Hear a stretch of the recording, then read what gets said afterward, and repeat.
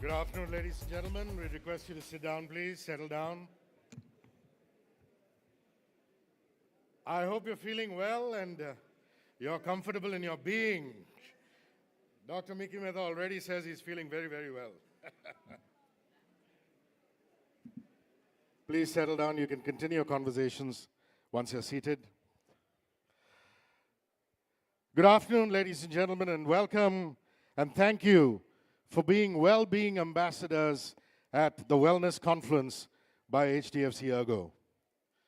My name is Rishi K, and I'm your host for this afternoon leading up to the evening.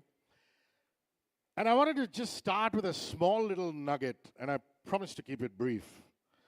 You know, we radio presenters tend to go on. You have a button, you can switch us off on the radio. You don't have one here, but that's a risk that HDFC ERGO has taken. And I'm going to take a little advantage of it, at least in the beginning. Two artists in the international firmament, both singers. One, an artist called Sting. He just performed at the age of 72 for 2.5 hours at the Mahalakshmi Racecourse for Lollapalooza. And the other, an equally talented artist called Jim Morrison from The Doors, who passed away at the tender age of 27. Now, this example of Sting versus Jim Morrison could easily be translated into Lata Mangeshkar versus Geeta Bali, could easily be translated into Asha Bhosle versus Madhubala. The reason Sting survives and continues to flourish till the age of 72 is because of his habits. It's not as though he didn't have loss in his life. He lost his parents at a very early age. He was of very mediocre means, shipbuilder's son, south of England, but he also had a support structure, friends and family pointing out what was wrong with him, for him to fix that, take on some yoga, take on some dhyan, and he owes India a big debt. And like I said, at age 72, still performing. The other end of the spectrum, Jim Morrison from The Doors. By the time he was 25, he had sold more million copies than Sting could ever imagine. But unfortunately, his habits ensured that he didn't last beyond 27 and he drunk himself to death. So the proof of the pudding is in the eating, and I'm so glad that none of us have to worry about that, courtesy the Wellness Confluence by HDFC ERGO. Feels absolutely great for you all, and thank you to see you all here, and thank you for prioritizing your well-being and joining us on this journey. Over the last 12 months, this confluence, in partnership with Great Place to Work India, has gone on from strength to strength. It has made itself a headline event when it comes to well-being, and as you can see today in this room, we have outstanding individuals from across the spectrum of expertise gracing the event. HDFC ERGO had launched the Habit of Life, the first of its kind well-being index for the country. And it's overwhelming that an organization came up with a well-being index that has the potential to drive the well-being agenda for the country. They always say, light a candle, light a diya, light a lamp, and you shall find peace. Which is why in India it's such a tradition to light the lamp, and I think that's the ideal way to begin proceedings today. Please may I welcome on stage Shri N. Naveen Sona, IAS Principal Secretary, Public Health Department, Government of Maharashtra. Please put your hands together. Please, sir, thank you for joining us. The one and only Shaina NC, fashion designer, social worker, the magnetic Shaina. Thank you for joining us. Yashaswini Ramaswamy, CEO, Great Place to Work India. Thank you for all that you do. Thank you for being able partners. Shri Anuj Tyagi, Joint Managing Director, HDFC ERGO. Please join us on stage.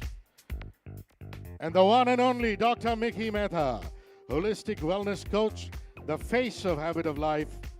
Please join us to light the auspicious lamp of life.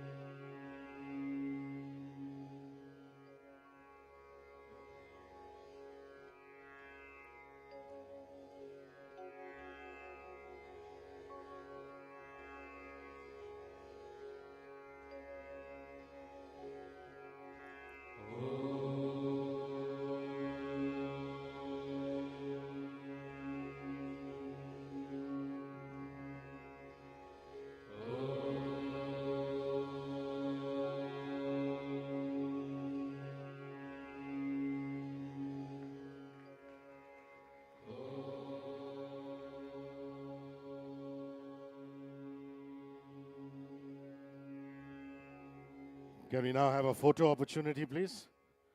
All our esteemed dignitaries on stage.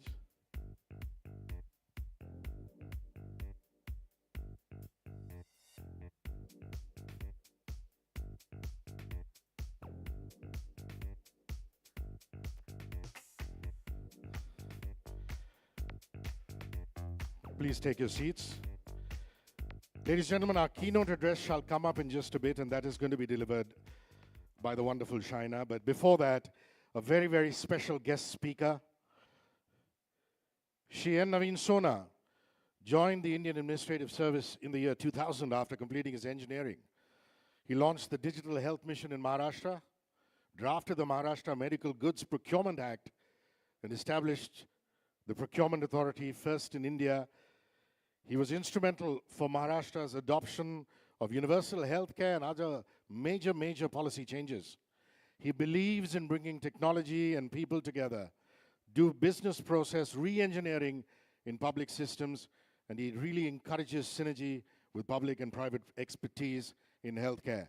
We're very privileged to have with us Naveen Sona, as Principal Secretary, Public Health Department, Government of Maharashtra. Please, sir, grace the auditorium. We'd like you to be our guest speaker. Thank you very much.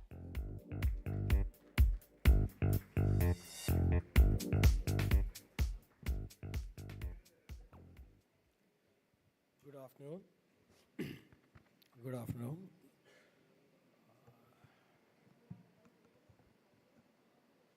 So it's a great pleasure to be part of this Wellness Confluence by the HDFC ERGO. Now, first of all, I would like to congratulate the HDFC team for venturing into the wellness index, I'm told. So it's a remarkable concept, and it's something quite needed. So first of all, a little bit about what we do in government in wellness. Of course, if you look at the health department, which I head, it is called the health department. It's not called the wellness department, right? But you'd be surprised to know that there's a huge change in the thinking and the paradigm of what health, and the flip side of the coin being is wellness. So preventive health is actually the biggest paradigm change in the last few years, least of all because of the kind of intense awareness the pandemic has actually put into public domain. So you'll be happy to know that we have more than 12,000 field health facilities, right? 12,000 in Maharashtra. So what we call the sub-center and the the primary health centers. So with the health wellness concept, we have recast this whole cutting edge, which is like every few villages are having one sub-health center. So we have relabeled them and recast them as health and wellness centers now, which may not be talked about so much in private space, but that's a big change. So in fact, we have doctors, we have BMS doctors being there, called the community health offices. So wellness is very much a fabric of public health policy now. And we look at lifestyle habits like, diet, exercise, yoga. So do you see the rural population taking up these activities? Yes, we see a huge change. The wellness is not just an urban concept. It's not something which comes out of a smartphone or the stresses of corporate life. So I think it's become a larger way of life itself, and be it diet, be it every aspect of life, spiritual and emotional and mental health, all these are essential. I would just like to highlight some larger goal in which this fits in with which the World Health Organization, the WHO, calls the One Health concept. The One Health concept is that it's all a connected system. So it even connects to whether what kind of pesticides are going into your agriculture. If you're having seafood, is your waste flowing into the sea? So it's all connected, environment, the animals in the environment, the plants in the environment. So the One Health concept is the next level at which we are looking at a global stage of sustainable development goals, which all the major countries are working on. Especially after the pandemic, we know the diseases jump species. So that is the other side. One thing I want to highlight, being a technologist myself in the health department, is how technology is changing everything. Wearables, something simple like a watch or a small app can change everything. I'm happy to share that a lot of tech is being put into the public space, and we are constantly trying to assess the health of the citizens. So out of, let's say, about 12 crore people in Maharashtra, we have done preventive screening of more than 5.5 crore people in the last 1 year. So this gives a huge change. Such a huge change in the way we see health. And this is going to be a continuing method of interfacing with people. We believe that the amount of GDP which gets lost in chasing healthcare is highly preventable, and preventive health and wellness is natural corollary of that. So we have great ambassadors of wellness in this event. All of us, I'm sure, know Mr. Mickey Mehta and his a beacon of good health. So as the event unfolds, we'll hear more stories, and it's always inspirational. And wellness is a journey. It's not like a goal. It's a lifelong journey. Without taking much more time, I would only say on behalf of government and public space, rest assured that the public health and policy is very much aligned to the concept of wellness and universal health care, which we are rolling out, along with digital health, which I think is an essential part. So all put together, we are quite hopeful. We get the pulse of the nation, and we can correct it and give people hope for a disease-free and well-being in their daily life and professional life. So I wish again the organizers and all the participants the very best. Looking forward to the actual use of this wellness index. We all know the happiness index. We know the GDP index. So I think it's a wonderful thing, and I'm very intrigued to learn more about this. It's very useful. It's a real-time tool for gauging the needs of the people. That's the magic of technology. And I always say one thing before I close. In most of these conferences, I repeat again because it's such a wonderful thing. One of my favorite writers is William Gibson, the man who invented the word cyberspace, right? So he says, the future is already here, but it's unevenly distributed, right? So these kind of indexes, these kind of apps are making sure the distribution of the latest technology is even, and those people who are getting left out of the mainstream will definitely benefit out of this. So wishing you all the best, and thanks to the MD of HDFC ERGO and his team, and all the participants for having me in this lovely event. Um, Looking forward to the future success of this great endeavor. Thank you. So we'd just like you to stay on stage for 1 minute, please. Like they've always say that our civil services is really the spine of the country. And you have great civil servants, you have great IS officers, and you know that the country is in safe hands. And I'd like to add to what Sir said, the future is here and now. I'm saying if there are IS officers like Mr. Sona, the future is going to be so bright that we're going to have to wear shades. That's the way it is. And you're absolutely right. I mean, it's wonderful to see people like Mickey Mehta, Shaina NC, who are glowing all the time. They make time stand still.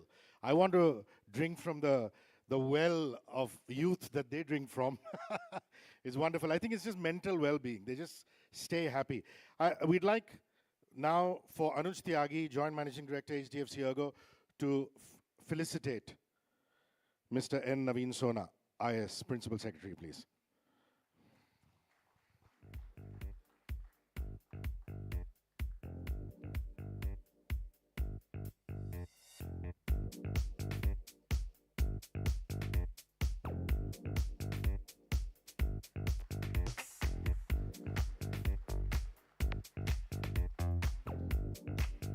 You will hear me. Thank you so much. Thank you, both of you. You will hear this phrase a few times this evening, and it's important that you do. And the phrase is very simple. It's आदत से मजबूर नहीं मजबूत बनो. आदत से मजबूर नहीं मजबूत बनो. And that's what we aim to make our motto at the Wellness Confluence, courtesy HDFC ERGO. We've mentioned her a couple of times this afternoon, and now it's time for her to deliver the keynote address. The keynote address, ladies and gentlemen, is on the theme Policy and Advisory Perspective for Well-Being. I repeat, Policy and Advisory Perspective for Well-Being. She's an acclaimed fashion designer, social worker, so respected. I've had the good fortune of going to one of her events where, you know, she's had people eating out of the palm of her hands, and that's sheer respect. She engages in charity fashion shows, works with NGOs like I Love Mumbai, Giants International. She's known as the Queen of Drapes. She also holds a Guinness World Record. Please put your hands together for the one and the only Shaina NC as she delivers the keynote address.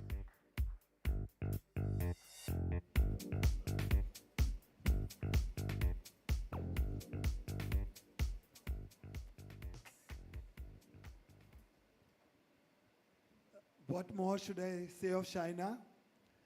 Sometimes she gives me a complex.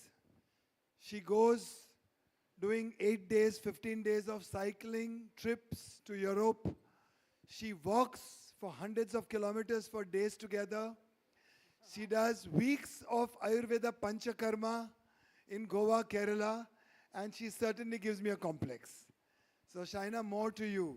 Don't believe this, not even at face value, but having said that, let me start by thanking the Wellness Confluence, Tyagi ji, who seems super fit himself, Yashashwini ji, and of course Sona ji. Let me say you're very Sona for the government in essence of your name as well as what you just said. And of course our very own Dr. Mickey Mehta.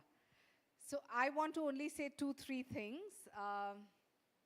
We live in a really fast-paced life, and genuinely health is wealth. I come from 2 diverse backgrounds. One is fashion, which is only high glamour, and one is politics, which is clearly high stress. So having said that, when you had this saying here, "Aadat se majboor nahi, mazboot bano," this genuinely says it all. Because our aadats are not necessarily very majboot. But looking at this table, I was just discussing with Dr. Shailendra there that, you know, I haven't eaten lunch and it's 3:30. And I asked, is all of this on the table healthy? So he said yes. So I had the juice there, I had the nuts there, and all the vegetables. But coming to what Mickey said, keeping in mind that Mumbai is such a high-powered, high-stress zone for a lot of us professionals and people in the workspace, we started a joint collaboration called Yoga by the Bay with Times of India, where we encouraged citizens like yourself to come out on a Sunday morning, just breathe in that beautiful air of ours and encourage yoga. I have been a yoga enthusiast, yes, and I do, when we get that limited break, just take off, go to a place near Rishikesh called Atali Ganga, where you can just trek into the mountains, breathe your own, be your own, and moment you're called back, you just hop onto that Dehradun flight and go back to Delhi. So I think it's about just prioritizing time-wise where you can fit it in. My father used to always say that the busiest man is always free. So for all of us who make this excuse, including myself, there are days when at home I just don't feel like getting up and working out. So I think whether it's these short breaks that work for you, it could be yoga, it could be Ayurveda, it could be cycling, it could be trekking, it could be just meditation. Do whatever suits you. And my only limited takeaway when I see people like Mickey who are so fit is that spend more time with people like them, because then they encourage you to do that little bit. One more round of applause. That's Shaina. It was Shaina's brainchild, Yoga by the Bay, when Prime Minister Narendra Modi ji announced the International Yoga Day. And we brainstormed. She took me to Times of India. And till date, we've initiated 1 million people only on the pull power of Shaina's social connects. So thank you, Shaina, for that. I'm sure we'll be able to do lots for HDFC ERGO Habit of Life, of which I'm the face of the campaign, and we need to convert 1.8 billion people and initiate them into wellness. So are you with us? Absolutely. And I just have one message for all of us women in the audience. You know, we are the sacrificing goats who literally take care of all these men in the audience, all our husbands, all our households, without realizing what happens to us and our body as we age. So my limited piece of advice, and as I said, I'm still a keen learner. I'm not anywhere close to the fitness goals I'd like to be. But I really believe that if we can get up at 5 in the morning, cook for the children, go by train to work, then from there, go back home, teach our kids, cook for our grumpy husbands sometimes, continue to, nibhao all the various roles we play. Let's just fit in one more thing into our schedule, which is 1 hour for ourselves. Be it yoga, be it just walking, be it meditation, be it just dancing to great music. So for all of us working women, I think that's my limited piece of advice. Thank you so much. Towards the end, I think with Shaina, we will take a pledge, the HDFC ERGO Habit of Life pledge, that we will do our country proud, and we will bring in all the Bharatiya Sabhyata of wellness and swasth, and we will lead our nation for tomorrow's generations. Thank you so much. Thank you for having me here. Thank you so much, Shaina. How wonderful. And you know, I am very, very far from any fitness goal. But I tell you this, that there was a point in my life that the only six-pack I believed in was the bottle kind. Till Mickey invited me to one of the Yoga by the Bay sessions. And there's something amazing about the energy there. When a collective commune of, hundreds of people get together and, breathe in and breathe out and do Yoga by the Bay, it just spurs you on to higher glory. And, there's miles to go before I sleep, but definitely all of us need to transform ourselves. That's an absolute given. Anuj Tyagi, we'd like you back on stage to felicitate the wonderful Shaina NC, Joint Managing Director, HDFC ERGO. Anuj. Shaina wants to make one very good announcement, a great invite to HDFC ERGO. Yeah, I just think it's great if we can get your whole community, HDFC ERGO, to join us this year for International Yoga Day, which is on Marine Drive on the 21st of June. As you know, our Prime Minister is actually the champion of great health and good health. And the way he looks at his age, the energy he has, and yoga being the mantra, I'd be happy to include and request all of you all to partner with us. Thank you. I'm sure Mr. Tyagi will certainly oblige. Okay, round of applause for Shaina ji, HDFC ERGO, Habit of Life, and thank you, Sudakshna, for this. You deserve it all. They've burnt the midnight lamp and kept this burning.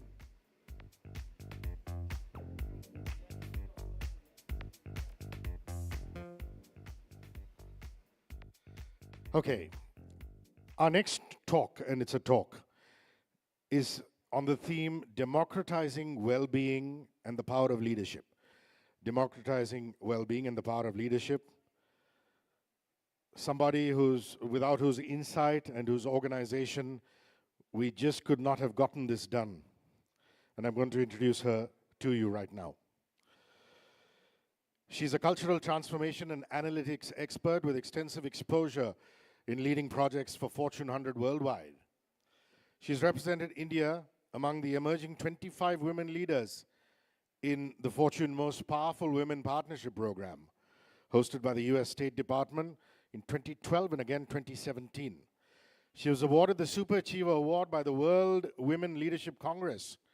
And currently, she's the CEO of Great Place to Work India. Great Place to Work, of course, as you would know, is the global authority on workplace culture. Just a bit of a background before she comes on stage. She founded Culturalytics Private Limited, which has developed the world's first AI platform that defines and measures an organization's culture. She started her entrepreneurial journey in 2009 by founding E2E People Practices, which is a respected boutique consulting firm. We're very happy, we're very proud to have one of our able partners, Yashaswini Ramaswamy, CEO, Great Place to Work India, and she shall talk on the theme, Democratizing Well-Being and Power of Leadership. Can we have you on stage, please? Round of applause, ladies and gentlemen, please. Need your support.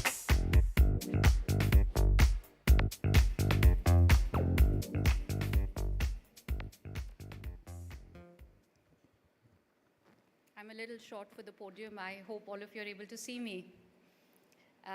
Very good evening, and I know we have a very tight clock, so I'm going to keep it quite short. I think I've been invited to talk about democratizing well-being, and I thought what better for us to talk about the partnership that we're celebrating today. So if I can have my AV team bring up a couple of slides as I talk through, I think that will help. This is our vision, making India a great place to work for all. I think India by itself gives a complexity of execution, and for all is the other layer that it brings in. As far as our journey is concerned, great place to work. On the left-hand side, you have our footprint that is global. We work with about 18,000 organizations globally, of which about 20 million employees tell us what's happening in their lives and share their expectations and aspirations of what they call as future at work. We hear employees from around 170 countries, and we do this every year.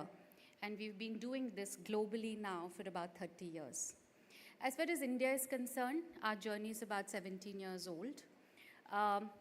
Just the annual statistic, last year was our largest study year. We've had more than 2,000 organizations participate with us. We've had about 5 million employees who've told us their pressing challenges and opportunities that excite them. And this covers about 22 industries. So I think without any doubt, when we're introduced as partners with a certain credibility, I think the numbers speak for themselves. And what the numbers are telling us is a narrative about toxic workplaces. And I'll come to that very shortly. If we move on to the next slide, I think I had a couple of them there. This partnership is the fundamental ethos of what we're talking about, right?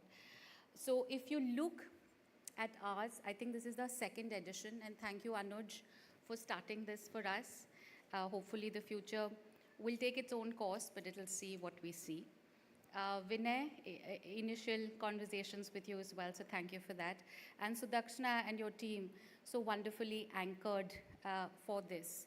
And I think the partnership, when this idea came up, just made sense, because you have an organization that is catering to more than 1.5 crore policies annually.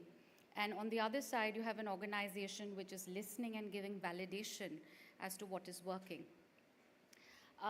We are also I'll be failing in my duty if I don't congratulate Anuj on being recognized as one of the best workplaces in the BFSI sector. So ladies and gentlemen, a huge round of applause to HDFC and its leadership team. I think they champion well-being very passionately within the organization. Coming back to toxic work cultures, I think a couple of things stand out for us.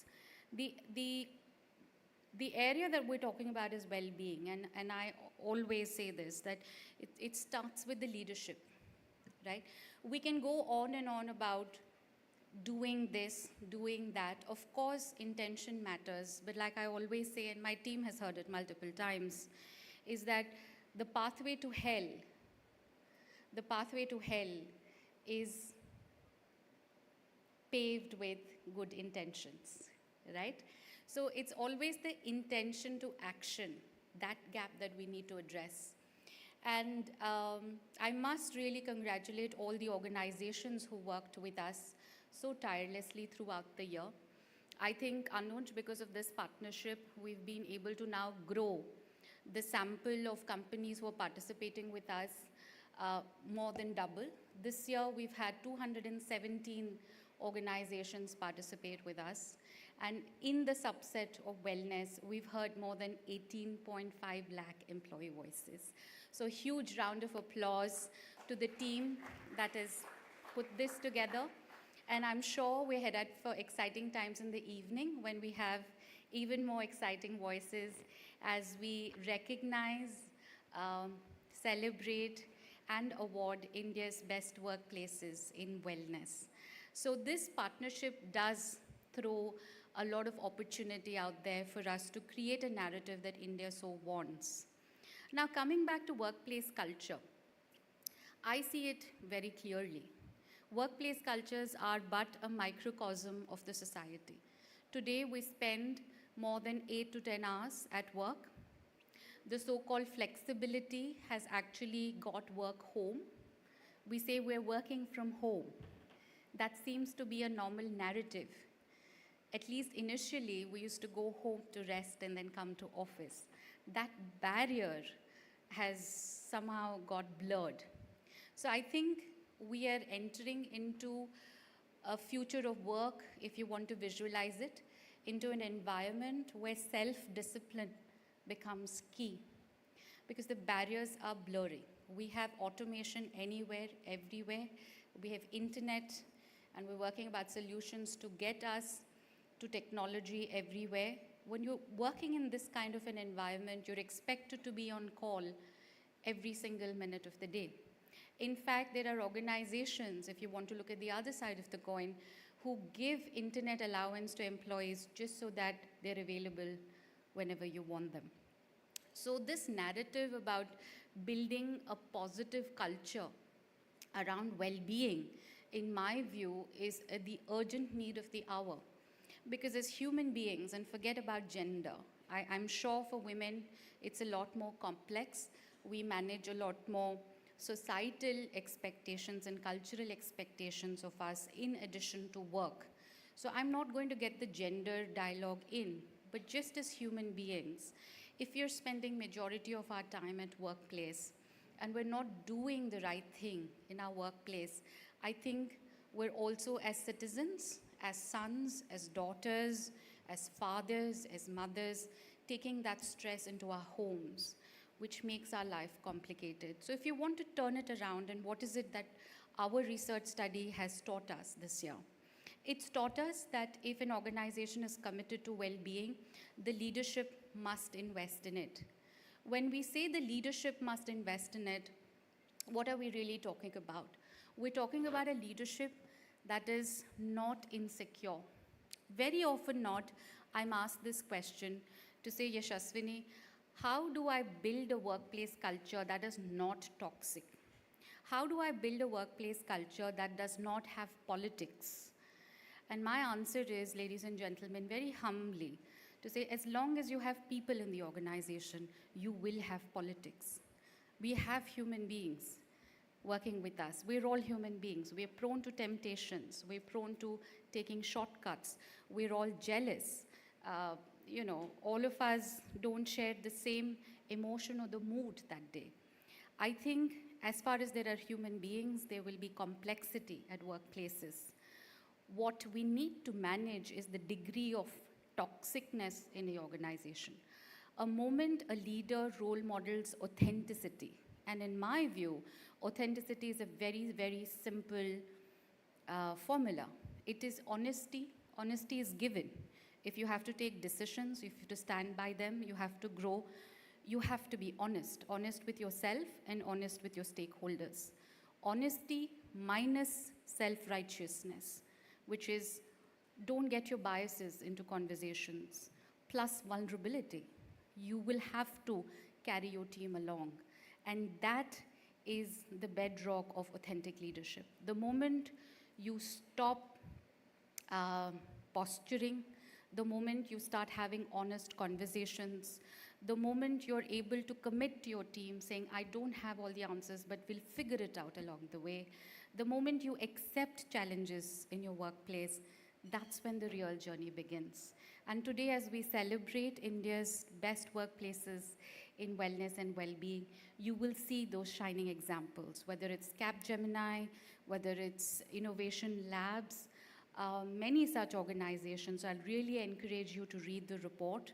And thank you very much again for this partnership, Anuj and the team, and a call out to my team as well at Great Place to Work. I'm personally very, very excited for today, and I wish all of you will have a wonderful evening. Thank you, ladies and gentlemen. We'd like you to stay back just for a moment, please. Okay, this is really special. We'd like Yashaswini to share this moment with her team members. I invite all the Great Place to Work India leaders who are in the audience to come on, because we want to unveil the research report that they've worked so hard on. Can we have all the members of the team, Great Place to Work? Hi, sorry. This is a partnership, so may I invite Balbir, Akshat, Asmita to come on stage from Great Place to Work, but equally joined by Anuj, Sudakshna, if you can join us. So this is a research report that we've put together, which talks about the 18.5 lakh voices, and I hope you enjoy them. Suparna, if you're there, please do join us. Suparna heads our research and insights. Thank you.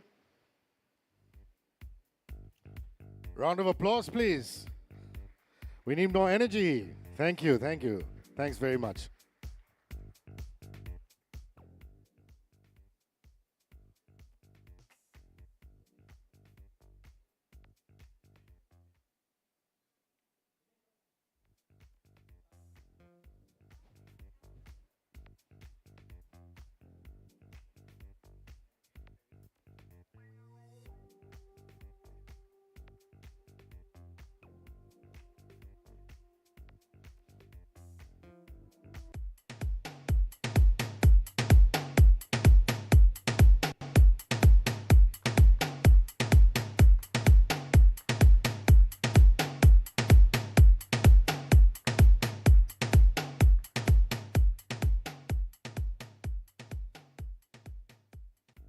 Wonderful. Many congratulations for this amazing collaboration, HDFC ERGO, and of course, Great Place to Work India. Creating a healthy workplace with a healthy workforce. This is the research report which has just been unveiled.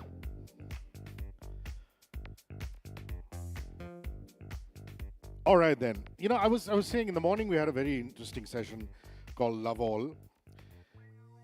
And I said to the audience, and I can't help repeating that here, saying, we spend so much time at work that it easily outweighs the number of hours we spend at home. And the only way you're going to be happy is if work seems like home, because home is where the heart is. So if you're doing 8 hours a day and 2 hours of commute in a metropolis, Monday to Friday, chances are that you're spending more time at work than at home. And the only way you're going to feel completely happy is if you're able to be vulnerable in the workplace without people judging you. And I think we're getting there slowly, steadily, and beautifully. thanks to HDFC ERGO, and thanks to collaborations like this. Okay, just to do a bit of a rewind for those of you who need to get perspective on what happened. A year ago, HDFC ERGO embarked on a journey with India Incorporated, administration, well-being experts from across the country. The ambition was to make well-being an indispensable part of every citizen's life. So like-minded individuals coming together gave shape to a well-being charter. A well-being charter to set in motion a comprehensive well-being agenda for individuals, for institutions, for administration, all of that in our country. Now that day, HDFC ERGO also unveiled something that today has the potential to be the catalyst in making India a well-being first nation. HDFC ERGO Habit of Life. Aadat se majboor nahi, mazboot bano. It's a first of its kind well-being index for citizens of our country. If you want to know more about it, I'm not the right person to tell you. We got you covered. Please welcome Professor Ashish Pandey, IIT Bombay, for a session on decoding habit of life. The professor is a household name. He has keen research interests in mindfulness, workplace spirituality, management practices. He's credited with notable publications on moral reasoning and spirituality. He was recognized as a Bhagat Singh Chair Professor for Water Resources by the Indian government. Thank you, Professor, for being here, and over to you. Thank you. Thanks very much. Namaste. Let us take, we are breathing. Take your attention to your breath and your toes. Take two quick breathe in and long breathe out.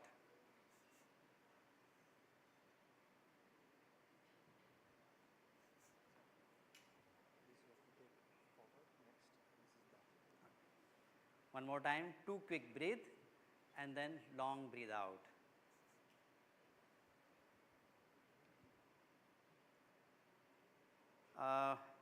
In the ordinary situation, we actually remember our gurus because the language we are using, the knowledge we are going to share is all has come from a tradition of knowledge. So in the beginning of any deliberation, we do Guru Vandana.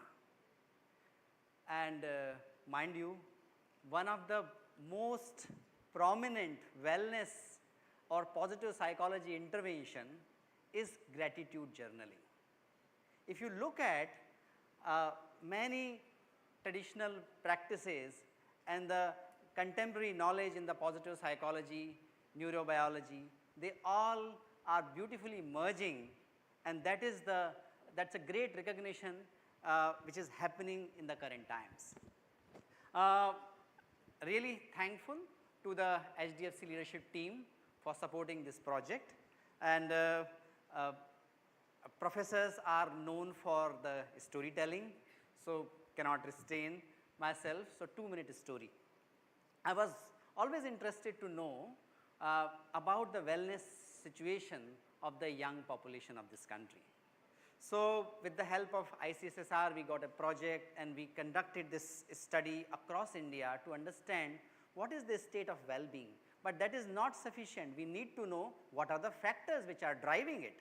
So we looked at different aspects of life, and what are the aspects of life for the students? It is their family, their academic engagement, their performance in the academics, their internal self, which is reflected in the values. So we put together a program, workshop, because we didn't want to just conduct the study, but we wanted to give some insights to our participants. And from across the India, we studied and tried to understand what is that which drives well-being. And we divided the whole population into the 3 categories: languishing, moderately flourishing, and flourishing. And in the continuous series, when we looked at, we didn't find any correlation. None of these were correlated. But when we categorize the whole data set in terms of languishing, flourishing, and moderately flourishing, some interesting thoughts came, interesting insights came. What was that? That was first was that no value, whether it is ambition or compassion or happiness or family, they drive values, they drive happiness, they influence flourishing. What really flourishing is self-direction. And that is connected with the social connectedness. So if you have some circle which is beyond your kith and kin, that turned out to be the biggest predictor of flourishing population. And what is the role of family? The role of family is to prevent languishing. It will not guarantee flourishing. What determines languishing is actually not able to connect with self. Low scores on the engaged living. So that gave us confidence that if we have to do something about the wellness of the mankind, it is the human self, the agency, that needs to be strengthened, that self-awareness has to be built, and that will pave the pathway for the flourishing life. And again, the Bhagavad Gita says the great insight, Uddharet Atman Atmanam, Atmanam Mavasadhayet, Atmai Atmano Bandhu, Atma Vai Ripuratmana. I am the foe and friend of myself, but nobody else. And that was the insight, and that was the foundation on which Panchakosha framework was designed. From where when we look at self is our physical life, our emotional aspect, and our intellectual aspect. And that is, in the modern psychology, it is known as cognitive, affective, and conative aspect. Indian culture, Tatri Upanishad, and then other texts, and the whole of yogic text and the Ayurveda, they point out something, two more layers of self. What are those two? The one layer is which connects mind, means emotion, intellect, and the physicality. It is called Pranamaya Kosh. How we nurture Pranamaya Kosh, not through the food, but through our breath. And another layer which Indian culture and yogic tradition talks about is Anandamaya Kosh, which is layer of blissfulness. When all four are aligned, Annamaya Kosh, the physical body, the Pranamaya Kosh, the vitality, the Manomaya Kosh, the emotional aspect and intellectual aspect, which is Vijnanamaya Kosh, when all four are aligned, fifth is already there. We experience that. That is called Anandamaya Kosh. Anand is different from Sukh and Shanti. Sukh word come from Kha and Su. Kha indicates our indriyas. Kha indicates our sense organs. The pleasantness about the sense organ is Sukh. Shanti comes from the word Sham, which is lack of turbulence, equanimity. When there is no turbulence in the different koshas, we experience Shanti. But that is not the guarantee of Anand. When all are aligned in that process, we may not have Sukh, we may not have convenience. Our life might be very busy, but if these are aligned, if I am driven by purpose, which is the food for the Vijnanamaya Kosh, if my emotions are positive, which is the reflection of Manomaya Kosh, when I have full of vitality, and when I am taking good care of my body, no matter how much struggle is in my life, no matter how big is the purpose I am driving, I will be thriving. That is the Anandamaya Kosh. So that's why the Panchakosha well-being, that became the foundation for the assessment of the index. Index cannot be only talking about the pleasure and convenience and the niceties. It has to integrate life in its total complexity. So when we look at the habit of life, which is about failure, success, struggle, triumph, tribulation, we have to integrate all these aspects, and we collected. So the response came from more than 1 lakh people in 1 month's time, thanks to the team HDFC ERGO. We have got some insights. First one is that most of the population needs to take care of their career. The major driver, major factor which is pulling back the wellness is career and social aspect and subjective vitality. We need to inculcate the habit, or if required, we need to impart the knowledge of enhancing our energy, our vitality, our pranamaya kosh. What we also found that in certain regions there are some green zones, and we need to look at the factors which are contributing to the well-being. So for example, in the Delhi NCR, in the Gautam Buddha Nagar, the normalized score is highest. In the Varanasi, in the Uttar Pradesh, that is highest, and we need to dig deeper into it. We also need to understand that there is an interconnection. There are factors which are connected to each other. And the first triad comes, the major interconnection coming out in our study is that 65% variation is coming in overall well-being through the intellectual well-being. What is that intellectual well-being? That is the reflection of Vijnanamaya Kosh. What is the Vijnanamaya Kosh? That is a reflection of our intellectual self. Intellectual self, we all talk about knowledge, we all talk about learning, but we do not talk about quality of mind. Yoga Sutra says mind has 4 qualities: Chipta, Vikchipta, Ekagra and Niruddha.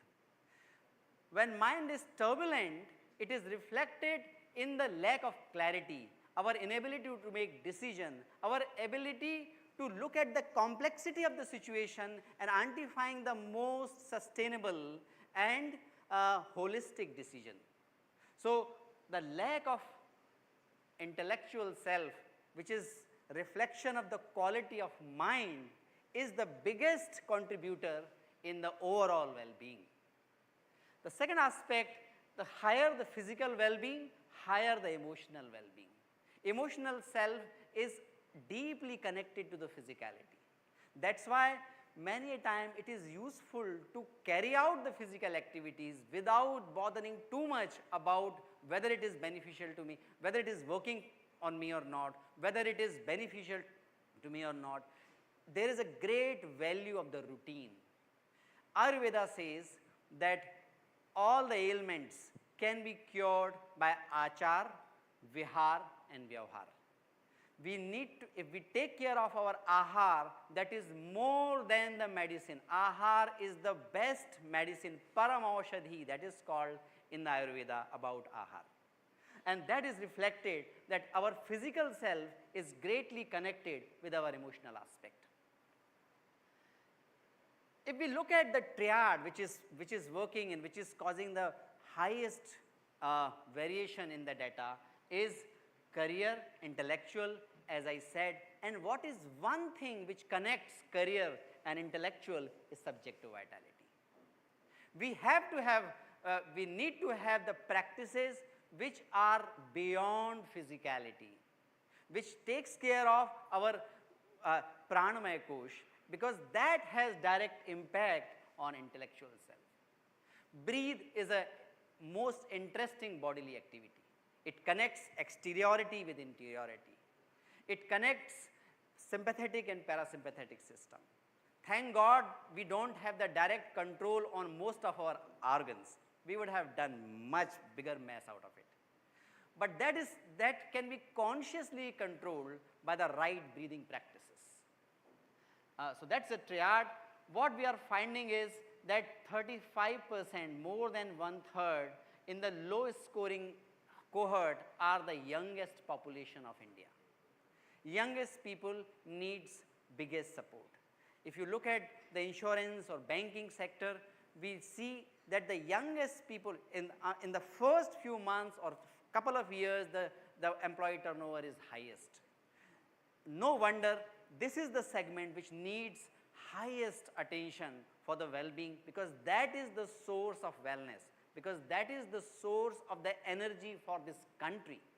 If we need to make this country great, if we need to see our country glowing in its full glory, we need to take care of this segment.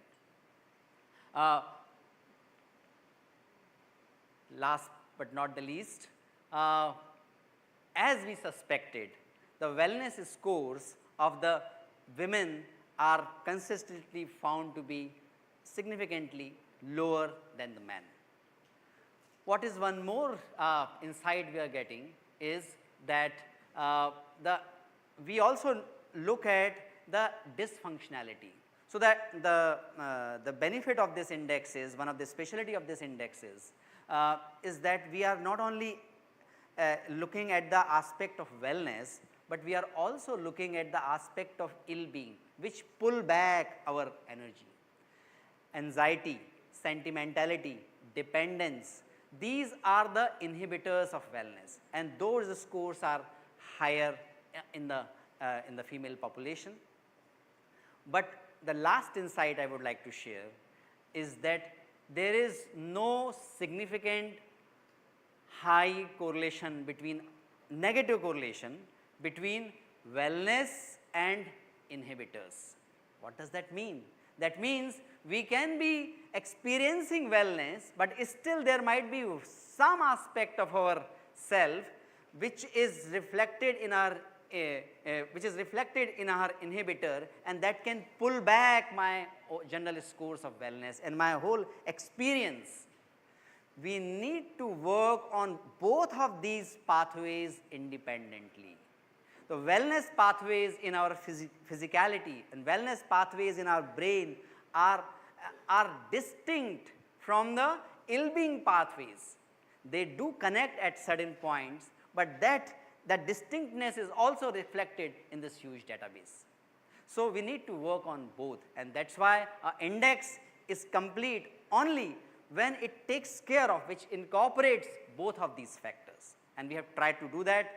Thanks again for the patient hearing, and I really looking forward, and the team in IIT Bombay which is working with me, we all are looking forward to work on this project to get more and more insights and actionable points coming out of this project. Thank you very much. Well, one thing I can say, and I can speak on Professor Pandey's behalf, it's a no-brainer when you ask him about great places to work. He will say IIT Bombay is a great place to work. I mean, I love the environment. You get in, the greenery, the atmosphere, breathe in that fresh air. No wonder you're looking so sparkling. Yeah. Thank you very much. Thank you very much. Now, we'd like members of Aeon to join us on stage, please. Members of Aeon, please come and join the good professor on stage. And we'd like Anuj Tyagi, Joint Managing Director, HDFC ERGO, to felicitate this wonderful team. So, may I call the Niklang and IITB team, Niklang, Brinda, and Harish, yes. Rakesh, sorry. Hi, Jimmy. Thank you very much. Yeah.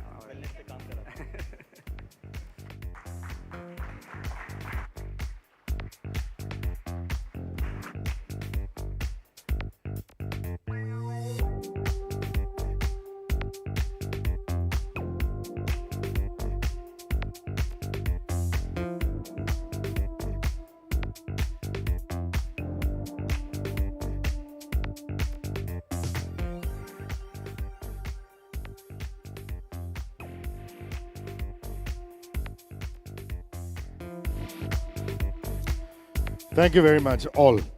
I request the production team to get the chairs and the tables ready now, please. Fascinating discussion that's coming up with three stalwarts, and I'd like you to welcome each one of them with a rousing round of applause. The first person I'm calling on stage is ageless, timeless lace and fineness, and I always joke with him saying, perhaps one of the reasons why he looks so young and youthful, despite his 60-plus years of existence on this planet, is because maybe he trained the Miss India contestants for so long that it kept him young and vibrant. The winner of the Economic Times Health and Wellness Icon of India Award, a gentleman with over 4 decades of experience in wellness, in holistic well-being, India's leading holistic health guru and corporate life coach. His multifaceted approach that includes movement, nutrition, physiotherapy, creative psychology, breathwork, and herbal supplements. He holds a dual honorary doctorate, serves prestigious institutions, inspires audiences worldwide. Might I add, he's also an author, poet, and philosopher, and the face of HDFC ERGO's Habit of Life. Please put your hands together for the very enigmatic, the very charismatic Dr. Mickey Mehta.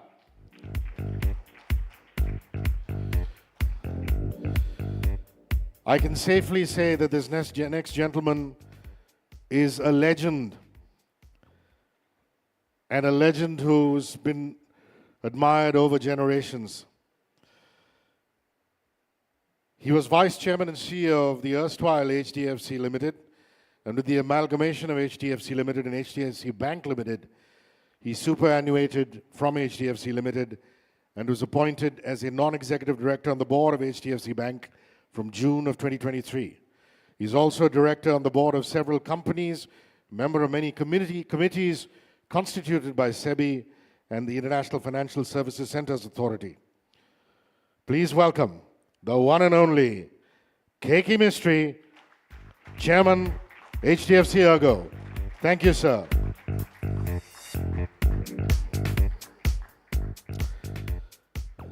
Our third panelist joined HDFC ERGO in 2008 to head the commercial business department, and since then has served at the front end, the back end, all those functions spanning across business, underwriting, reinsurance, technology, and people functions. He's worked in banking and insurance for almost 3 decades now with leading financial institutions and insurance groups in the countries. Please welcome Anuj Tyagi, Managing Director, HDFC ERGO. Ladies and gentlemen, the theme for this conversation is leading by example, getting the personal well-being right. Gentlemen, please take your seats. I repeat, leading by example, getting the personal well-being right. Mickey, I leave the moderation in your capable hands. Please enjoy this session. Thank you, Rishi. Yeah. Thank you, Rishi. Thank you, sir. Thank you, Mickey. Ladies and gentlemen, this is, it's a very special session. You know, the Wellness Confluence, according to us, won't have been completed until we hear from the practitioners, until we hear the transformational journeys of, you know, that we have, at least personally, I have seen in front of me. And Mr. Mistry's journey is clearly one such transformation journey into the world of wellness and well-being.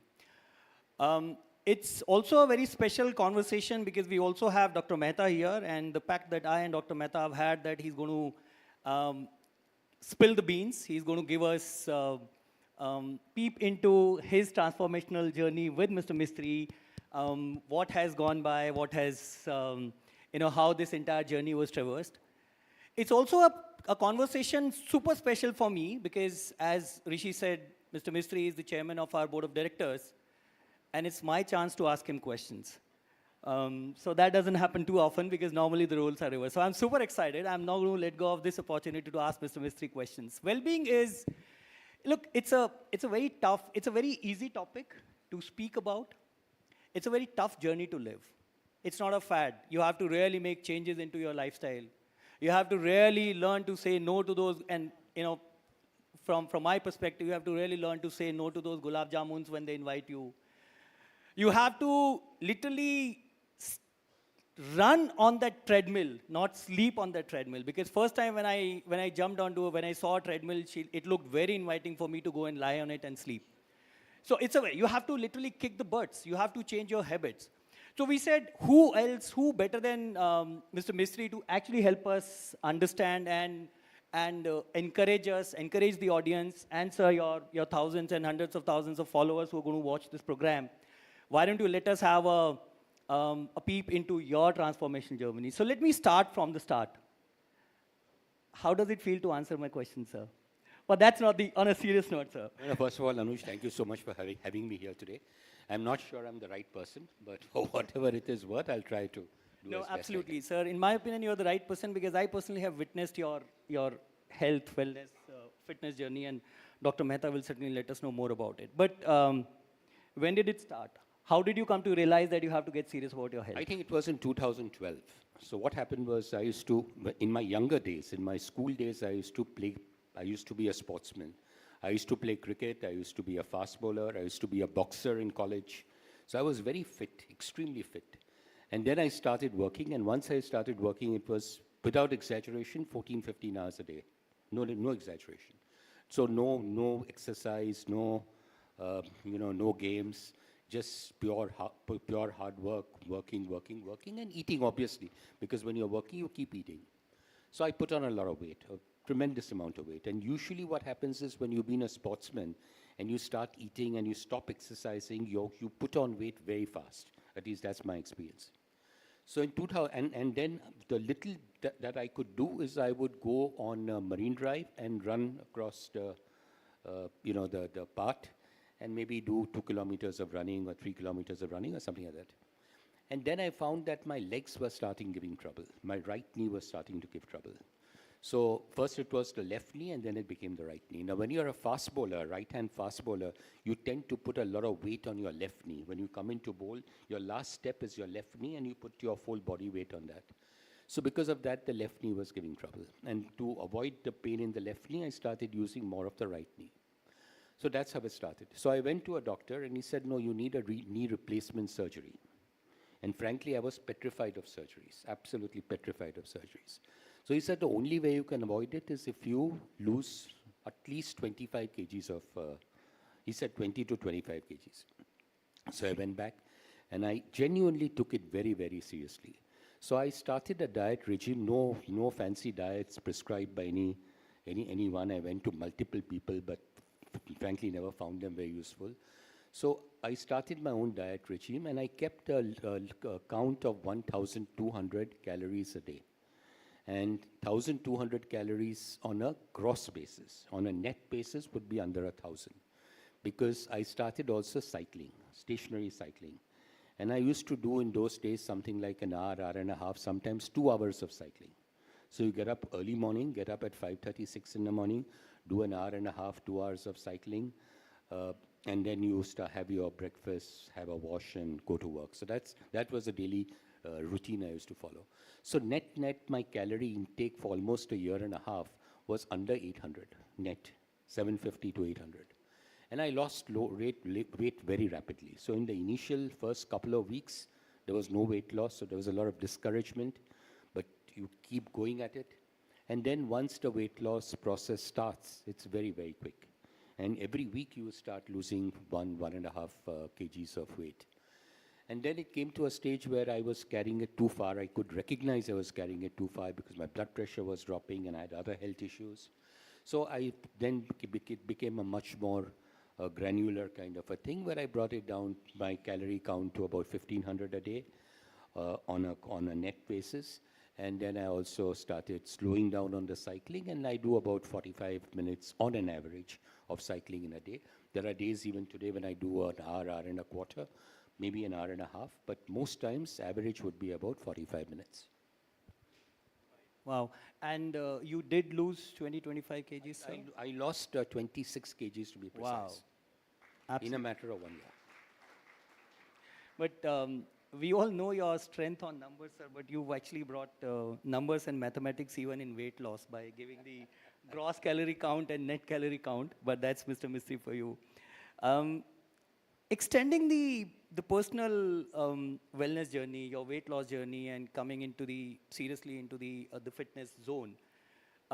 According to you, sir, what edge does a leader get by being physically active, physically fit, or mentally fit, most importantly? I think both. It gives you physical fitness, because otherwise if you are not physically fit, you don't feel like doing those long hours of work that you need to put in. And it also gives you a huge amount of mental fitness. It's just not going and working for 10 hours or 8 hours or 12 hours or whatever it be. It's also applying your mind all the time. And being physically fit also, in a way, trains your mind. So your mind also becomes much more agile, much more sharper. And I guess it's a combination of physical fitness and mental agility. And this brings me to a personal question, something that I personally have struggled over these years, sir. the fitness, I think it starts with mind. Mind obviously tells us, thoda aur so ja yaar, do gulab jamun aur kha le. And I have always struggled with it. How do you, and I personally know how carefully do you eat? How do you keep a track of calories in your Fitness Pal app before you eat? And let me also, spill some secrets. If there are cashews and pistachios on the table, Mr. Mistry will only pick up pistachios. I will not touch the cashews. But how do you resist all this? How do you manage to still stay course? So it's a question of training your mind. Everything in life is about training your mind. Once you train your mind and your mind is aware that you need to do this, it's frankly not difficult. It's not difficult at all. You would never, no one will be able to tempt me to do something which I don't want to do. So you need to have that discipline. That discipline is very, very critical. But कभी-कभी तो cheat करते होंगे आप sir. I do in a way, but I don't cheat because it's cheating. I know that I'm doing well. So You can why still not? control. Yeah, okay. And let me bring you in, Dr. Mehta, here. How do you help him focus on holistic well-being? Because well-being is not only about staying physically fit. It's much broader a subject. There is very little that I do because Mr. Mistry's determination is beyond the sky. And his focus is so strong, laser sharp, that I just need to be there and he does the rest. And most importantly, I believe, as per the Vedic perspective and wisdom of wellness, that your belief can change your biology, your faith can change your physiology, and meditation, prayer, and determination can change your psychology. So it's all about in the mind, being in the mind. And I will throw one question back to you, that how do you keep yourself so strong? I see your shoulders apparently very well toned. I'm wearing a padded jacket. Okay, and your stomach is not so protruding out. I'm not letting my lungs breathe fully. And your jawline is that like of a model. Milind Soman would probably get a complex. Thank you. So, So how do you manage to keep yourself so fit? how do I manage myself? See, I'm very selfish. When it comes to my personal well-being, I'm very selfish. And I think one of the speakers in the first session said that all you have to do is, China said, you have to commit yourself 1 hour a day. And that for me is my commitment. 1 hour a day, 2 hours over the weekends is something that I have not betrayed, I have not deprived myself of, at least for past 15 years. So I think that's the only secret. Come what may, even if I'm traveling for a day, my running shoes will be in my bag. I have a very flexible routine. I am very moody. So if I feel like running, I run. If I feel like cycling, I cycle. If I feel like climbing mountains, and if my boss permits me holiday vacation to climb mountains, I go into the Himalayas and climb mountains. I basically do anything that keeps me happy and healthy. So so there's no secret. I'm not bound by any fixed regime. That's very interesting to know. Something more about Mr. Mistry, that yes, certainly is very calorie conscious. And most importantly, he's so good at numbers that I literally have to go through his phone most of the time that he demonstrates that how much did he sleep, how much did he cycle, and how many kilometers, ask me, literally gives me a complex because sometimes he does 12 kilometers, sometimes he does 16 kilometers. On Saturday, Sunday, it seems he goes to Virar and comes back. No, absolutely. No, of course. I can tell you how conscious, or I can tell the audience, we often speak about managing that balance between work life and, commitment to self. And I don't think I need to explain anyone here in the audience how busy life Mr. Mistry can have. Yet you have to see the discipline that he has in his life. As I said, when we all will have caffeine multiple times a day, he will stick to green tea, warm water,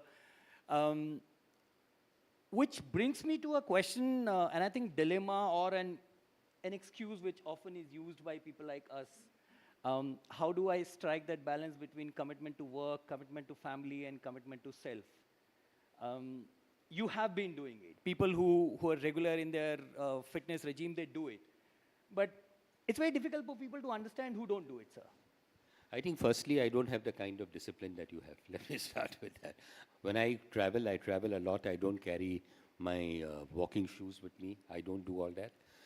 I do a little bit of cycling if I do have the time, but nothing more than that. But seriously, I think it's something which comes into you. Work obviously is paramount. Work, you have to put in a hell of a lot of work.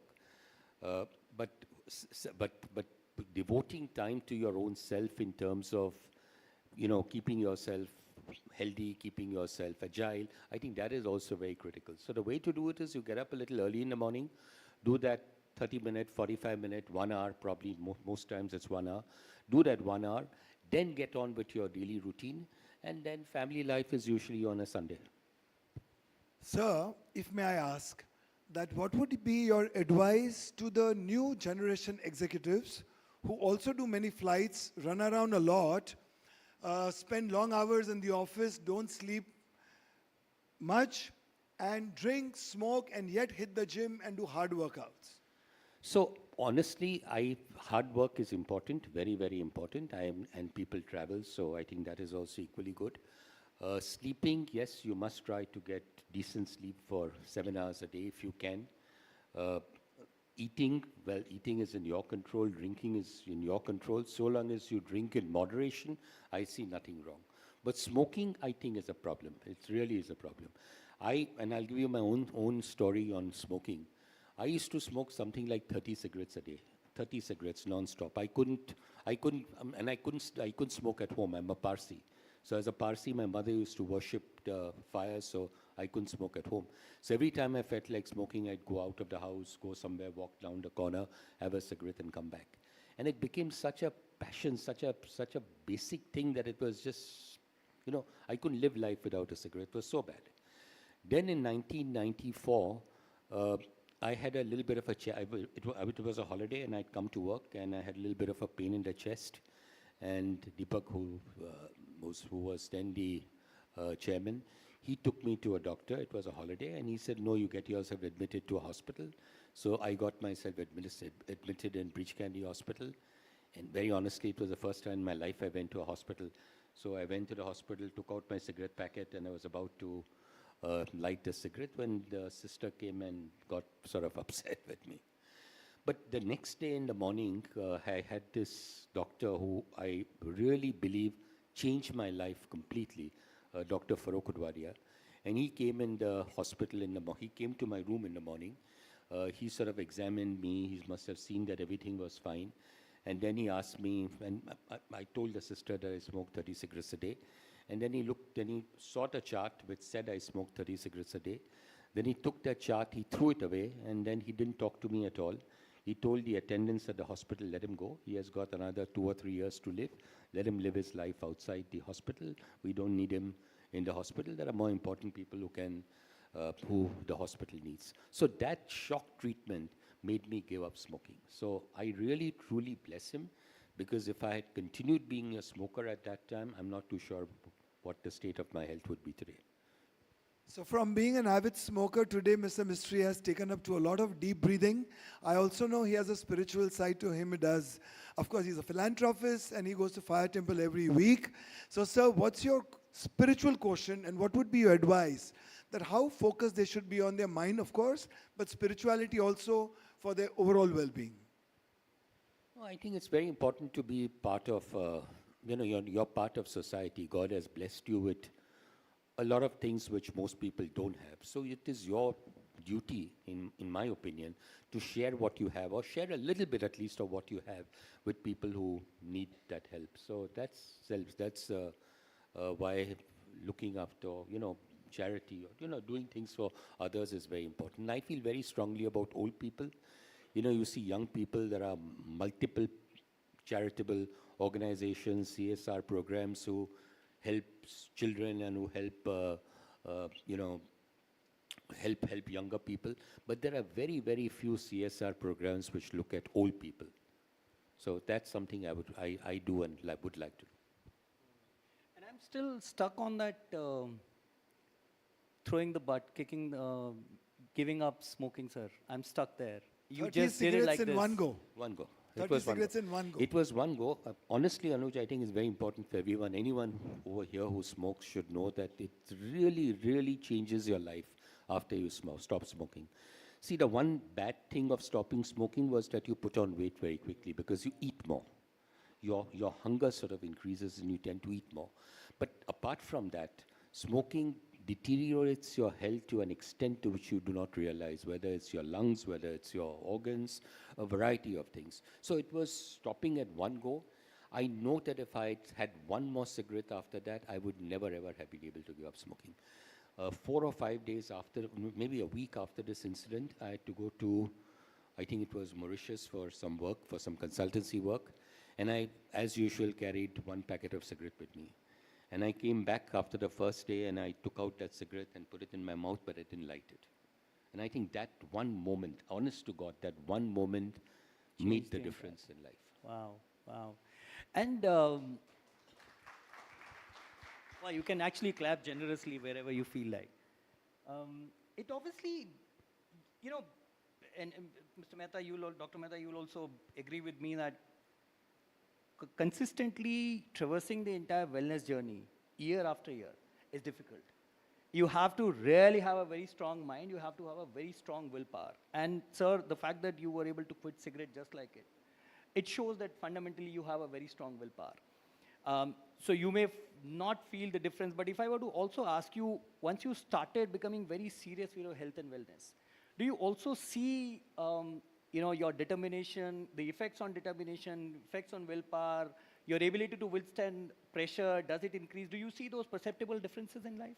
It does, because you feel, as I told you earlier, you feel mentally more agile. So if you mentally feel more agile, you have that much more energy to do things. You're physically fine, you're mentally fine, so you're able to put in longer hours, you're able to put in, you know, a lot of thinking into what you are doing. And I think Mickey has also helped a lot in terms of my wellness program over the last few years. And let me come to you, sorry, if you have a question, keep that in mind, but let me come to you at this stage, Dr. Mehta. Hame, you know, possibly some of us can still relate to it, and, you know, fundamentally we've learned to cheat our mind. When the mind says, aaj so ja, when the mind says, gulab jamun kha le, when the mind says, the whole world is partying, you're running, why are you doing it? Kahin na kahin we've learned to cheat our mind. Now, to be a successful, you know, traveler on the fitness journey, you have to learn to cheat your mind. You have to learn to tame your mind. So, आपके पास जब कोई नए आता है, how do you teach them? How do you explain them to, you know, to not to do what exactly the mind says? I simply ask them, how much do you love yourself? How much do you love your family? And if you don't want to land up on hospital beds with pins and needles, with blood transfusions, surgeries and organ transplants, please listen to me. Wow. You have a life of dignity, life of grace, don't just throw it away. My principal used to tell me, don't throw away the baby with the bathwater, ever. And if you have little respect for the life that has been gifted to you just like that, please treat it as a temple and respect it, regard it, keep it clean. Don't be mean, don't be lean, plug out from the machine, plug into your heart, go green. So when I say don't be mean, don't eat animals also. But सबको समझ में नहीं आता होगा, and at this stage I remember an anecdote, you know, of an opportunity to travel with a very successful personality in the country. God bless him. Unfortunately, he's no more. I was sitting next to him and I asked him, "You're so successful." I wouldn't take his name. Share with me something that you have to, you know, the pearls of wisdom. And he says, "Beta, एक ही बात याद रखना, life में ना, health से बड़ी कोई चीज़ नहीं है." Sounds cliche. He says, he exactly said it, cliche. So I said, "नहीं sir, मैं तो बहुत ध्यान रखता हूँ." He says, "देखो, look at me. I may be what I am." And I'm talking of somebody who's super rich, super successful in the country. He was. He said, "देखो, मेरे पास बहुत पैसा है, मैंने सब कुछ किया, लोग मेरे बारे में बात करते हैं, मैं व्हील चेयर पे चलता हूँ. I can't walk on my own." He says, मैं वो खाता हूँ जो मेरे डॉक्टर मुझे खाने के लिए देते हैं, which means दवाइयाँ. And last thing he said, you know, it struck me here. I can never forget. He says, मैं कपड़ा ऐसा पहनता हूँ जैसा मुर्दे को पहनाते हैं. He says, my clothes have no fitting. So if you have to take something from me, just remember, invest in your health, invest in your health. तो सबको I'm sure समझ में नहीं आता होगा जब आप कहते होंगे love yourself, but these are such strong words. If you, and I personally follow this, if you can't love yourself, आप बाकी किसी के बारे में क्या सोचेंगे, बाकी किसी के बारे में क्या करेंगे? Anuj, let me share a small real life story with you. Supposedly, the biggest investor of India, the biggest mind in investment in India, literally the czar of the stock market, met me 4 times, negotiated with me all the 4 times, and unfortunately, he passed away. And so this brings to the fore that invest your time and your wealth in fitness, in wellness, in health, and in well-being. Death has no right on life. Death is the culmination of diseases, and diseases are the culmination of your choices. We are born instinctive, but we can live consciously. So let your consciousness override your instincts, and you will be a human being who can rise above gods or fall below animals and live a life of a hermit, a saint, or in perfect balance, like I do. Sorry, you had a question, I interrupted you. Okay, you forgot. Let me move on now. Bhula.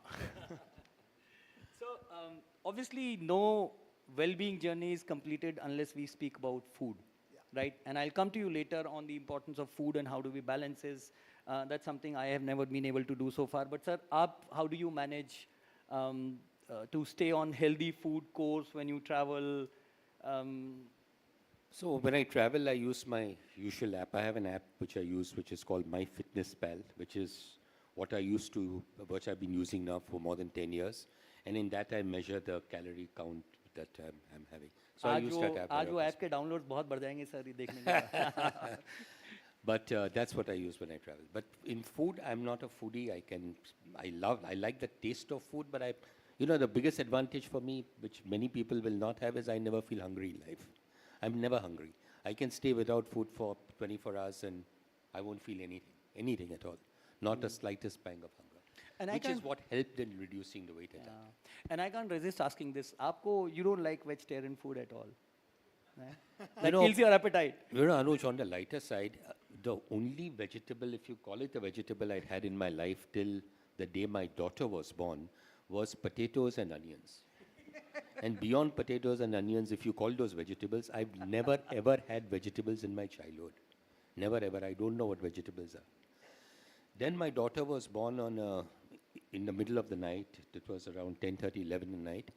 And the doctor comes out of the operation theater and he said, we need AB negative blood, which is my wife's blood group. Now, at the middle of the night, how do you organize AB negative blood? So waiting outside the operation theater, I said, if all goes well, I'll become a vegetarian on that day. That day was Tuesday, which is today. Oh, wow. So today, I had no breakfast, no lunch, I'll have no dinner. Because it's all vegetarian food. So you've turned vegetarian, and I think the easy thing for you is to give up food rather than having anything. I think what comes to fore with Mr. K.K. Mistry is simply that he is an epicenter of determination, epitome of focus. And there is one thing very clear. Sankalpa se Srishti, Sankalpa se Siddhi, Sankalpa se Samruddhi. Wow. Sure. To sum it all up. Yeah, that's true. So, sir, what's next? What are you looking forward to add in your fitness journey, well-being journey? I think I've done what I needed to do, and I just want to continue what I'm doing. Maybe a little more of deep breathing, which would help in a couple of, clearing the nose, stuff like that. Right. I think you like chocolates also a lot because almost every fortnight you give me a chocolate. So I'm sure you buy for yourself. I have a fridge which is full of only chocolates, and my wife doesn't eat chocolates, my daughter doesn't eat chocolates, and I hardly eat chocolates. So, but I keep getting chocolates, and they're there. Okay. So we know which fridge to raid in Mumbai if you want a chest of chocolates. All right, sir. Thank you very much. It's been a pleasure talking to you, sir. It's been a pleasure talking to Dr. Mehta. Oh, thank you very much. I think I'm in August company. I should be very grateful to you, grateful to HDFC in the first place. And habit of life is now very close to my heart. The mandate given to me is to transform 1.8 billion people into wellness. We'll be working jointly on the Charter of Health. And thank you so much, Sudakshana, Shashank Shetty, Anuj, and sir. Thank you so much for allowing me this. And this year is going to be HDFC ERGO's dynamic year when it comes to contribution for evolution of mankind through habit of life. Thank you, Dr. Mehta. Keep inspiring us. Thank you very much, sir. It's been an inspirational conversation, and I'm sure the audience here and the audience online would certainly have a few learnings to take out of it. I still have a few more minutes on the clock. If there are any questions in the audience, please feel free. We have a very senior HR gentleman here. Mr. Sanjay Muttal, is he here? He's gone out. I think let Jimmy ask Sir a question or Anuj a question.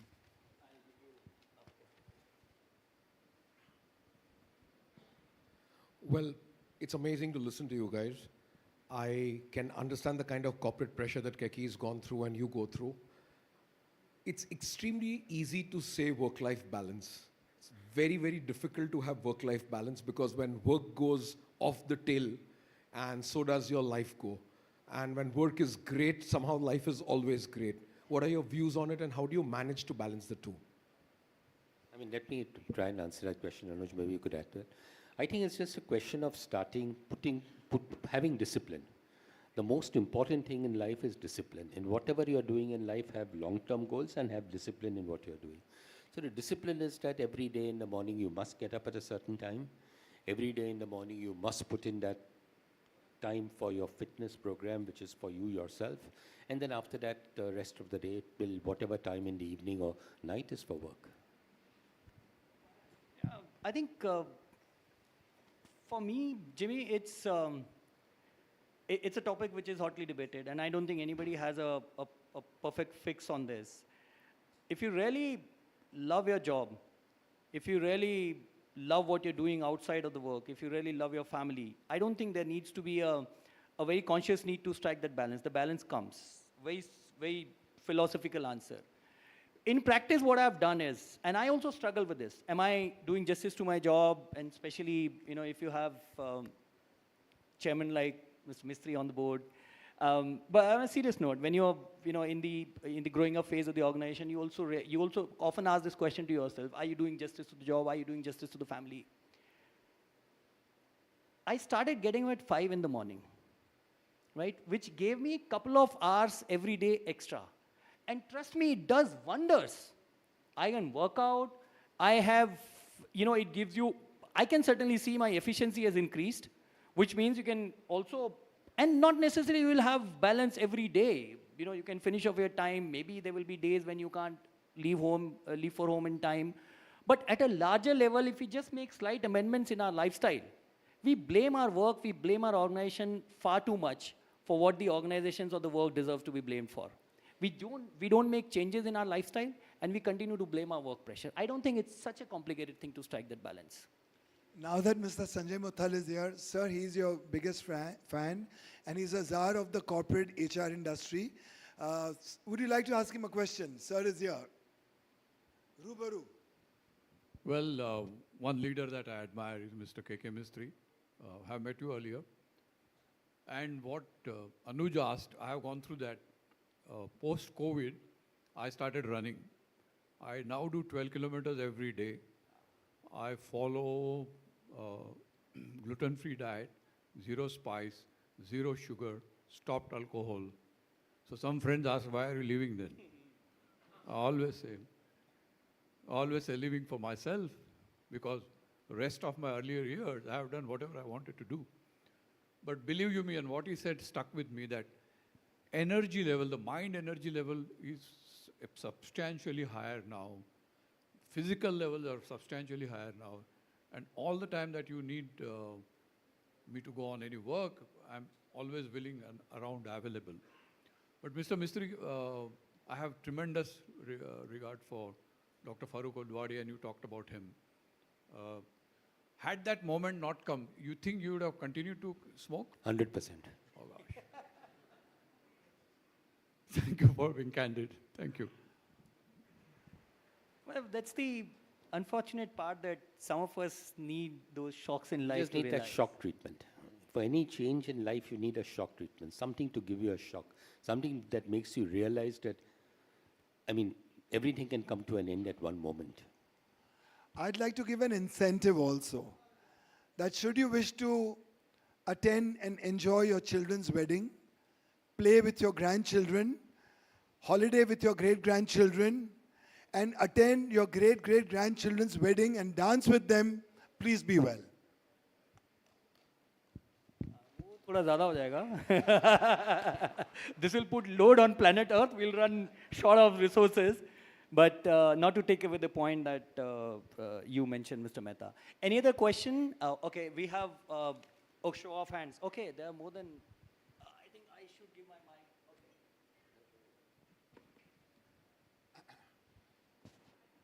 Yeah, hi. My name is Dinesh. I think I'll ask this question on behalf of a lot of people. We all start with great energy, and Monday and Tuesday is the workout day. Wednesday we get tired, and we look for the Friday, and then we look for the next Monday. Has it ever happened with all of you that you start great, and then we stop, and then we restart after a big party? Let me tell you my personal thesis in this.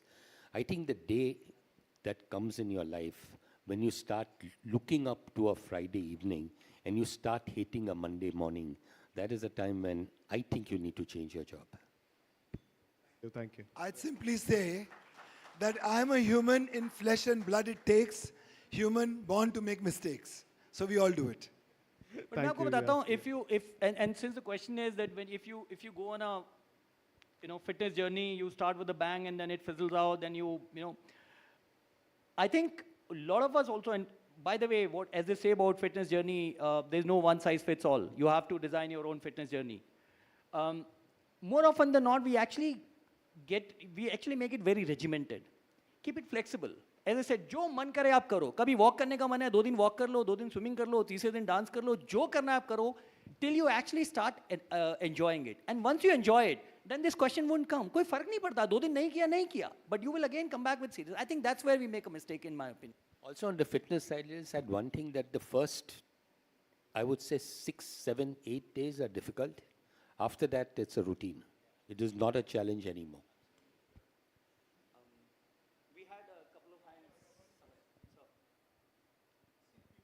Mic here on the front.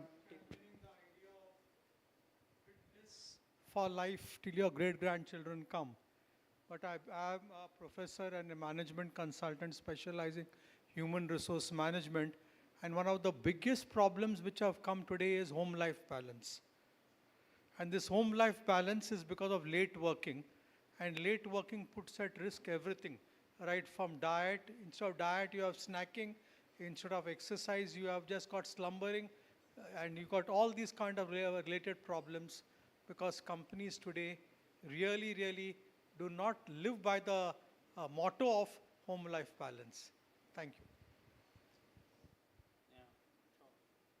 We have time for 2 more questions. Sir, here in the middle. Yes, sir. The microphone there, back there. That's okay. We'll have the microphone passed on. No, please ask your question, please. This is Saroj Banerjee. I am from Tata Steel.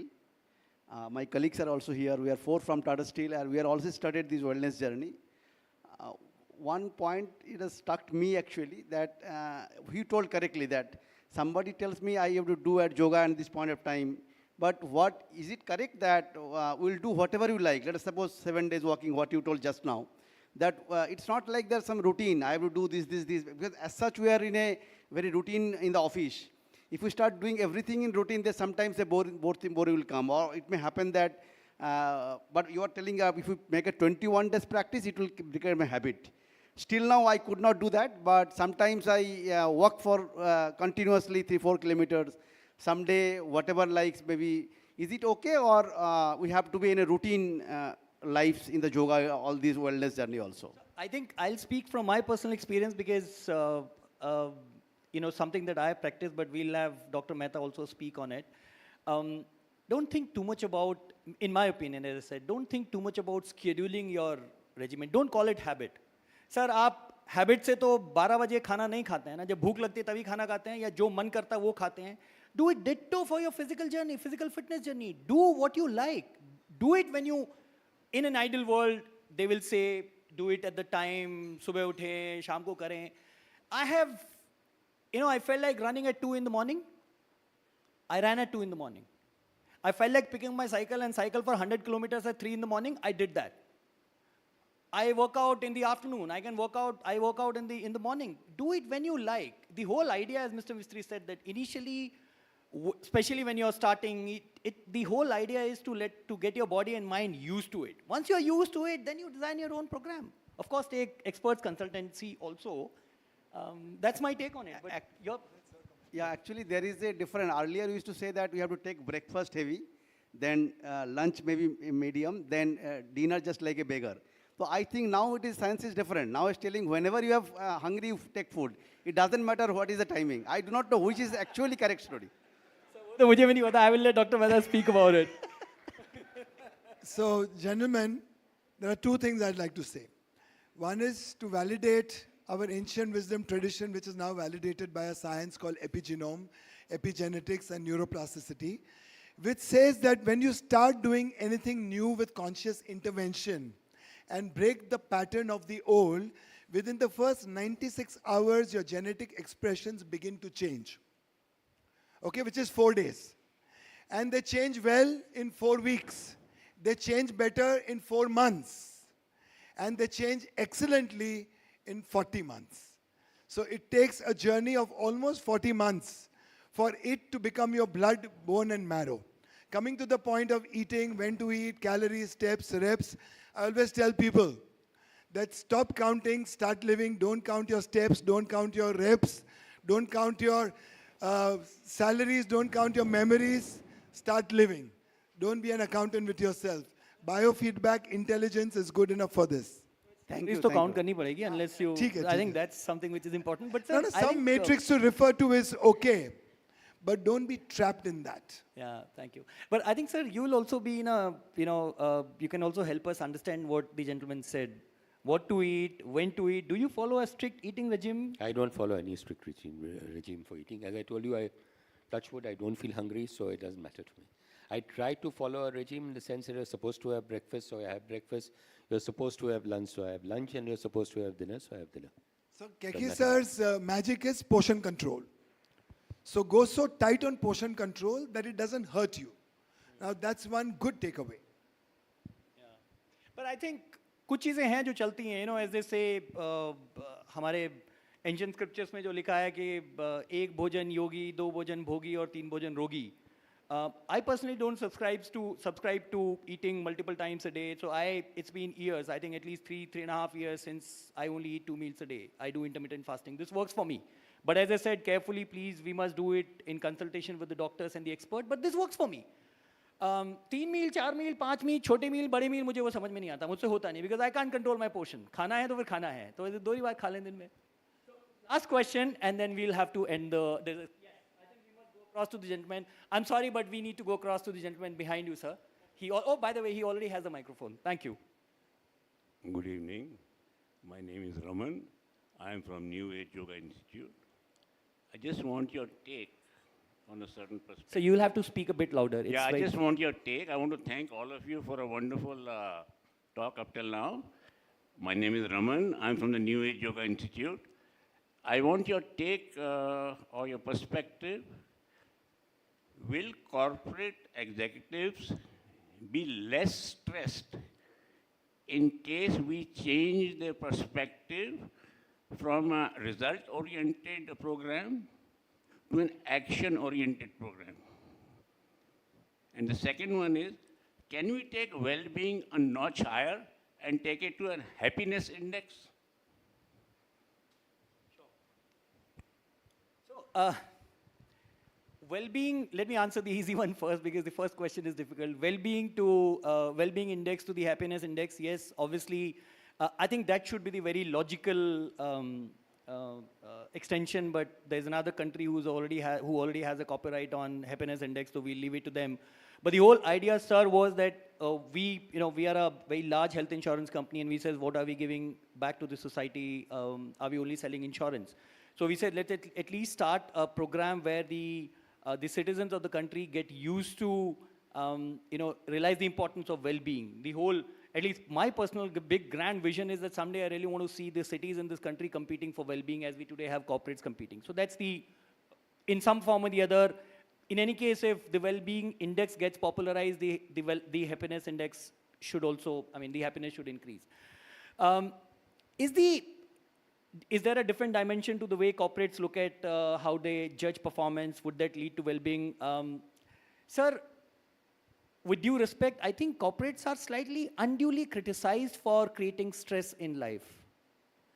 Of course, I can't deny, I can't debate with you on whether there should be another dimension to look at the performance of the executive, whether this should reduce stress or whether this should not reduce stress. But is there less stress in a teacher's life? Is there less stress in a painter's life? Is there less stress in a Bollywood actor's life? I think everybody has stress. The means, the tools, you have to manage stress. The right question, according to me, or the question that I certainly want to ask is, does the corporate environment give me, is there an ecosystem within the organization which helps me release my stress?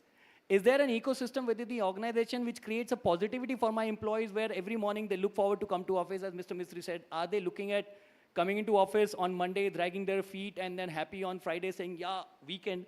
So in my opinion, that is where we need to judge the organizations. Do you have an ecosystem where the employees feel happy, feel secured, where the employees' well-being is given a priority, and that's the attempt we all are doing. I personally don't feel there is any role, any job, any organization in this world which has less stress. I don't think. So I think we need to change the parameter, and that's where we collectively, all of us, you being here, we, our partner, Great Place to Work, that is the attempt we all are making, that the awareness about creating a happy, a well-being, giving well-being a priority. We discussed in the charter last time, why should the CEO's KPI be only judged on the empirical value that they deliver? Why shouldn't their KPI also, end of the day, also have the happiness quotient of the employees there? Why shouldn't the regulators, if a company is going for listing, why shouldn't SEBI say, show us the well-being score of your organization? I'm sure those things will come at some point in time. There is one definition of stress which is very simple: absence of creative imagination. And wellness, well-being gives you that creative imagination. And of course, with HDFC ERGO Habit of Life, this creative imagination brings you to the conclusive line कि आदत से मजबूर नहीं, wellness से मजबूत बनो. Thank you very much. On that note, ladies and gentlemen, thank you for your participation. Mr. Mistry, thank you very much for your inspiring chat. Dr. Mehta, thank you very much. Wonderful, wonderful. Round of applause for these three stellar human beings, leaders. We'd like to felicitate Mr. K.K. Mistry, please, sir. Just a moment on stage, please. Thank you very much. Anuj, if you could felicitate him, please. Quick and fast, please. Thank you so much for being so candid. It was remarkable that you shared all these life lessons and you quoted from your own personal life. And that's exactly what the theme meant, which is personal well-being. I can't forget the lessons learned in Beach Candy, the lessons learned of 15 hours at work. Wonderful stuff. Thank you, Mr. Mistry. All right, from the micro, we go to the macro. From personal well-being, we go to the bigger picture, India's well-being journey. Our next panel has a theme that says, the bigger picture, India's well-being journey. And to moderate this panel, we have one of India's foremost news anchors. A renowned news personality, she's made an indelible mark across print and broadcast journalism. She's been associated with the Times Network for almost 2 decades now and has played a pivotal role in nurturing the flagship channel Times Now. Her extensive knowledge and capabilities in the political space have immensely contributed to the channel's leadership position. Please put your hands together for Navika Kumar, Group Editor, Times Network. And she shall do the honors of inviting her panel on and take forward this engaging discussion.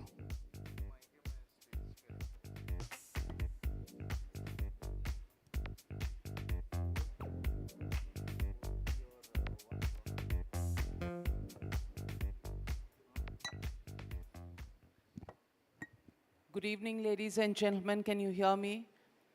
A moderator without a mic almost feels like a human being without a a limb or something, because as moderators, a mic is very much the extension of our own arms. Very happy to be here this evening because we're talking about something extremely close to my heart. We're talking about well-being. In this world that is full of noise, to talk about well-being, to take out time to talk about our happiness quotient, to begin to look at life not just as a machine, but life as it should be, meaningful, with a happiness quotient, and with a state of mind that is not just healthy, but also happy. It's my proud privilege to invite on stage our panel this evening, and let me begin with Dr. Shailendra Chaube. May I have you on the stage? Big round of applause for Dr. Shailendra Chaube, qualified Ayurvedic practitioner and a Panchakarma consultant with over 15 years of experience in the field. He specializes in treating chronic disorders and runs his own healing school, Viraya Life.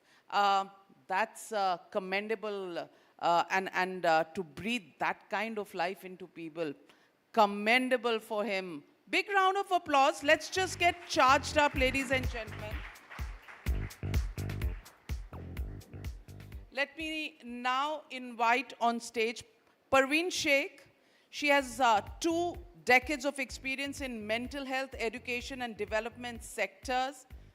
Parveen holds an MA degree in applied psychology and a postgraduate degree in counseling psychology. With her extensive 20+ years of expertise, she is counseling psychologist, trainer, and life skills and career coach. Her work has significantly impacted the mental health landscape, educational institutions, and personal development. Big round of applause for Ms. Parveen Sheikh. Let me now invite on stage Jimmy Mistry, iconic designer, hotelier, adventurer, community builder, real estate developer. Jimmy Mistry is a renowned master designer and interior artist who conceives interior designs and creates ultra luxury and iconic lifestyle projects across homes, offices, and hotels. His latest venture, Della Luxury Products, is a disruptor, creating India's first D2C, direct-to-consumer luxury interior brand, designing and manufacturing more than 2,500 luxury interior products. Well, that's a tremendously creative person in our midst. Big warm welcome to you. Let me also invite on stage Dr. Sanjay Muthal, CEO of Argo Links and an independent director at LIC, AMC, and MF with over 3 decades of experience in India and abroad. Dr. Sanjay Muthal has a rich background in consulting, strategic HR, recruitment, L&D, and organization development. Dr. Muthal is an investor and consultant with Refine, Asia's largest financial wellness suite provider. He is also founder and CEO of Contemporary Leadership and Business Solutions, which is in the space of search leadership consulting, HR technology, and analytics. Phew, that is a very, very well respected panel right here. And may I invite you all to take your seats. And I promise you, this is going to be my well-mannered happiness quotient avatar. So you have nothing to worry about. In fact, yeah, with politicians, you know how it goes. So you'll have to look after my happiness quotient, and I'll look after yours. But before we begin this session today, I want to draw your attention, my dear audience, to the tremendous work that goes in. And I must compliment you, Mr. Anuj Tyagi, the fact that a company like yours pays so much importance to well-being, to love all, and begin with loving yourself. I want to put to you this audio visual that actually encapsulates the trouble that is taken, the thought that goes behind it. And this, according to me, is a feeling organization, an organization with a heart in its right place that worries not just about its own employees, but about spreading the message. Can we take a look at the audio visual of things that happened during the session earlier today?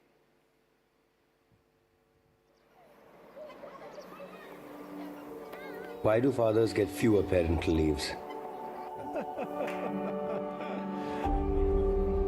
Why are women kept out of some roles and conversations?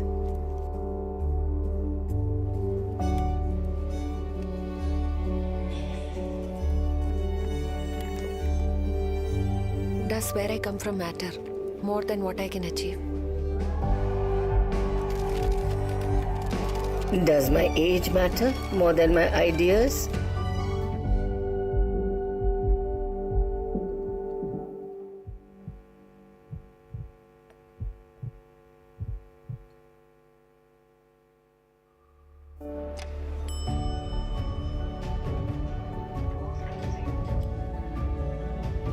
Lack of inclusivity affects everyone. With love all, HDFC ERGO Makes space for everyone to thrive.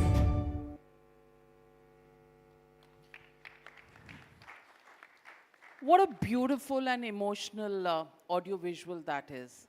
The message, not just for those who are well endowed with every sensory organ, but also for those who might not be able to see, but can hear and can understand.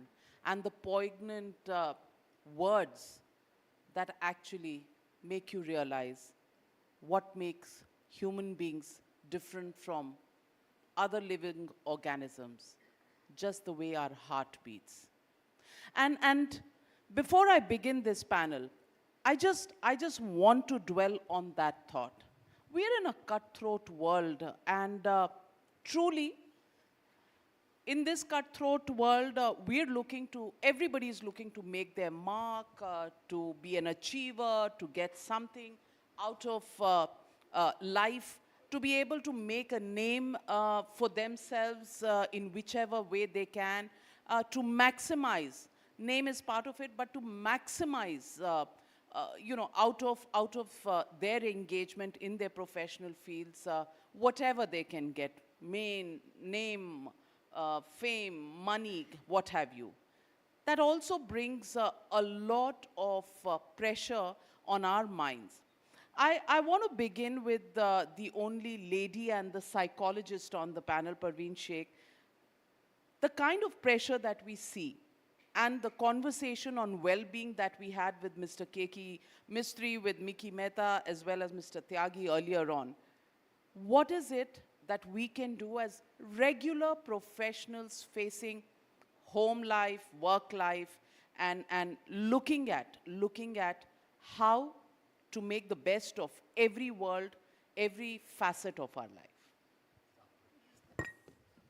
Thank you very much for choosing me to speak first. So hello everybody, good evening. I hope you're having a good time. So as a psychologist, to just say, I heard all the conversations, and the one thing which we can do is accept. So I speak about mental health, I'm a psychologist. The biggest problem is stigmatization. It's overlooked, it's stigmatized, because people don't accept. So if I'm in a situation where I have a physical problem or a mental problem or any other well-being issue, the first step is to accept, acknowledge your condition. When you do that, you're able to then take an action about it. Most people live in denial, and they say, I'm okay, there's nothing wrong with me, I'm strong, how can I be depressed, how can I have this, how can I have that? And then eventually when it really strikes hard, it's too late to even go back to the balance. And even Hans Selye says that, right? Your body strives for balance. If you keep dealing with stress, you'll keep handling it. At some point, it will come down. So you have to accept, acknowledge, and I think that's the biggest strength for me. You can be the biggest CEO or the biggest vice president in an organization, but if you don't acknowledge the issue, how do you deal with it? So that's what I would say.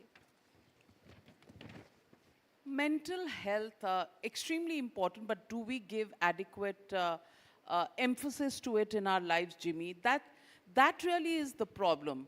Mental well-being and how to be part of the competitive space, yet maintain your mental well-being, your balance, and don't just become a machine to achieve something, but also enjoy life along the way. How do we do that? Good evening. Like my earlier speaker said, it's all about acceptance. So mental well-being is a state of realization, what kind of a physical, mental state you are in. A lot of it comes in by even putting in the thought and sowing the seeds across of how to handle situations. We were discussing about stress earlier, we were discussing about mental health. Like she said, acceptance is the first point. But a lot of external criteria can be used to influence these within environments. I can speak as a designer and as a hospitality person who understands how to handle guests and their mental well-being and employees and their mental well-being. So when you design spaces, how are you playing with light, colors, using design thinking principles? How do you bring in circadian lighting? Half of the depression is caused by environments. This happens subconsciously. Of course, it's a mental state, but it happens through a period of time subconsciously. You are in a depressed environment, deprived of fresh air, deprived of natural light in the daytime, evening light in the evening time. Your circadian lighting, your circadian circles don't kick off. And they kick off in the reverse direction. So she's a psychologist and she can exactly relate to what I'm saying. It is very critical to technically to understand these. So if you're in a banquet hall and the air quality is not handled, employees working here on a night and day, everyday basis will directly or indirectly reflect and show in their health and their mental state. So we've done experimentations where we've had dark rooms with no light and you're asked to stay in the room, you feel claustrophobic. Suddenly there is a sunlight mimicking light put in. It's the same room, same air, same temperature. And you instantly almost feel rejuvenated and fresh. So this shows... Your mood lifts. Yes, your mood lifts up. This shows how much impact circadian lighting has on your life. Same way, air quality. There are conference rooms where when we design interiors, you pump in oxygen. And you don't pump in oxygen for any other reason but to kind of revitalize people who are there in that area or segment. Right, wrong is a debatable issue because you're tinkering.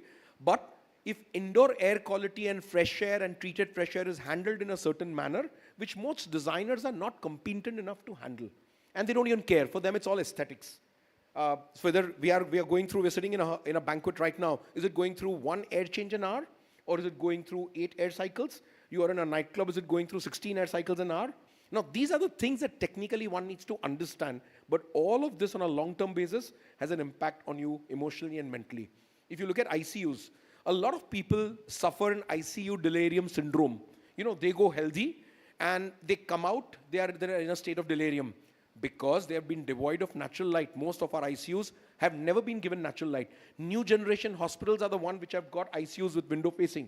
Most of our hospitals, the best of hospitals in Bombay, do not have natural light. They naturally come back in a state of delirium because they've not seen natural light for days together.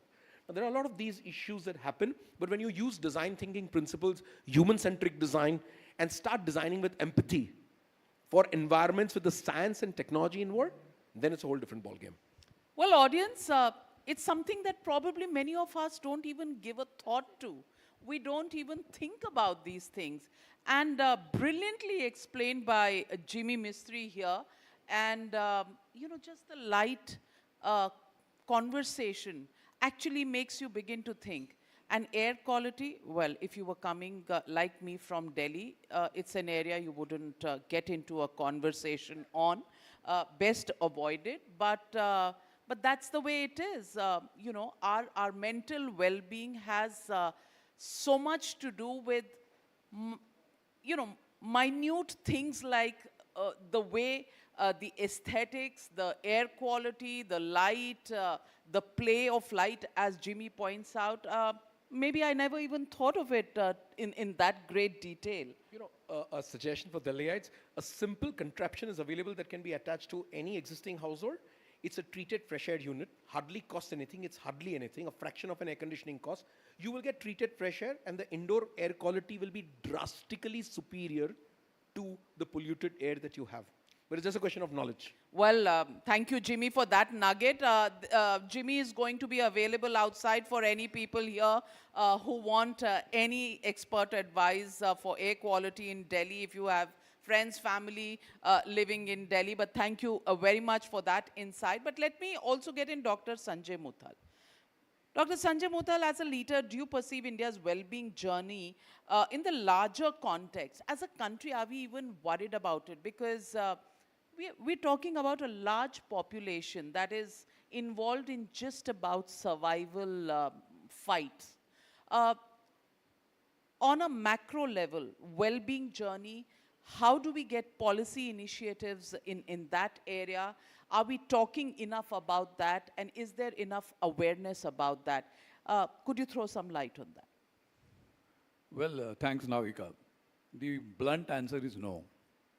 I don't think we are spending even time to think of well-being in the rat race of everything that we are doing, whether you're in village, you're in town, whether in urban cities, and so on and so forth. Somewhere around the corner, when we designed what Jimmy talked very, very succinctly, everything around us, there was no concept of well-being being one of the parameters that exist, whether it's infrastructure, whether it is your school, whether it is your offices, etc., etc. Corporate India, fortunately, has now started thinking about it. There's good work happening in some sectors. There is still not so much work happening in some sectors. On mental well-being, there are discussions happening now, which means we now are taking cognizance of the fact that there is something happening there and we need to worry. Post-pandemic, another well-being that I don't think we are giving enough time and space is financial well-being. Seldom we realize that financial well-being is directly linked to mental well-being. And therefore, you know, we heard about term absenteeism. We have term of presentism now.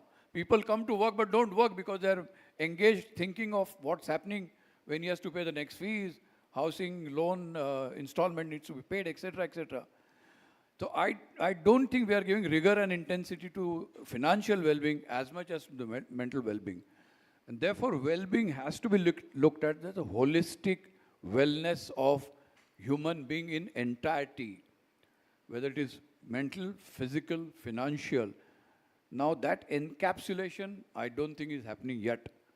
Mental well-being, my view is, as a country, we are not doing enough. As in corporates, we have started talking about it. Some are doing very serious work. Some are miles to go in reaching there. So I think it's journey in progress. But still, I think awareness levels are very poor. True. And the first step probably would be to begin to create the conversations around well-being of the three kinds that you said, and to create consciousness and bring it into the dialogue on the policy front. Absolutely. In fact, mental well-being used to be stigma some time back. I couldn't discuss with you openly as a colleague that I have this mental challenge. I couldn't go to my boss and talk about it, and I couldn't go to my manager and talk about it. Well, if you go to social media and see the comments that come for us, forget mental well-being. Media is often referred to as just mental. In the very slang form, ye to mental hai. Shailendra Chaubey, and I want to ask you about this. You know, there are professions, and it's a great beginning that corporates are beginning to talk about mental well-being. People are beginning, I think educated parents today are looking at the stresses on their children and probably saying counseling is something that they need and they need to go for.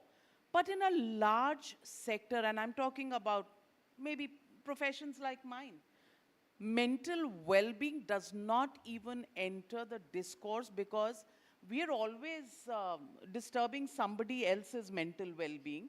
And politicians are doing that to the rest of the country and us. So no, it's a cycle that goes on. The question I want to ask you is, how does a relationship with oneself influence the mental well-being portion? And how do we deal with societal pressures, professional pressures, and take it in our stride while looking at mental well-being as an important criteria for our just day-to-day living? Good evening, everyone. My namaste and pranam. Thank you, Sudakshina ji.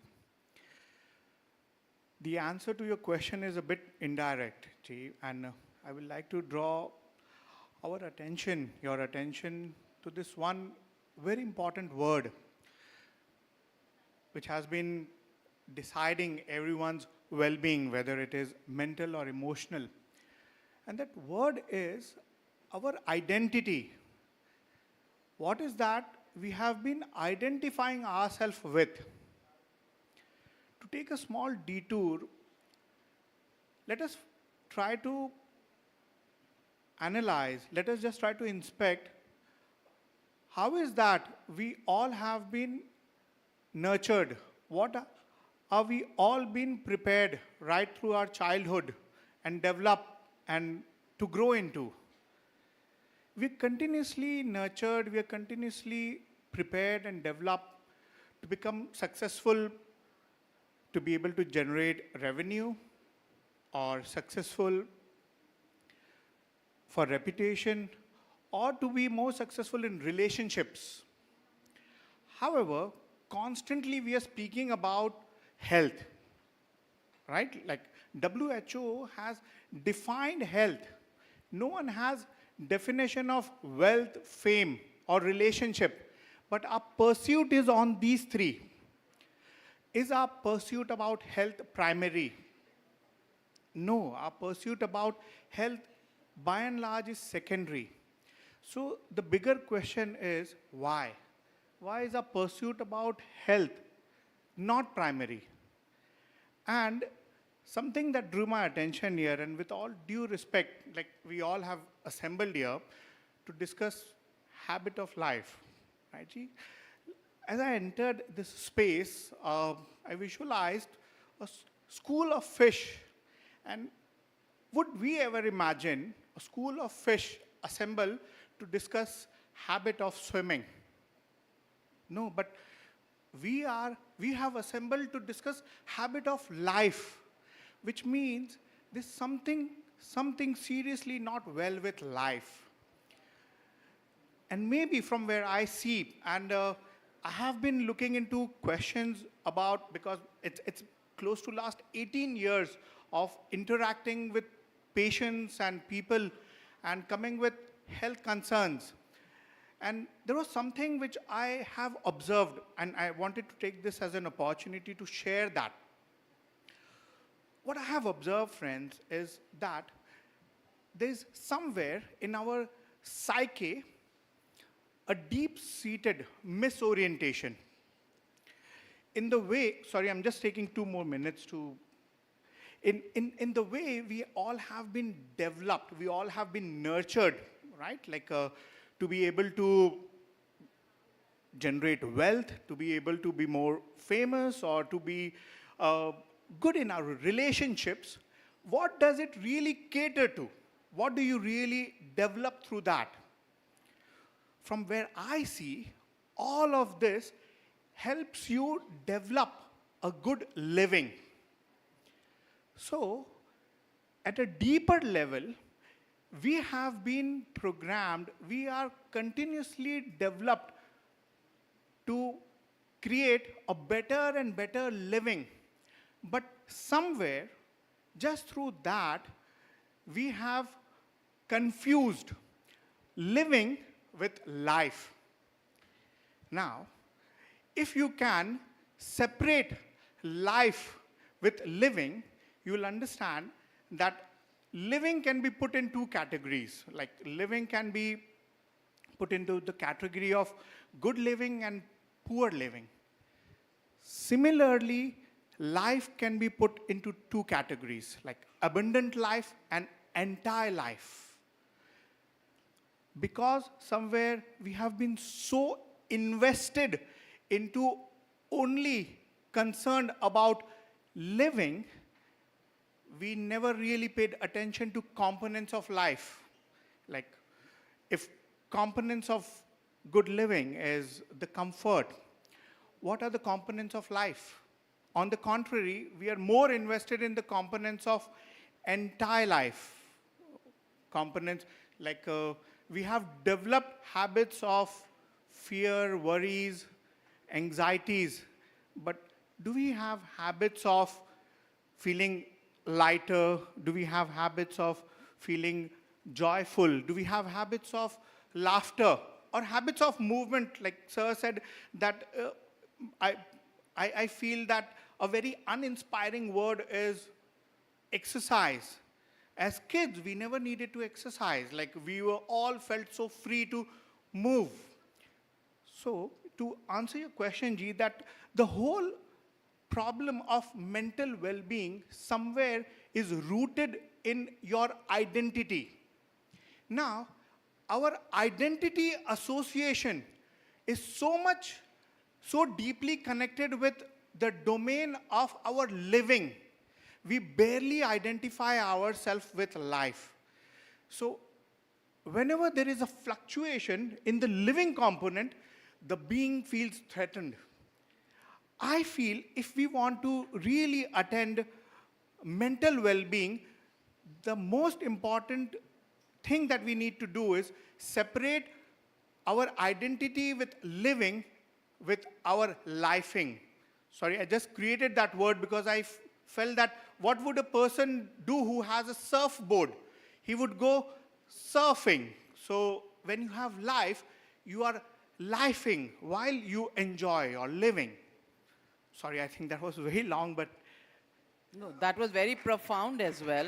And I'm a little lost between differentiating between living and life itself. And I don't want to give a journalistic twist to it. So I want you, Jimmy, to help me decipher this.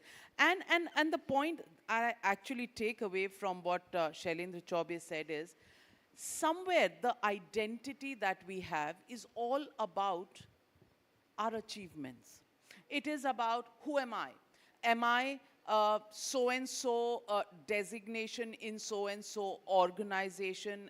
Am I a certain salary bracket? Am I a certain car bracket? Am I a certain lifestyle bracket? Have we really put that as a major target of our life and forgotten small things like was said by our friend from HDFC ERGO, who Anuj ji said, just बैठे हैं, खाना है, तो अच्छे से खाना है, so I limit it to 2 meals a day. Great way. आप अपने आप को रोक नहीं रहे हो. You're not stopping yourself, but you're regulating in the manner that you want to. So you're also enjoying holding your health chart in front of you and doing it that way. Similarly, are we enjoying music? Are we only on our phone calls when we are driving to work? Are we just looking at the sea when we are driving by? Have we forgotten those little pleasures and made our lives just so result oriented that ye karna hai, phir ye karna hai? It's like a to-do list that's made in the morning. Is that why we are so stressed out? Well, there are too many reasons why we are so stressed out. There is no one simple answer, but a simile and something that comes to my mind, which is very apt for everybody who's gathered here, is if you compare success and significance, a significant human being is never stressed out. A successful human being is always stressed out. So I think it's all about understanding this paradigm and the difference. All significant people are successful, but all successful people are not significant. Very well said. Very well said. And guys, wake up. Big round of applause. So, yeah, sure. So my take on it is, even a peon can be a significant peon. Even a driver can be a significant driver. I've seen drivers, taxi drivers in Italy, the way they shift their manual gears, there's passion involved in the work. He's really enjoying the moment of driving his car.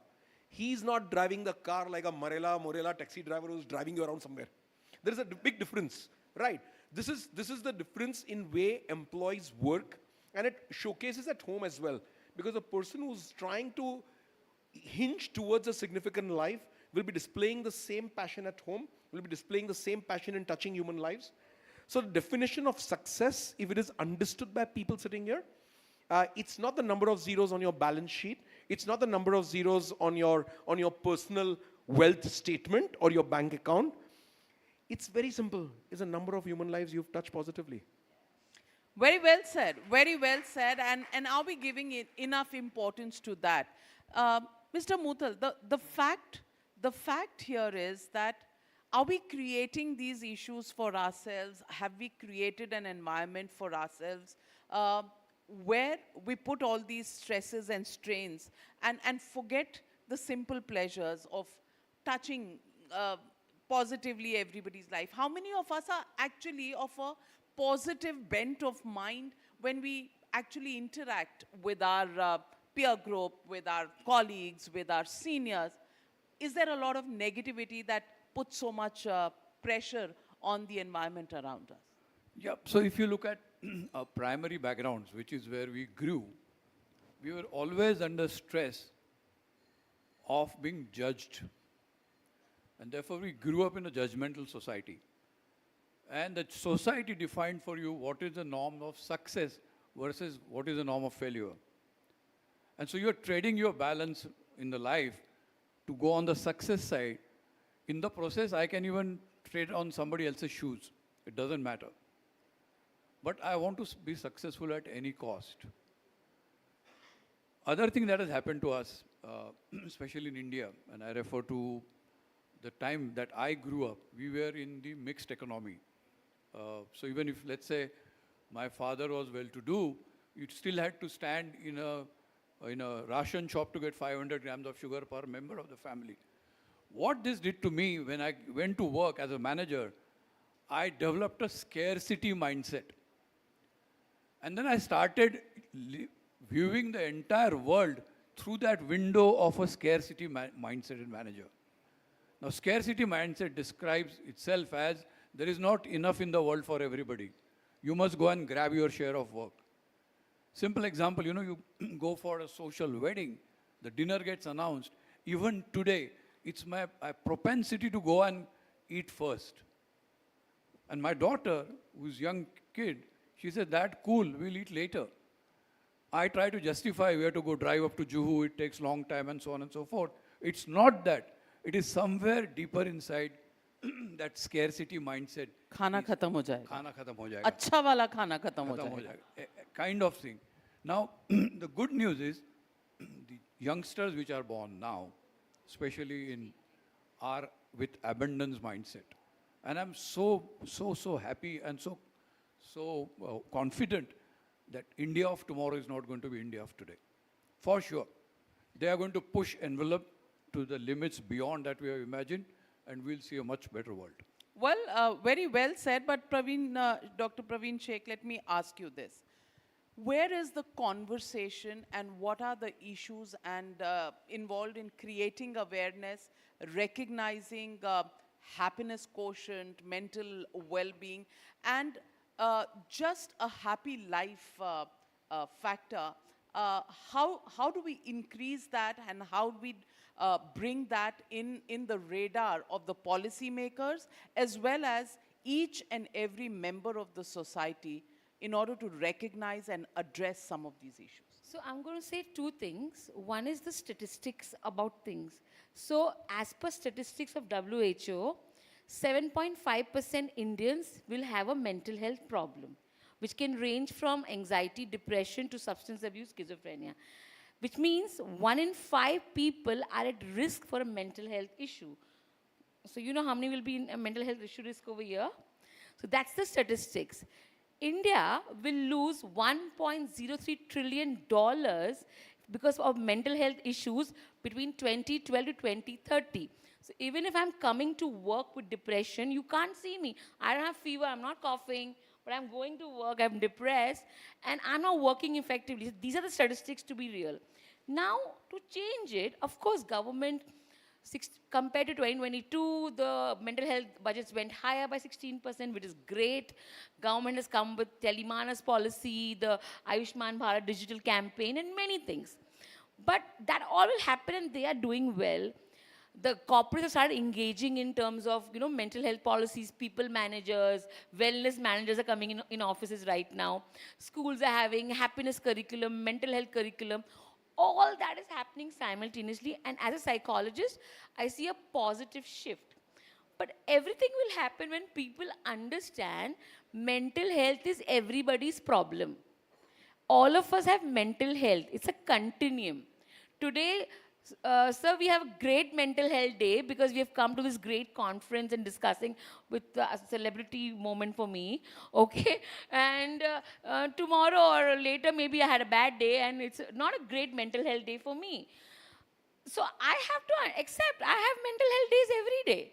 So the way to change the conversation is not to make somebody else's problem. Make it everybody's problem. Everybody has mental health. Some are good days, some are bad days. If your bad days continue for 2 or 3 weeks, you have a mental health problem right there in front of you. Well, it's 2 or 3 decades. What do we do then? Then you have chronic mental health problems. So also we have resilience. Now, as you said, sir, from a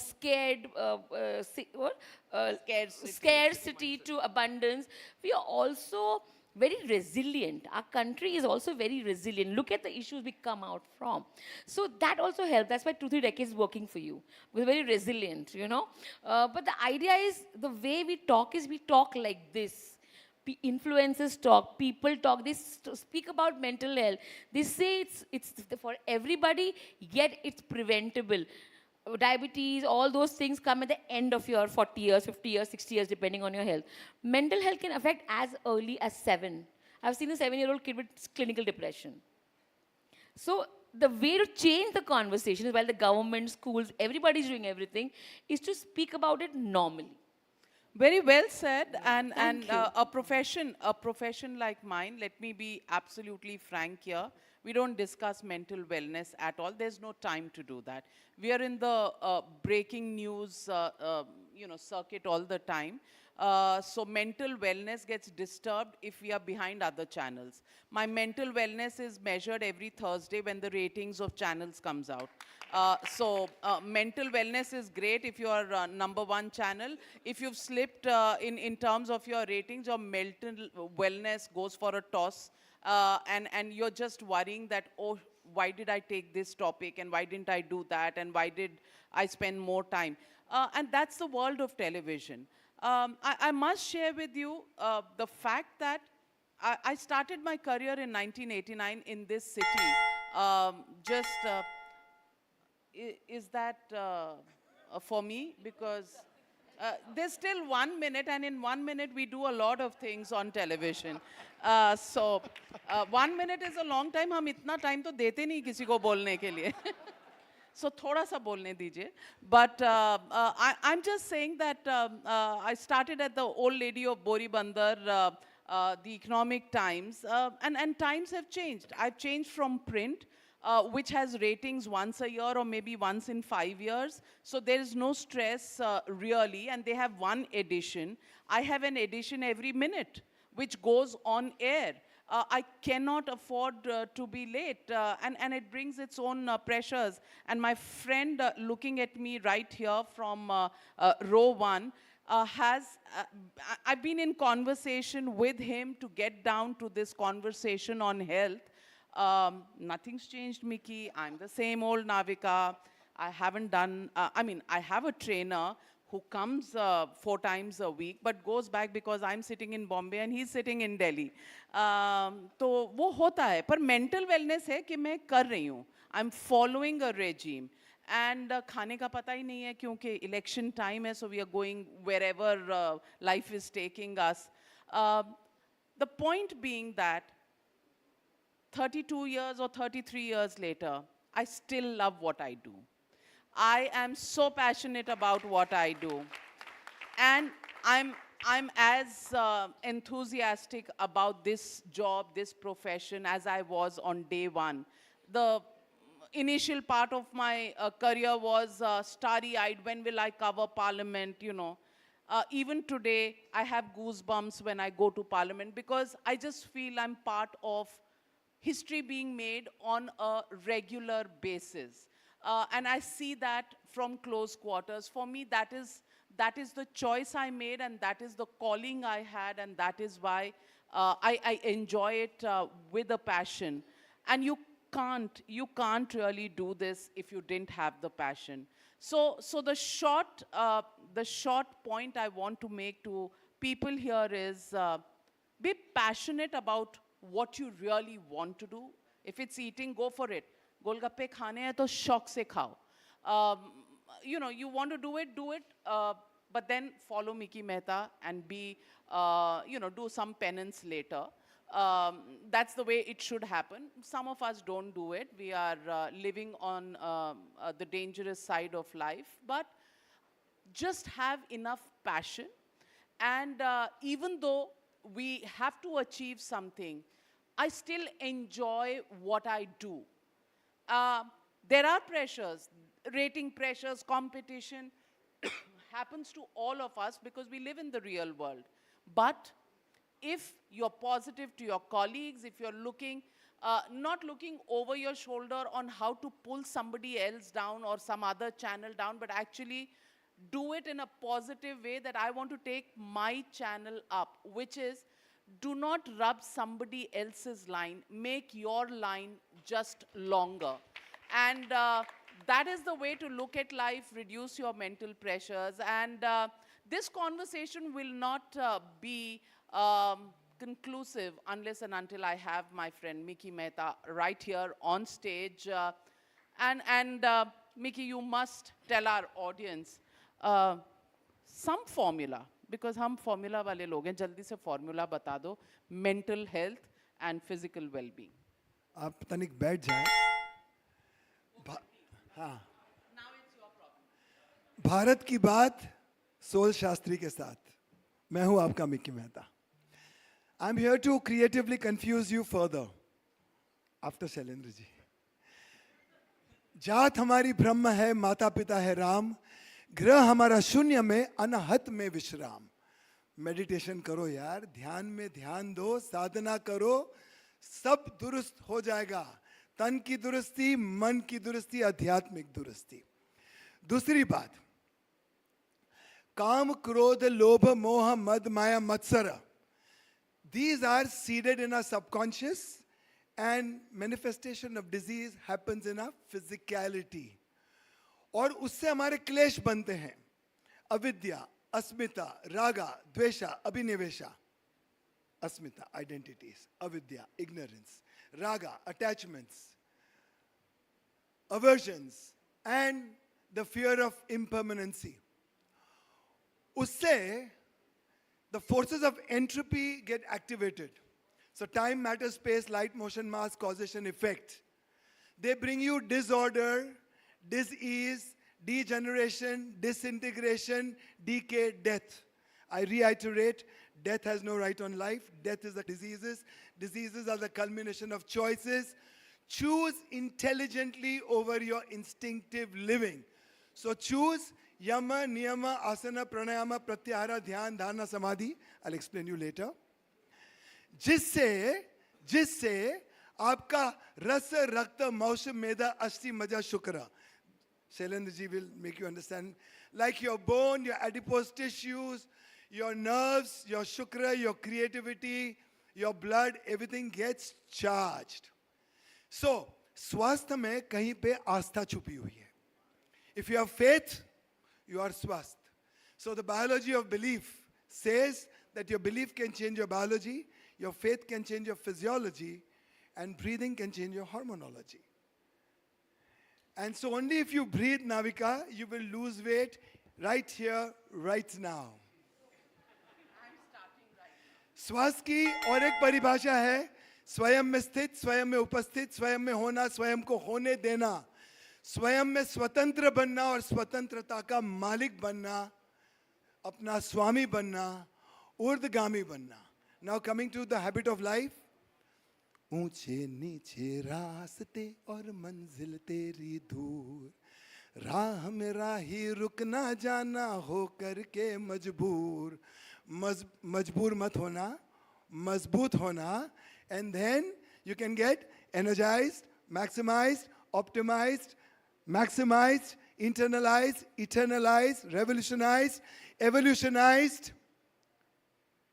mesmerized, hypnotized, humanized, immunized, revitalized, regularized, Mickey Mouse. And with HDFC ERGO, habit of life, get Mickey Mouse. Thank you so much.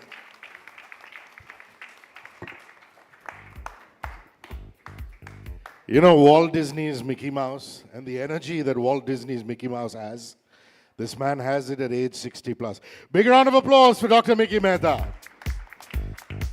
And please note the fluency of language, whether it's English, Hindi or Sanskrit, he's on top of it all. And big thumbs up from Jimmy and the entire panel. Okay, we'd like to felicitate our panel. So please, can we have Parthanil Ghosh, President Retail Business Group at HDFC ERGO. Parthanil will felicitate this excellent panel. The Bigger Picture, India's Wellbeing Journey, Jimmy Mistry, Shailendra Chaube. Round of applause, please. Navika Kumar, Parveen Sheikh, Dr. Sanjay Muthal, all getting Mickey-mized.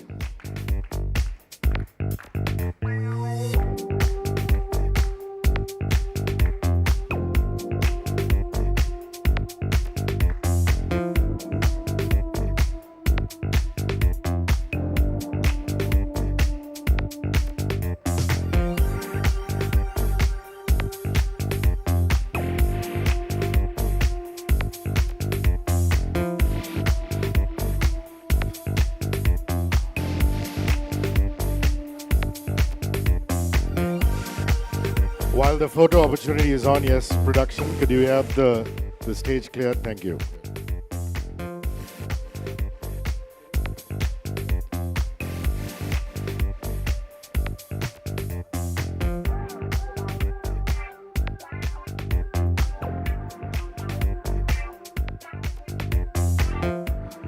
All right, thank you very, very much. Very enlightening panel. Okay, ladies and gentlemen, this is a solo speaker next after that engaging panel discussion. The theme, well-being simplified, mind-body integration. Well-being simplified, mind-body integration. Let me introduce you to a remarkable individual, a business and thought leader, innovator, global healthcare specialist. She is the president and chief executive officer of Medix, a company she founded with a vision to transform healthcare experiences. To speak on well-being simplified mind-body integration, with a round of applause, please welcome Sigal Atzmon, President and CEO, Medix Global. Okay, first thing, does my mic work? Hello, hello? Yeah, yes. loud and clear. Loud and clear. Okay, wonderful. So, I learned a lot today. I'm sure a few things, and I made a few decisions just by me being here today, so thank you very much to HDFC ERGO. Well, my first thing is that I realize you want to go for high tea. I will try and make it really fast. Second thing is I would like to say that I planned on having gulab jamun today, but after the conversation, I'm not going to have it, that's for sure. I do also know that I love India, and I love being here. And I planned on buying a house here, and now I know I have to give a call to Mr. Jimmy to figure it out better in a better way. I also know where my next meeting is going to be and who am I going to call to make my well-being better, which is Mr. Mickey. However, having said all that, I would like to say thank you to Anuj and to Sudakshana for our partnership. Our partnership is meaningful and is twofold. It holds physical health and mental health. We've spoken a lot about mental health today, and I'm sure you are not aware of the data that connects our physical health with our mental health.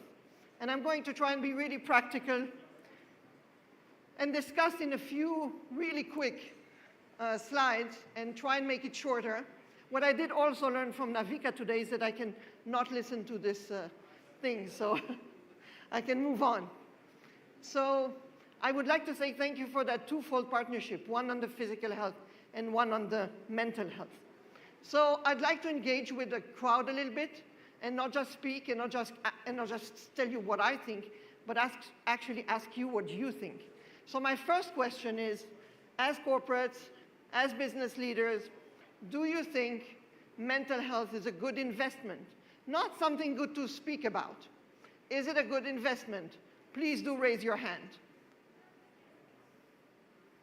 Okay, maybe 30%. Hopefully by the end of this, you will think it is. My next question would be, did any one of you actually feel mental health issues, stress? Raise your hand. 30%. Well, let me tell you, you're lying. This is not true. So what is mental health? It's actually divided into 3 areas. First is situation and temporary. It can be a divorce, it can be financial stress, moving transitions, things like that. The second option is temporary and chronic, depression, anxiety. None of them should be deemed as illnesses. They happen to each and one of us in different times. I see my slides have gone crazy a little bit. They also might want to have high tea already. So it's about getting a new job, lack of support. We heard about toxic bosses and a lot of different things. We know today that India plays a very particular role in the global mental health space. And the numbers are quite worrying. India holds for 15% of the global mental health burden. 150 million Indians actually suffer from mental health issues, but only less than 20% are seeking for care. And it loses more than 1% to its GDP on mental health issues every year. If we look at corporate data, corporate world has a huge responsibility in the mental health space. You don't have to have a toxic boss in India to suffer from stress. A great boss in India comes with stress. India, corporate world works really hard. This is not America, and this is not Europe, trust me. Indians work really hard, and there's great talent. 29% of the corporate world employees say they suffer from burnout. 42.5% of your employees out there report they have been working and suffering from some kind of depression. People share that they have worked at least 2 weeks a year under severe mental health issues. Now, what I'm trying to say is that there is an elephant in the room. Mental health is an issue in India, a big issue that not enough people are talking about. What I want to say thank you, and what I'm grateful for, is for the partnership with HDFC ERGO, who not just like so many others talk about it, but actually walk the walk. They actually did something about it, and it's not just delivering mental health access solutions or just medical physical insurance. They went one step ahead and implemented real-life solutions. And I want to come back to that in a moment. But what I would like to say is, how does this relationship between the body and the mind work from a scientific perspective? So one, the nervous system, right? If we're nervous and stressed, we know that it plays a very crucial role in transforming the brain.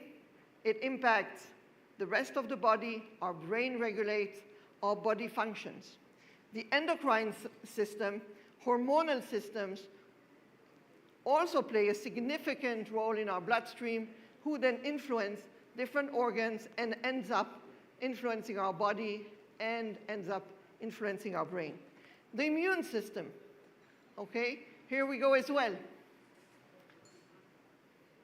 works against us or towards us, impacting our physical and mental health.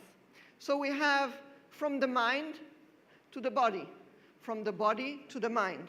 And this bilateral communication works in a very special way. Did anyone in this room know that stress hormones actually can create autoimmune diseases? Raise your hand. Very few. Did you know that stress, chronic stress, can have your cancer trigger? So someone who has a predisposition for cancer, it can trigger your cancer. Someone who has cancer but doesn't know, if he's living a very chronic stress environment, his cancer cells will grow faster. Did someone know that in the audience? Raise your hand. Only one or two, barely. Did you know that what you eat is also influencing your mind? Not just your cholesterol, right? Not just your diabetes. Did anyone in this room know that diabetes is triggered also by stress, not only by what you eat? Raise your hand. More people. Okay, this is good. So what I heard today in one of the panels is that diabetes in India arises at around the age of 40, 45. Well, let me tell you, when I looked at data, because we deliver chronic disease management services amongst others in India, we see 25 to 30-year-olds with full-blown diabetes on 2 types of medication. This is not just what they ate. This is not just because India is the city of diabetes. This is because there is a clear and deep connection between the body and the mind. I will go faster because I have 2 minutes and I will probably take 3. Okay? I would like to share a story of a very famous cellist, Jacqueline Dupre, worldwide, world famous, one of the best and most famous cello players in the world. She has played everywhere, including in India. And she grew up with a toxic relationship with her mother, and to please her mother or get love and attention from her mother, she actually worked really hard on her cello, because that's the only time where she got love and attention from her mother. She grew to be the world famous cello player. And one day she meets another cello player who is not as great as she is, but playing in very big halls around the world. And he tells her, "Oh, Jacqueline, I would like to be you." And she tells him, "You don't want to be me. I want to be you." And he asks her, "But why? You're the #1 cellist in the world." And she says, "I never really wanted to play cello. Every time I play cello, I'm sad. I would like to be able not to play that well. I'm owned by my investors, by my audience, by the expectations of what life and people expect from me." And you know what happened to Jacqueline Dupre? At some point, she developed autoimmune disease, multiple sclerosis, from which she died. And she was at her happiest when she was physically unwell. Now, I would like to tell you that people, strong, resilient people, like all of you, most of you in the room, those are the ones who don't take care of their mental health and manage their chronic stress and leave it untreated, who will end up developing cancer, autoimmune disease, and other concerns. And this can be avoidable. So the solution clearly is integrated care, a combination between physical and mental care. And I would like to tell you very briefly, and I'm skipping the slide because I know that you're up for high tea and the gong is going to go soon, but I will stay a little bit longer. What does it mean? Mental health practices, I'll get there in a moment. Physical health practices, we've heard about that so much today. What you eat, how you do physical exercise, how you manage your body, how you manage stress, and what screenings, how do you personalize your screenings, your annual checkups? How do you manage the outcomes and the results? And then it's about connecting the body and the mind and creating a corporate community that works on both, exactly like HDFC ERGO is doing through what it is doing, through the habits of life, and through our partnerships. Now, I'd like to tell you, Medics manages over 9 million people around the world, with offices in 12 different countries and a strong presence in India. I founded a company back in 2006. We saved tens of thousands of people. We cured even more. But we never asked them, when they walked into our services, okay, tell me your physical pains, we'll look at your issues, and we'll find the right diagnosis, the best possible treatment, we'll help you implement them, we will ensure you have the best possible outcomes. But we never asked them, how is your mental health? What kind of stress or emotional turmoil did you undergo just before you developed your medical condition? But in the last years, we have worked on it and we have changed, and we have seen the outcomes of inner reflections.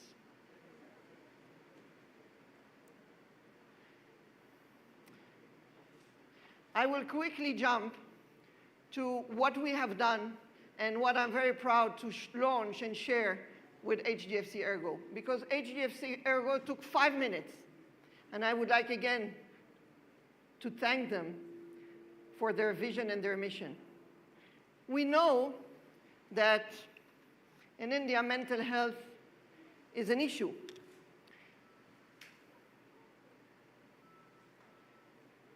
Okay, fine. Anyone? Sorry.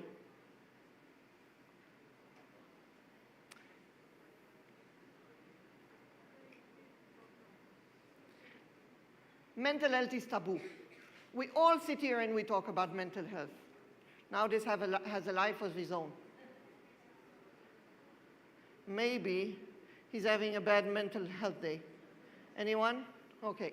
So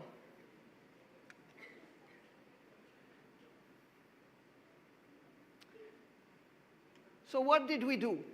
We know that insurers provide coverage for mental health. We also know, did someone want to come so I don't have to turn around?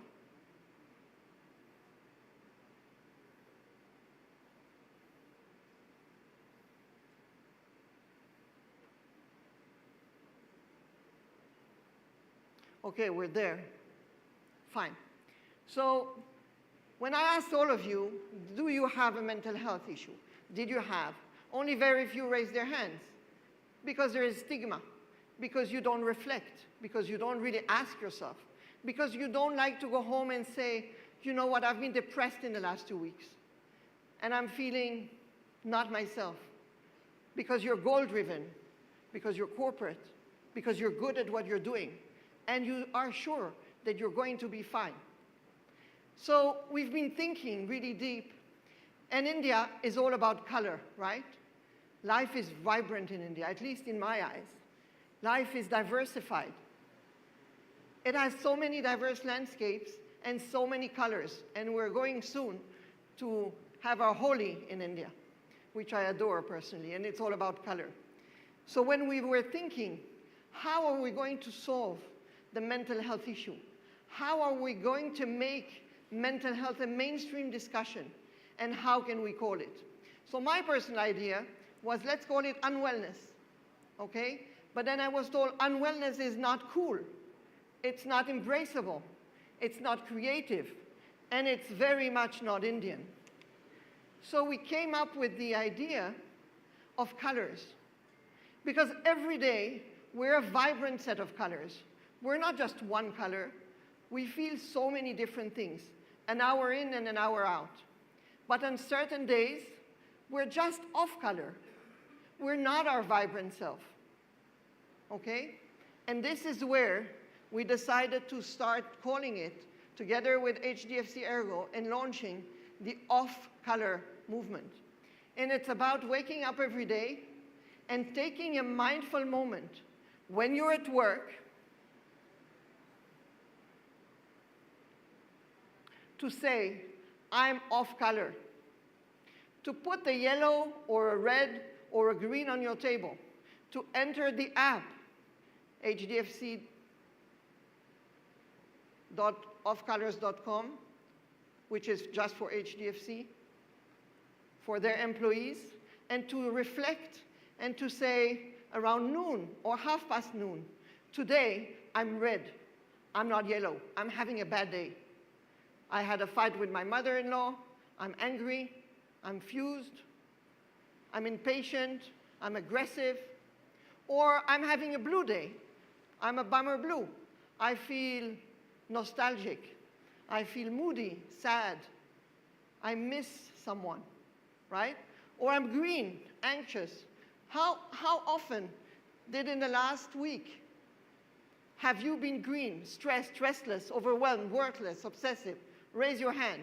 Green. Anyone? Last week? Okay, that's quite a big. Okay. How many of you have felt red, unrelated to your mother-in-law?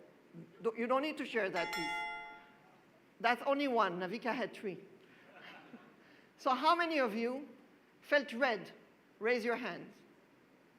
Okay, more than green. Blue and yellow. Yellow is that day where you feel optimistic. I feel optimistic. I'm not going to have my dessert today, and I'm going to have a great apartment in Mumbai, and things are going to get better. Okay? So what HDFC ERGO and medics are doing for their employees is saying and reminding them, we can be off colors. It's okay. If you're red every Tuesday, try and figure out why on Tuesdays you're red, and you will have your own dashboard. So every day, HDFC employees are going to actually log onto their platform, choose their color, and then onto their dashboard, their personal dashboard, where they can reflect on their color of the day, of the last week, of the month, of the year, get feedback, and more importantly, have access to a live chat who actually gives them help. So it's about reflecting, acknowledging, and sharing, and promoting ambassadors of colors, not of mental health, just of being off color, temporarily or chronically, and having a solution for that. So I'd like to thank HDFC ERGO for launching this great initiative together, for driving a better, colorful, vibrant India, to tackle the mental health stigma, taboo, and one of the biggest elephants in the room. No one is doing enough. A lot of people are talking about it, but HDFC ERGO is doing something about it, and I'm very proud of that. Thank you very much. Says time is up. I think it's about high tea, right? Hang on, hang on. Sigal, can we have you back on stage, please? Thank you for that wonderful presentation, great detailing. We'd like her to be felicitated. And Anuj Tyagi, Joint MD, please would you come up and do the honors?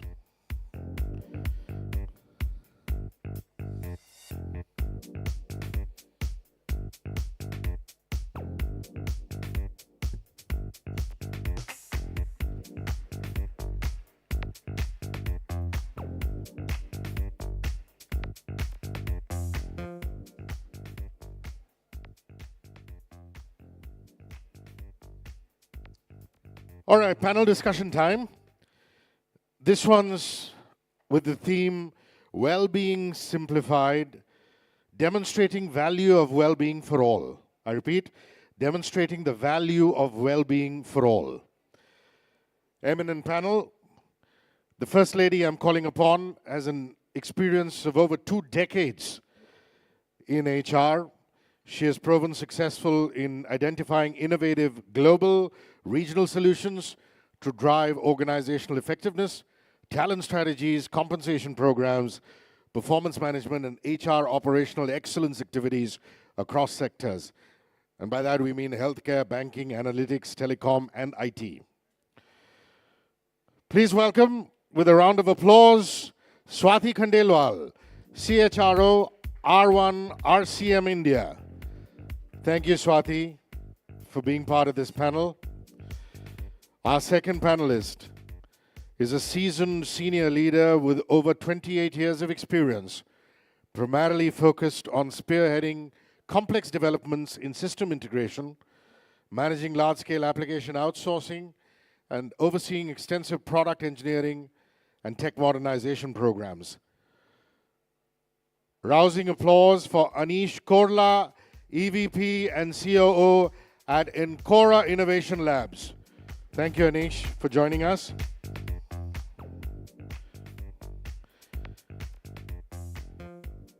Our next panelist in the past has occupied the position of Global Head Small and Medium Enterprises Banking at Standard Chartered, Director Cards Business at Citibank in Jakarta, Director Cards Business at Citibank Hong Kong. He's also a member of the Institute of Chartered Accountants of India. Please put your hands together for Murali Natarajan, MD and CEO, DCB Bank Limited. And we're very happy to have this panel moderated by somebody who leads the consulting practice at Great Place to Work India, has been with the organization for a decade. She's responsible for leading and shaping the growth of the practice and creating positive impact for clients. She holds accountability for overall client acquisition and management, along with leading sales and delivery teams. Her team has delivered large-scale transformation projects, ranging from workplace culture assessment, people practice evaluation and redesign, leadership capability building, and DEIB interventions. To moderate, please welcome Delnaz Elavia, Practice Head Consulting, Great Place to Work India. Delnaz, can we have you on stage, please? Please take your seats, all of you. Thank you.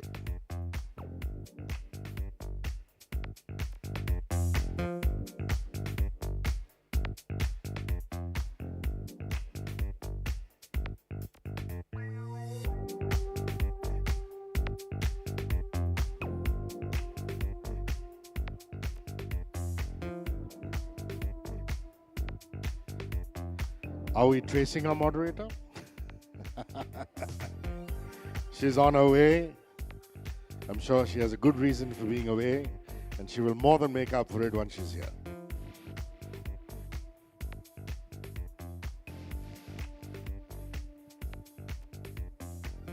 Please do go to the HDFC ERGO General Insurance YouTube channel to see the Love All videos. Follow HDFC ERGO on socials and tell us what you feel about this Wellness Confluence. It's very, very important for us to engage with you. And thank you so much for being our wellness ambassador, all of you who are here.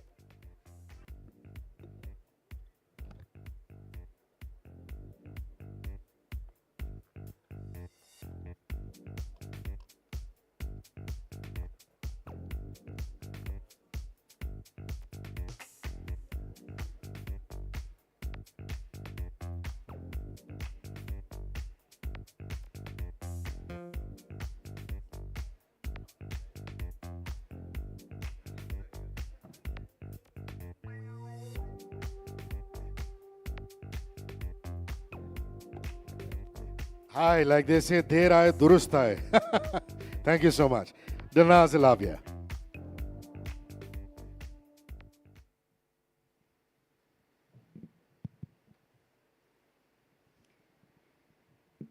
Thank you so much, Rishikesh, and thank you so much, three of you, for joining us today.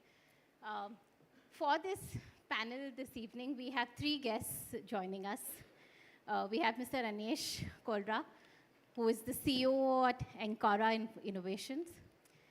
We have Swati Khandelwal, who is the CHRO at R1 RCM. And thank you for joining us, Mr. Murali Natarajan. He is the MD and CEO at DCB Bank Limited. Such a privilege to have all three of you today on stage. Thank you so much for joining us. And let me start out by congratulating each one of you because organizations like yours really lead the way when it comes to shifting the health and well-being paradigm in the workplace. So thank you for leading the way for a lot of organizations such as ours. Thanks a lot. I want to start this panel by, maybe addressing the same question to each of you. And to start off with, maybe Anesh, you can take, the first shot at it. How has the overall paradigm of health and well-being changed for each of you in your organizations in the last 1 year?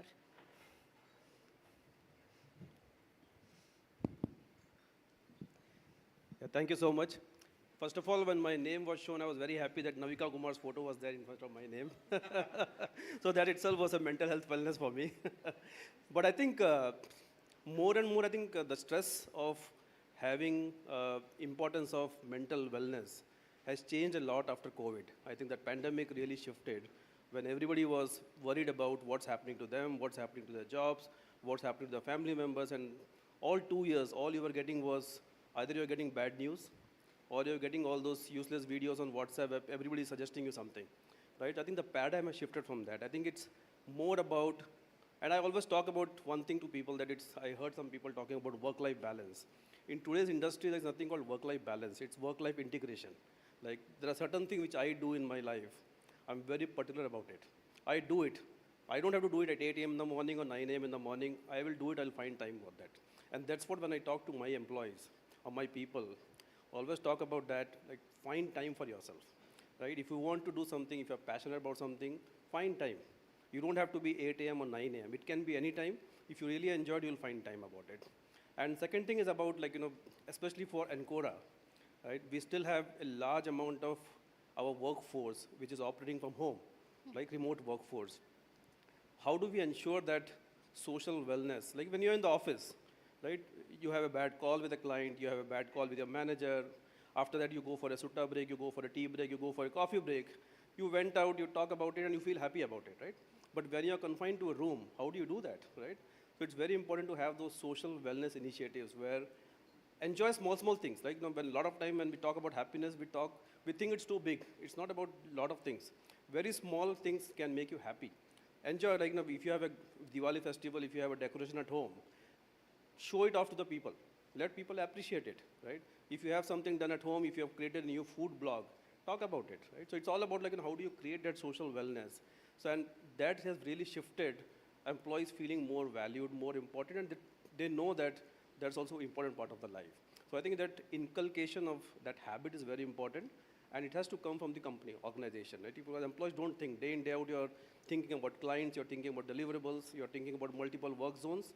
It's all about how do you inculcate that habit in the employee's mindset and taking it forward.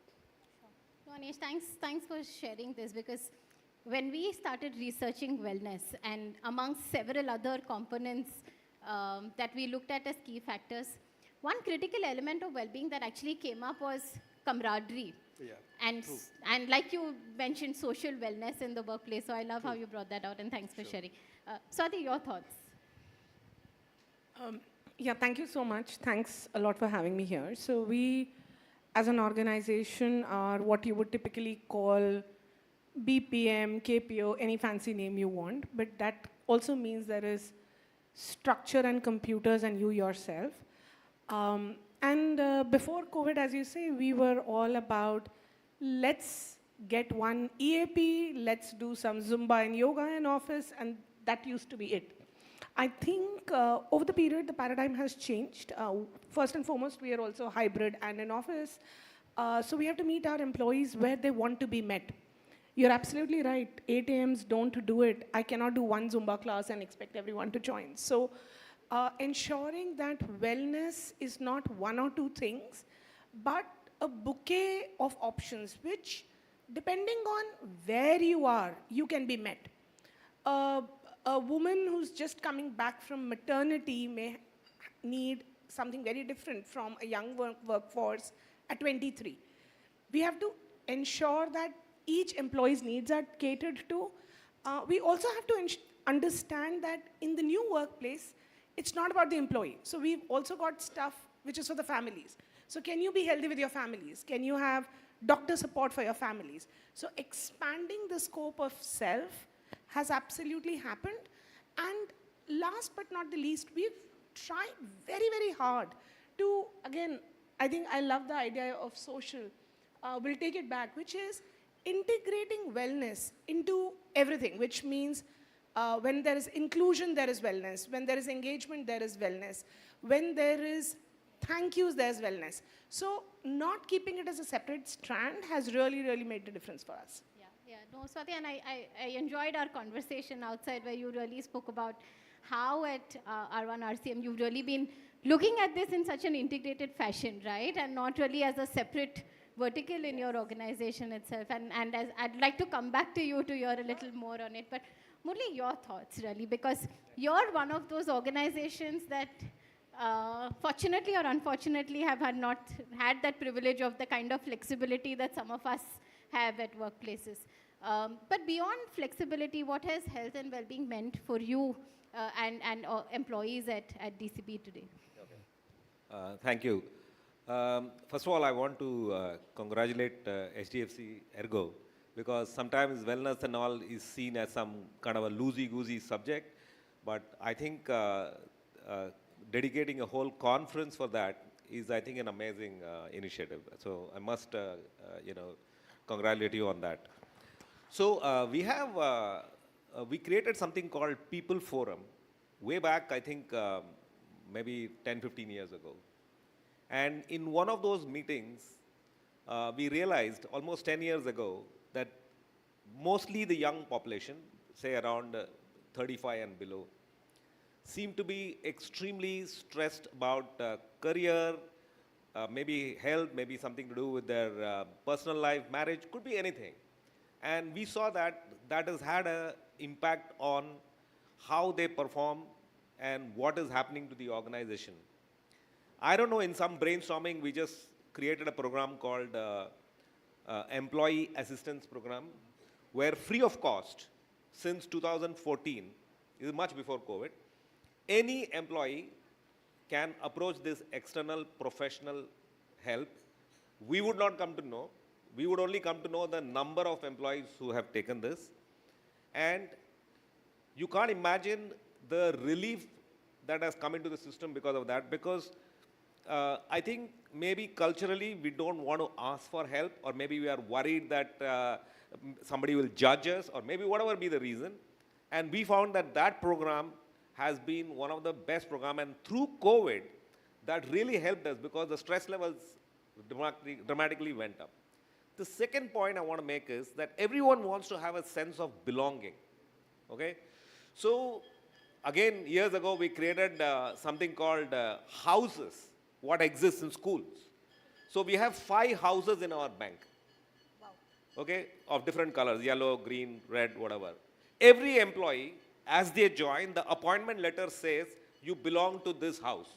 You could be in credit, you could be in business, you could be anywhere, junior, senior, vice president, president, doesn't matter. You will be in a house. The house has a captain.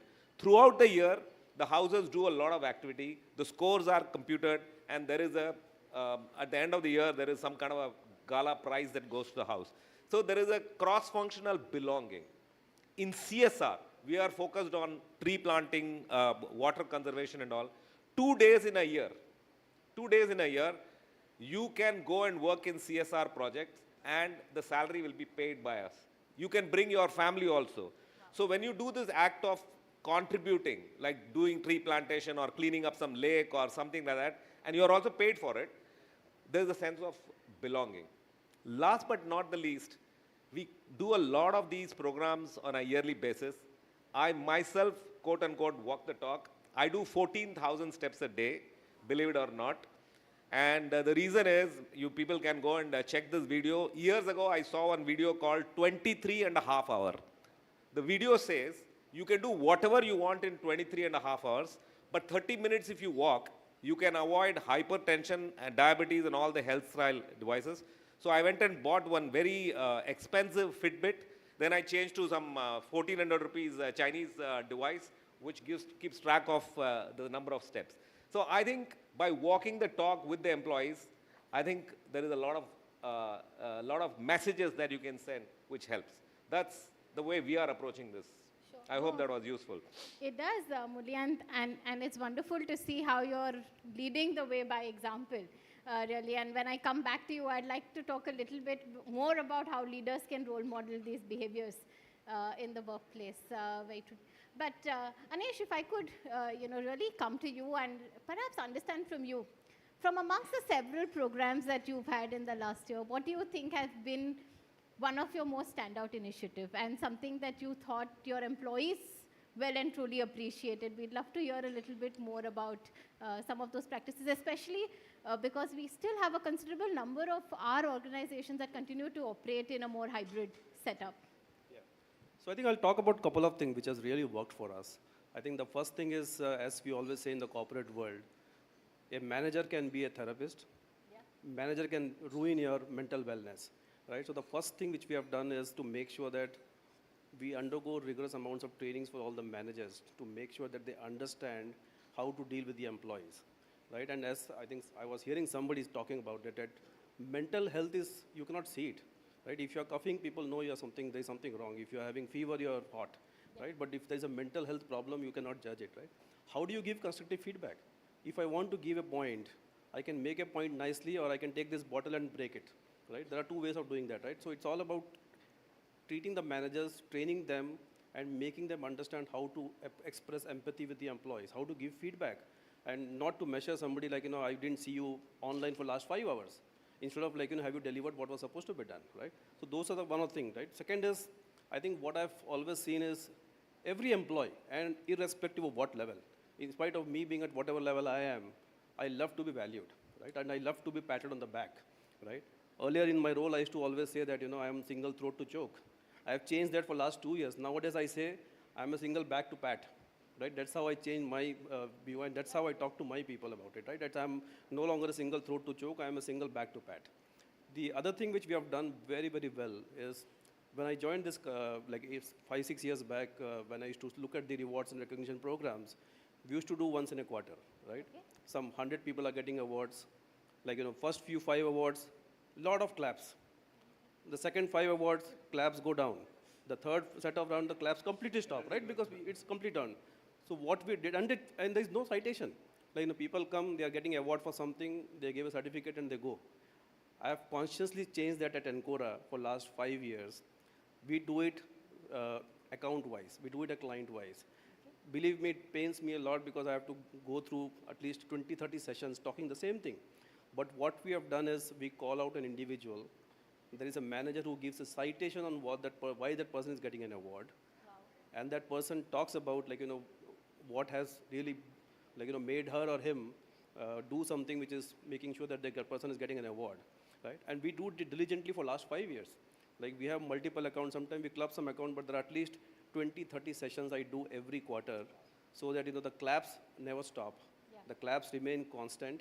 And people feel valued. I'm getting an award, there's a citation, I'm talking about it, and then we have a wall of fame where people get, of course, because of remote workforce, people don't come and see it, but there is a wall of fame, yeah. Right? I think those two initiatives have really helped us change the mental paradigm.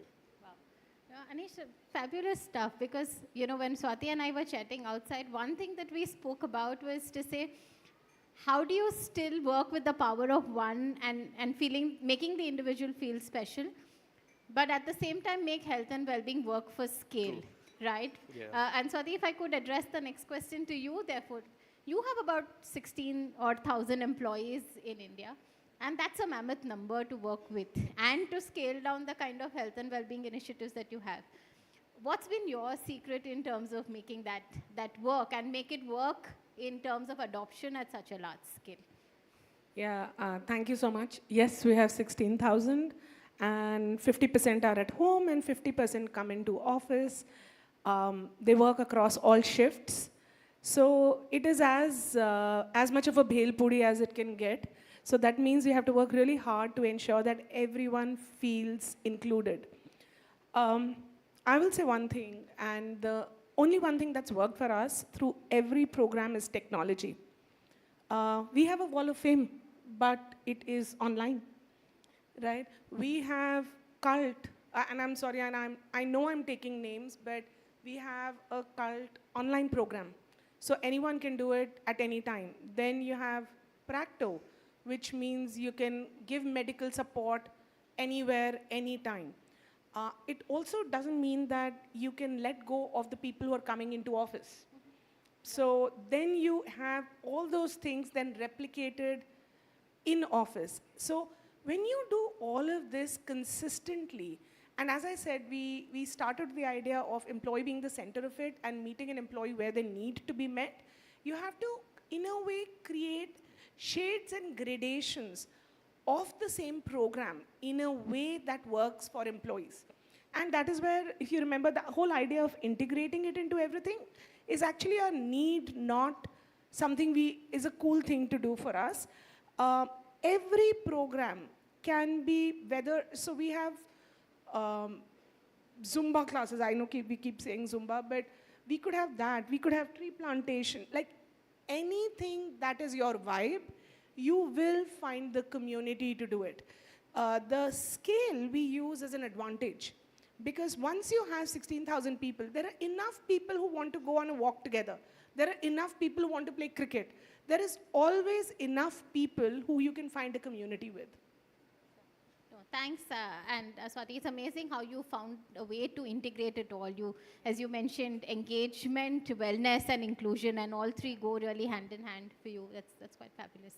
Murli, my question to you is really on role modeling because you shared your own personal experience and you're such a fabulous role model yourself. A lot of times the challenge that I've seen organizations face is that they have some wonderful programs on paper, right? Which means they've signed up with multiple partners, they've got some fabulous practices, but adoption has been a challenge. And primarily the organizations that addressed it to two things, communication and leadership, really role modeling it right from the front.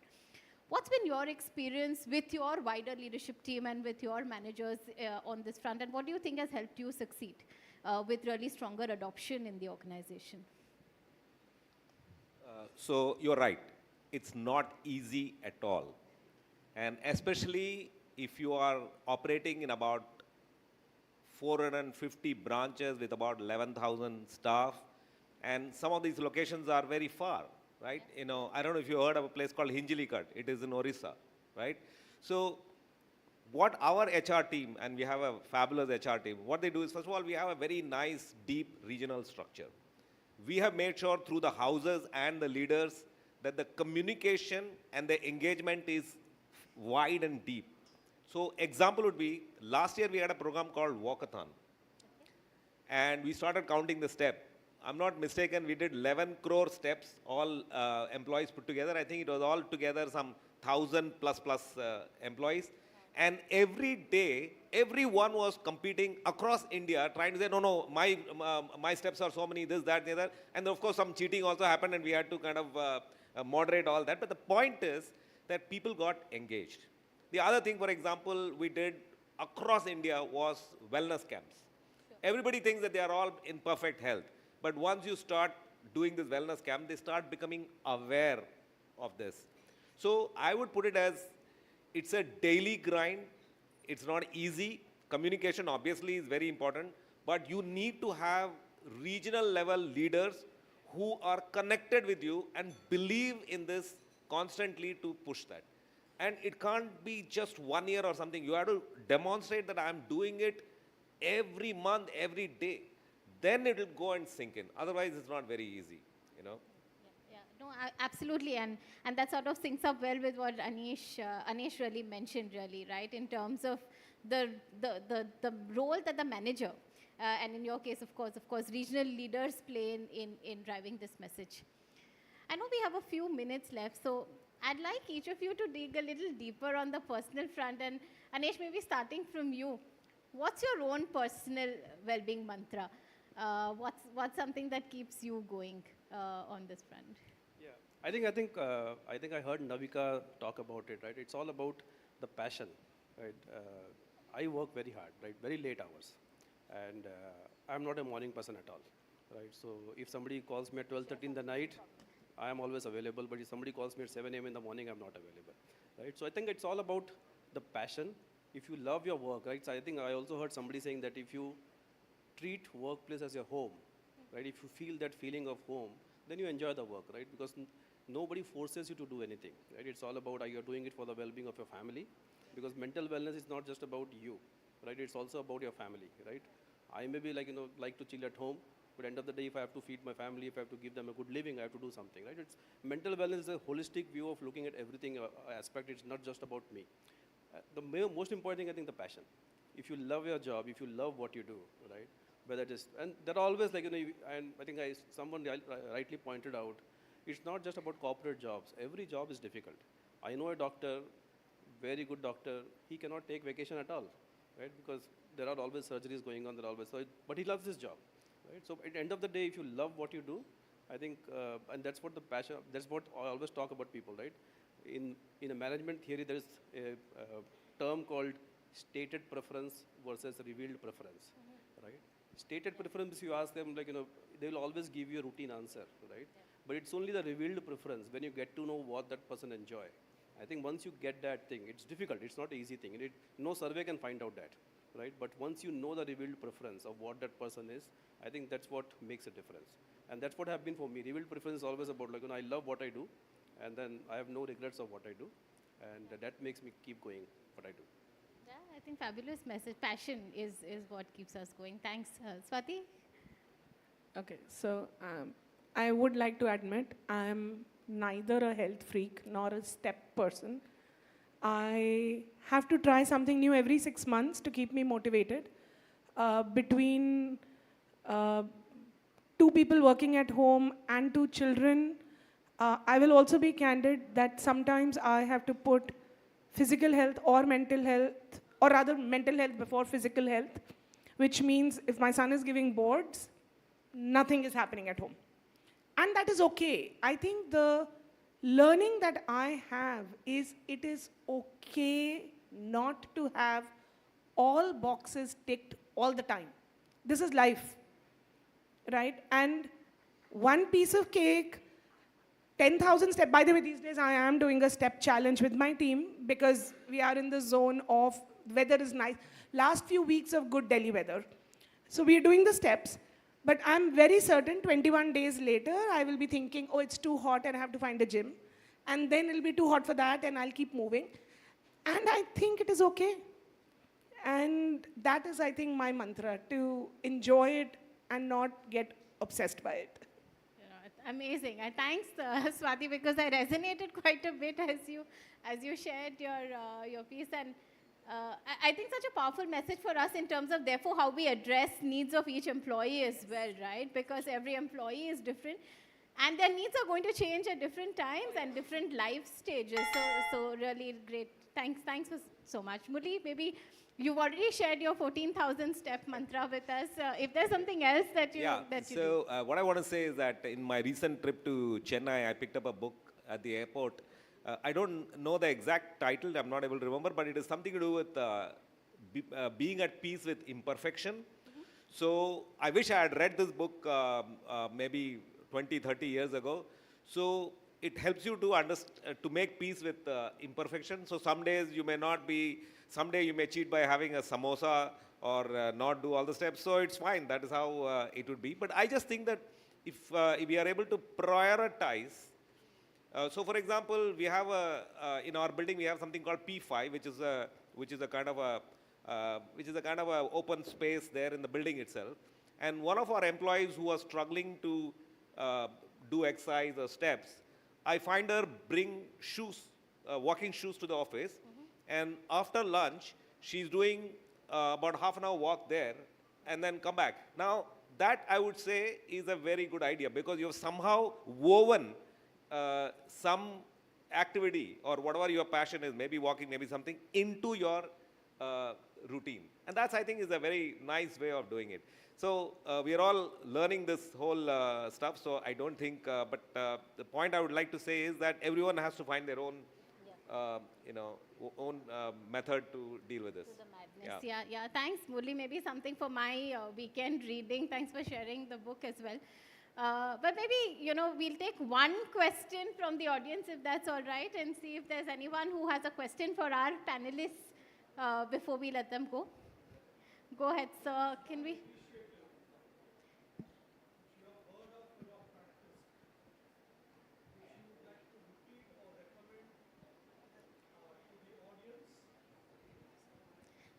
would it be? Hello, yeah. Yeah. Which is one employee wellness initiative which you have tried, heard of, which you would like to recommend to the audience or take a vote from the audience so that we can have a checklist of possible initiatives to use in our organization. As you rightly said, the claps become softer and softer. That is one of the things of all wellness initiatives. It's a self-limiting initiative in that sense. Thank you. Yeah, please go ahead, Swati. So this is the one we're doing right now. We've realized that, and again, no judgment here, but we've realized that anything in India with cricket works. So engage, and again, it's a workforce demographic. So our company is called R1, so we have R1PL going on in 6 locations. We play every weekend. Every leader is part of one team or the other. We keep scores, we update it on YouTube. We do a lot of activity around it, but that one really works. Including ladies cricket. Oh, yes. Yes, everything. So we have, actually my team right now is in the finals and they're going to play on this Saturday. So yes, we do that, and each location has to have at least, so as I said, we integrate everything. So inclusion, engagement, and wellness are all integrated together. And again, a small story, one person from my team actually works out of somewhere in Himachal, refuses to come back from remote work, but for the cricket tournament is staying with his brother-in-law for 3 months because he wants to play cricket with his friends.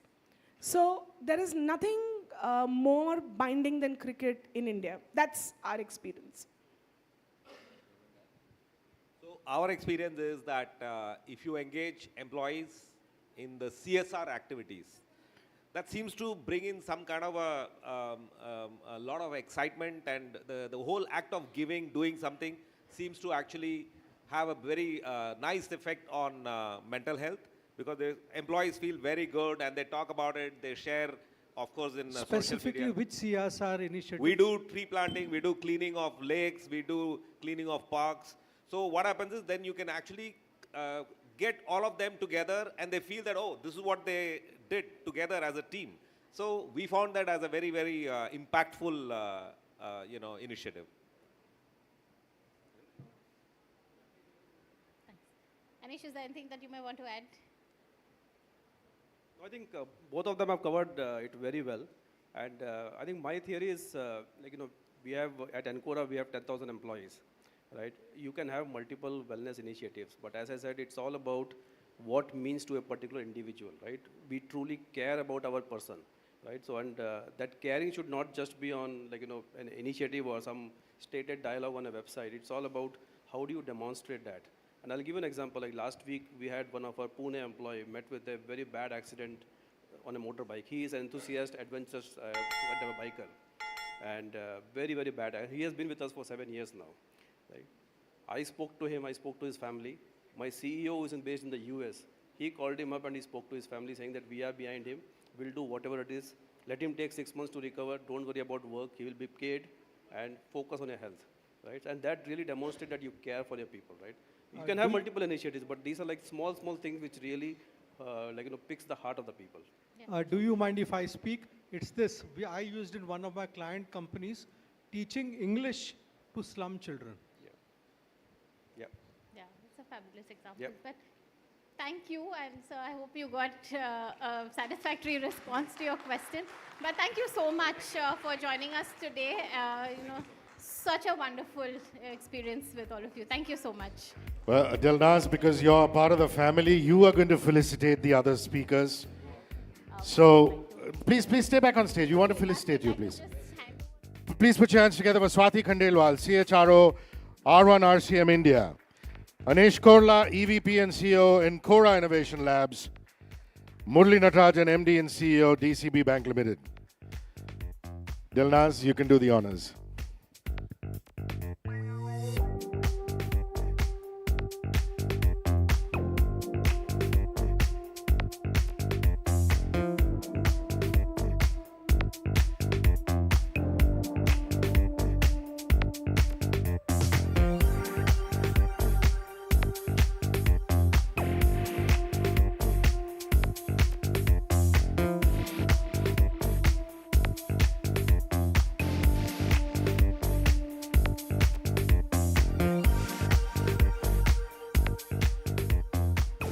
Okay, just a quick one. Outside, there's a Wellfee point.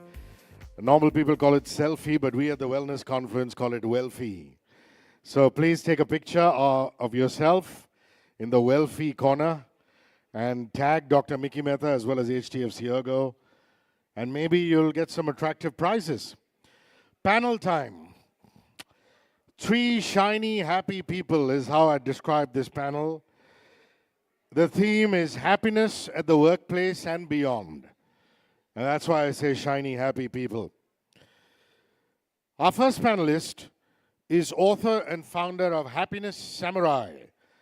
As the name of his company suggests, he's a happiness master. He comes with over 25 years of expertise in the well-being space. I've read his book. I've had the good fortune of chatting with him. He really is a happiness samurai. Please put your hands together for Manny Anchan. Manny, can we have you on stage? Nice coat, Manny.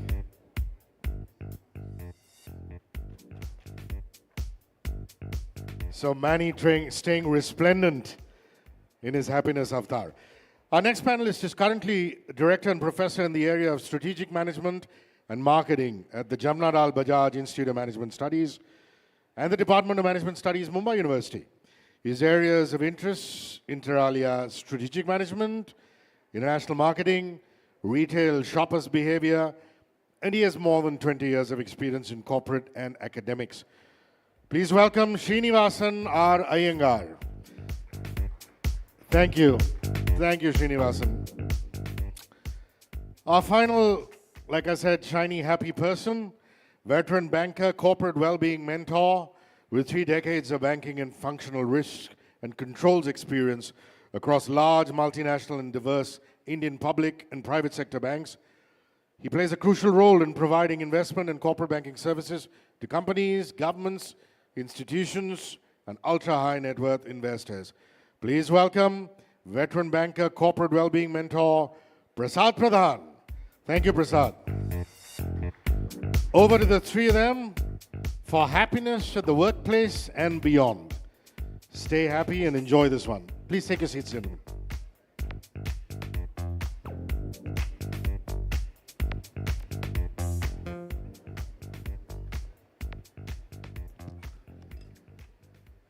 So, yeah, good evening, everyone.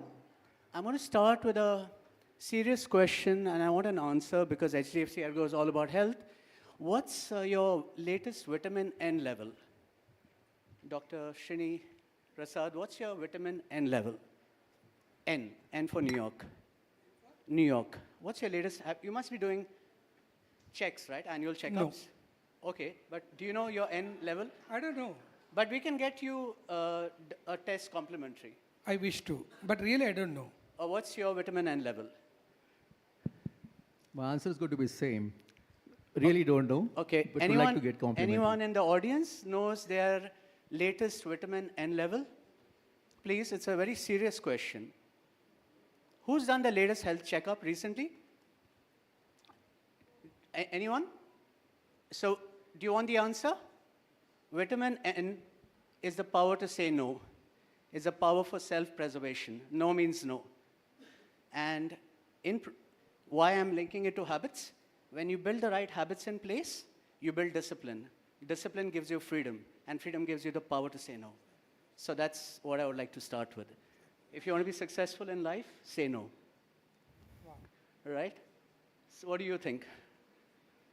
You're an esteemed professor, and what's your view on vitamin N? Power of saying no. Yes, what do you think?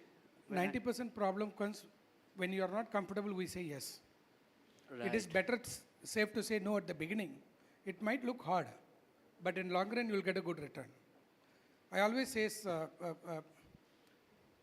while search of silver, we lose platinum. True that.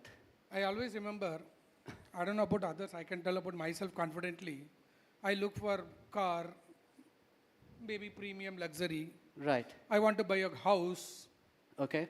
I put all my energy, my effort, time, so and so, whatever you say, 8 to 12 hours in a day. Okay. After got everything, I'm saying nowadays, money can't buy happiness. If could have known this 20 years before, my health will be good. We lose everything. After getting money, we search for reverse. Absolutely. That's the life is all about, I feel. Okay, I want to ask, before I dive into your question, I'm going to ask Prasad. Prasad, what makes a woman truly happy? Well, that's a challenging question. I know even God doesn't know the answer, but I'm going to ask so you one can be diplomatic in answering this question. But yeah, the most important, what we always believe, and I personally believe, is the respect. Perfect. Respect, recognition, and that substance, what we talk about, is that giving that presence credential in anyone's life, Absolutely. regardless of gender. So the answer in the right wording is for a woman's voice to be heard. That makes her truly happy, and I think India is waking up to that. HDFC ERGO has amazing women leaders, Sudakshana right at the top leading the way. So I think it's time for New India to have amazing women leaders at the top, and women want their voice to be heard. Professor, since you are very, very clever, very, very intelligent, what makes a woman truly happy? Good question, asking wrong person. Probably if I could have asked this question, I could have brought my wife here. Okay, but you want to give it a shot. In an idealistic world, what makes a woman truly happy? To make their comfort zone. Don't enter into their comfort zone. Okay, so can I link it to the fun answer? Now I'm going to give a fun answer. That was a serious one. The fun answer, what makes a woman truly happy in an idealistic world is a man with no voice and no voice. Absolutely. Right? So that makes her very comfortable. So Prasad, I'm going to start with a question for you. How can one face or prepare to manage the family's self-medical exigencies while being in demanding corporate work culture pressures? The question closest to my heart, which I lived maybe for the last couple of decades. The most important, and which I always talk about, are the 3 A's, which I say. First is assess the situation. Once you assess the situation, accept the situation, and then accommodate the situation. In today's day and age of a corporate world, it's quite tough for any employee and employer as well to accept any medical situation or the exigency in the life. And I really compliment HDFC ERGO for being the first in this entire domain to start this initiative. Amazing, yeah. 1 year back, and which we can see the fruits on the pathway. This is unsung, but the most critical aspect, which is the need of an hour. Okay. And many times in the corporate world, it's a fear which makes employees to not speak about it, not being vocal about it. Fear of that missing something in the life, fear of missing my promotion, fear of missing my career aspirations in the life. But that is something which, if any organization can understand and give that comfort level to any of the employee who needs that kind of just keeping the shoulder around, the arm around, and giving that confidence to the employer that we are with you. That's most important. Otherwise, that belongingness from the employee towards the organization would be missing, and there will be always a fear factor. But once and any time the organization is with the employee is always with you. Okay. That's for sure. Great. So, Shrini, what advice would you give to the graduating class of 2024? You run one of the dream institutions in India. How can individuals navigate the challenges and uncertainties associated with career transitions? I'm sure they're asking you this too. It's a wonderful question. I'll put it in simple, lucid language, not necessary for MBA students, even to everyone. You know where do you want to achieve? Absolutely. What are the resources you have? Right. If you don't have a resource, how can you build the resource? How do you bridge the gap? Right. And today the same thing happening, navigating employees, even to the corporate. World is so dynamic.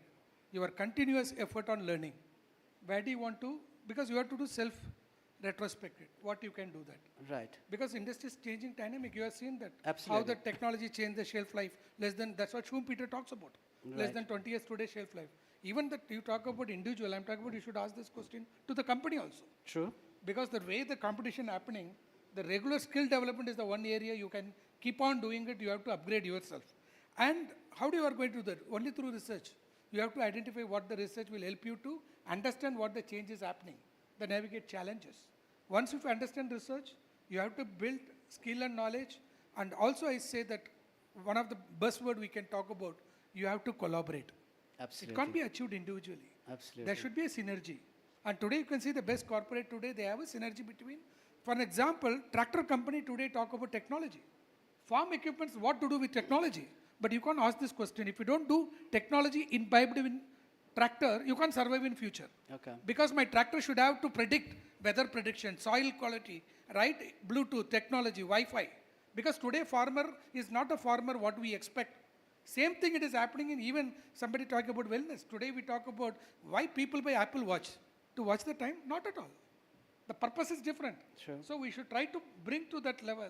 Individuals also, we have to keep on upgrade constantly. Individual is the basic necessary things. Great. Prasad, what about you? To add to what Srinivas just mentioned to that, and again that correlates to the actually the well-being or the wellness of the employee.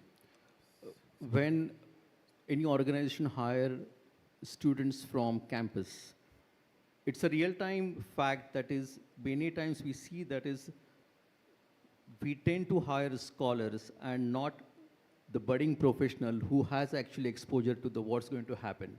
Right. Being the proud alumni of IIT Bombay, and I could see sir sitting here, I'm so proud to see that is the application-oriented learning is currently the need of an hour and it's getting executed. Mm-hmm. Thanks to our PM, that is, they have already actually introduced this in the most of the curriculum under NEP policy 2020. But at the same time, when we talk about the well-being of the employee, this well-being and making the newer hires, the budding professional, it's most critical.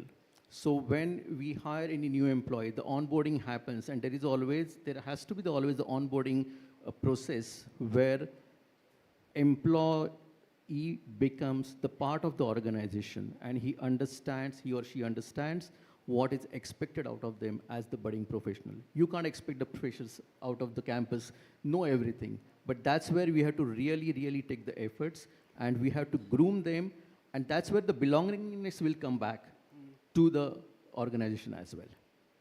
Okay. So, I mean, I'm going to close the session. I was a career banker for 25 years. I worked in India and globally, and I moved into the space of happiness and mental health. And I think the only advice that I give when I speak all over the country to corporate institutions and educational is make yourself 1% better than the previous day. If you work on your craft, everything will come to you, you know. So basically compare yourself with what you did today, were you better than yesterday? If you do it for weeks, days, months, years, you become unbeatable. I think, and then you don't need to worry about external factors guiding you. You control your price, and then companies will come and say, you know, come to this company and join at this price, this position, etc. So we're running out of time. Thank you so much for this wonderful discussion. I had a question for you. I'm not sure if I can ask. Yeah. Okay. I think we're going to cut the segment right now. Right. We're out of time. Thank you so much. And Yeah. Happiness we can. I'll call that. am I allowed to ask that question? Yeah. Okay. Yes. Yeah. So I wanted to ask you, how can you measure happiness quotient at, let's say, a workplace? Happiness is absolutely subjective in nature. It can be quantifiable. It is measurable. I'd like to request Ashish Ambasta. Please come on the stage for a couple of minutes. Just tell it about what are the micro and macro environmental factors. Because it differs country to country. When you talk about that happiness, it differs. What are the indexes we can develop? Can you be able to highlight for a couple of minutes, please? So I'll just take 2 minutes. One is tomorrow is 20th of March. Tomorrow is World Happiness Day. And 2012 was the first year when United Nations came out with their happiness index of the country. India is one of the lowest ranking country according to that particular survey, what they measure is only macro condition, which is about what is your positive effect, what is your negative effect, what is your life satisfaction scores, social support, and freedom to choose life. What we have done, somebody has to work on this particular context. We have also ensured that we start measuring the micro conditions, which is about your relationships, your achievements, your work life, as well as the context in which you operate. So when you combine both micro and macro conditions, then your true happiness is something which can be measured. You may read about this tomorrow in the morning in the Economic Times. The report will come, which we have done for the third year. India as a country should be happy, and I think initiatives like this is going to take us to that particular direction. Thank you very much.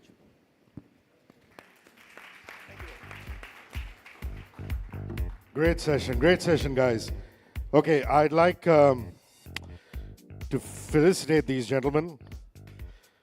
Can we have Sriram Naganathan, President and CTO at HDFC ERGO, to felicitate Manianchan, Srinivasan Iyengar, Prasad Pradhan.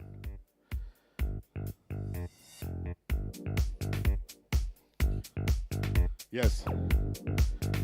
Thank you, Sriram.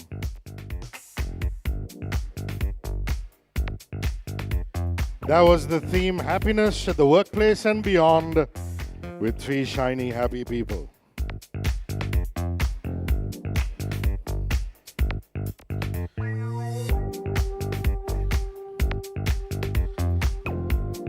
A photo opportunity, and while I'm introducing the next speaker, we'll request production to remove the chairs and tables.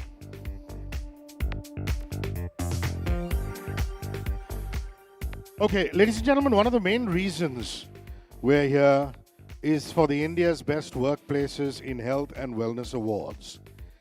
Now, before we deep dive into those awards, we thought it's important for you to understand certain essentials. I'd like to invite the Head of Research and Insights at Great Place to Work. He has about 10 years of experience in different areas of research with organizations like Deloitte and Gartner, to give us some really important insights on Great Place to Work, India's Best Workplaces in Health and Wellness Awards, the research insights. Please welcome Suparna Banerjee.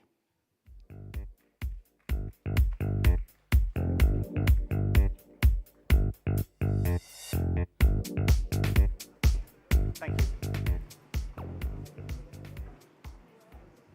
Hi. Good evening, everyone. For the release of the list of best places to work. But before we go into it, let me share a few insights from our research of what we have understood of the best places to work in India for health and wellness.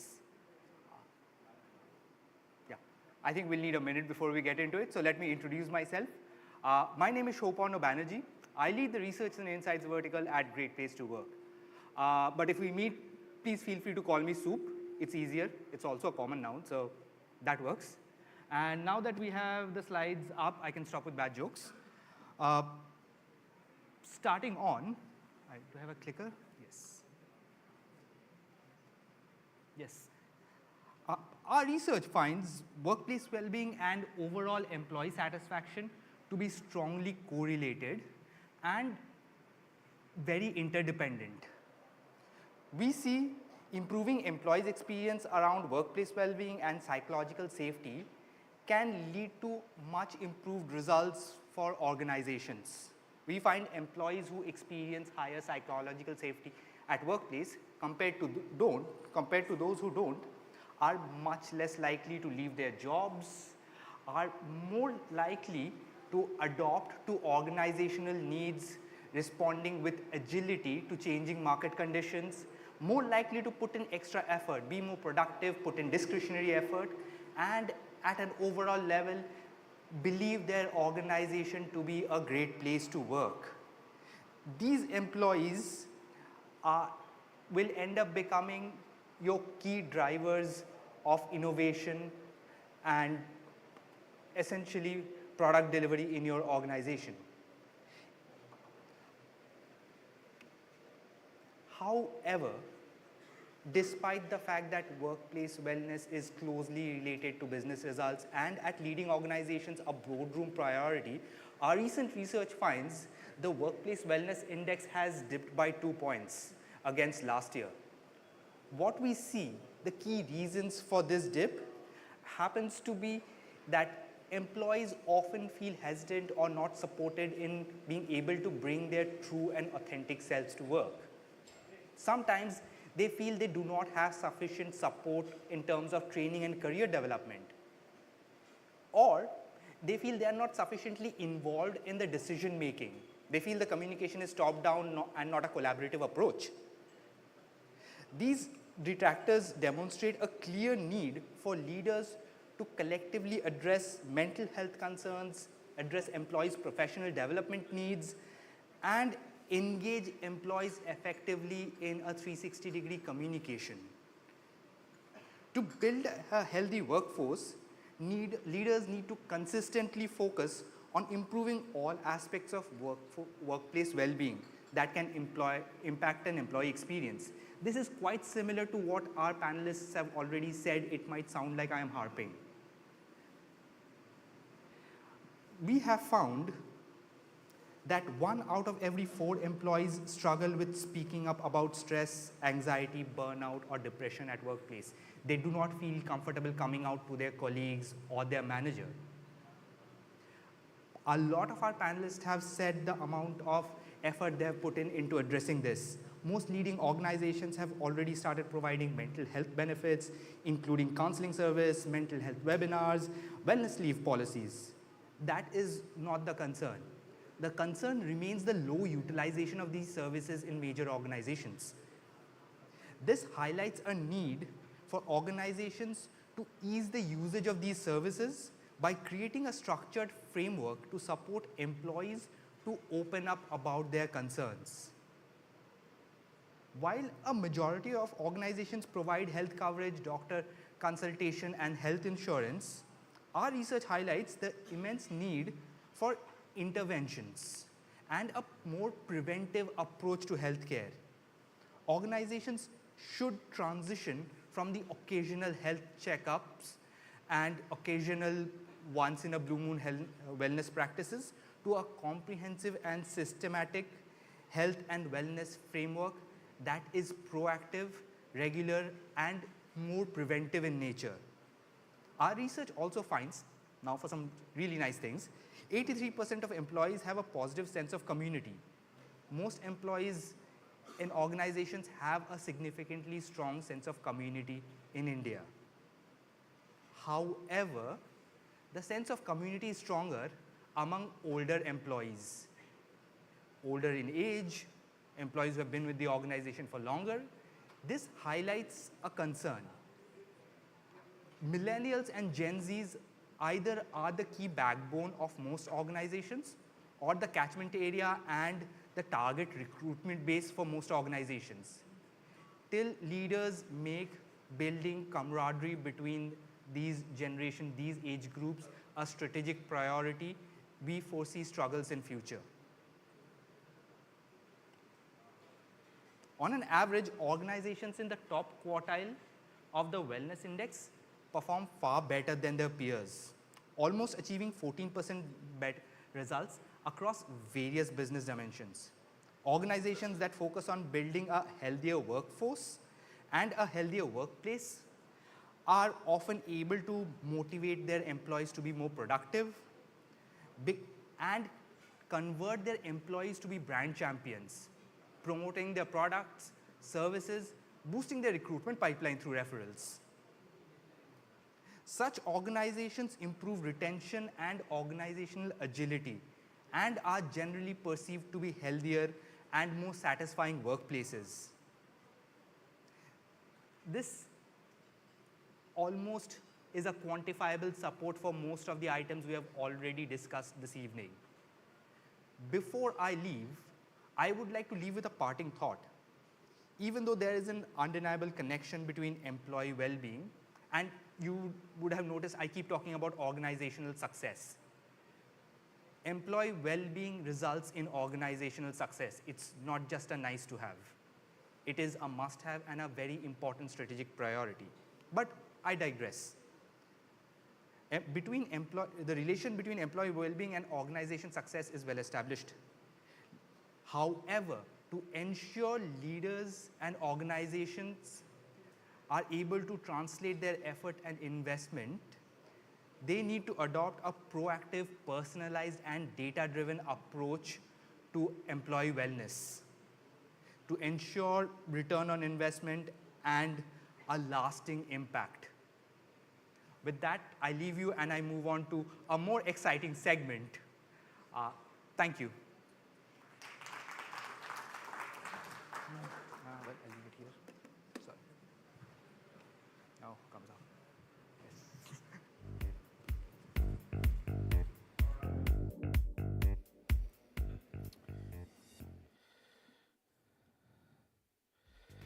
Thank you for giving us an insight into the category that we're going into right now.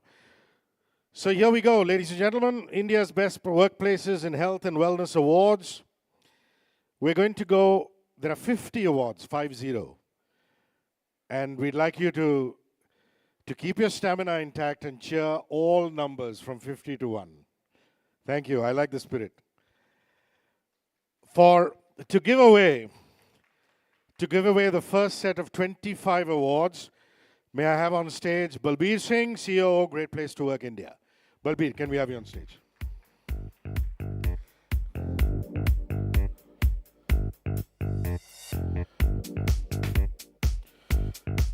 Okay, awards ready? Let's do this.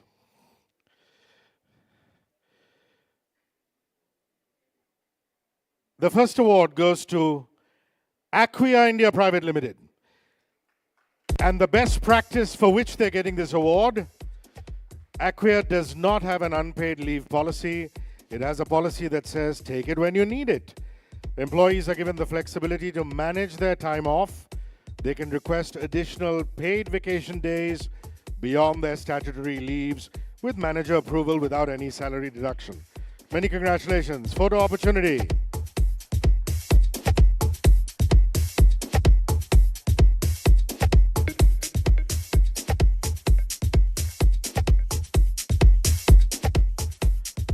The next award.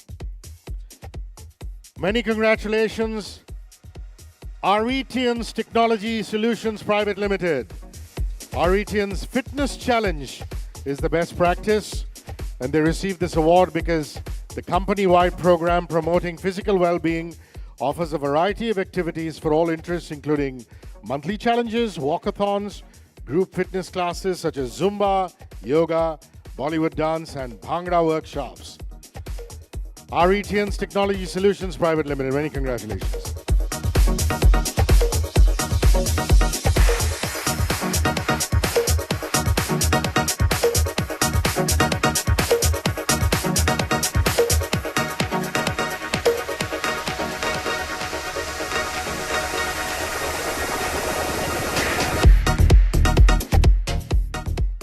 The next award goes to Aristocrat Technologies India Private Limited. And their best practice, Aristocrat's Restore Resilience Program. It empowers employees to build healthy habits in sleep, stress management, exercise, and nutrition. It's a 12-week program that tackles challenges like participation, long-term engagement, aiming to foster a culture of well-being. Aristocrat, can we have you on stage, please?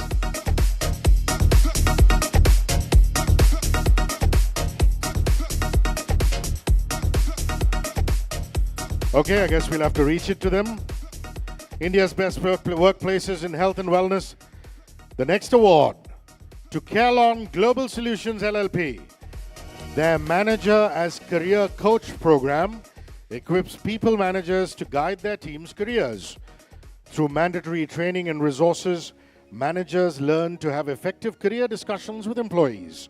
Monthly capstone sessions allow managers to share learnings and best practices.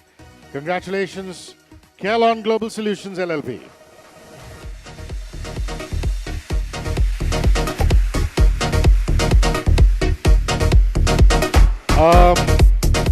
One second, you've got the wrong You've got the wrong awardee. Now it's correct.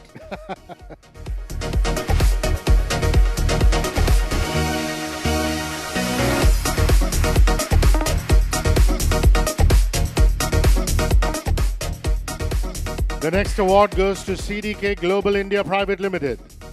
And the best practice, CDK Global offers a flexible work policy within their fully work from office model. Employees can work remotely for up to 5 days to address personal needs without formal approval. Additionally, most employees can choose their work hours with exceptions for teams requiring a specific login schedule for business reasons. Congratulations, CDK Global India Private Limited. Sorry, you'll have to ignore the screen in the back. Your award is fine.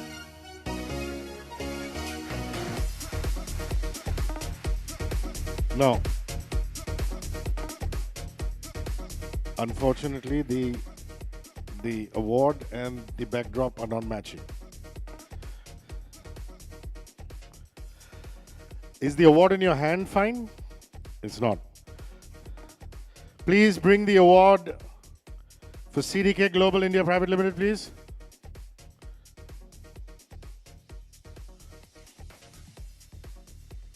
Shriram, can we have the award for CDK Global?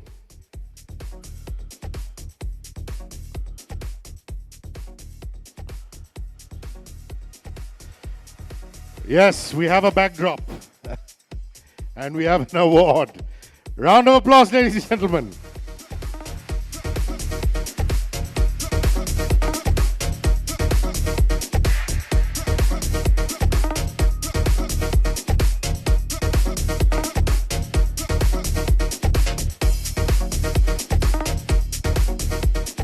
Our next award goes to CGI Information Systems and Management Consultants Private Limited.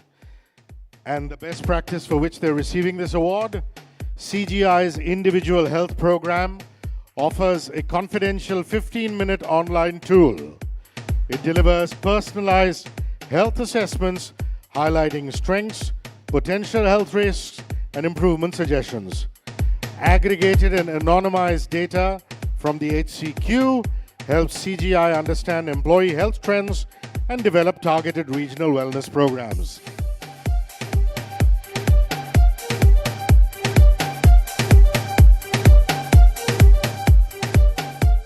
Our next award winner at India's Best Workplaces in Health and Wellness, Citius Tech Healthcare Technology Private Limited. And the practice for which they're receiving the award, Citius Tech's Moms We Care program, goes beyond standard maternity leave, offering support for expecting and new mothers.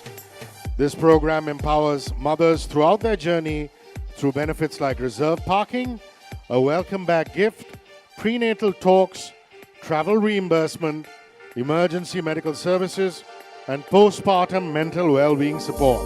Well done, many congratulations.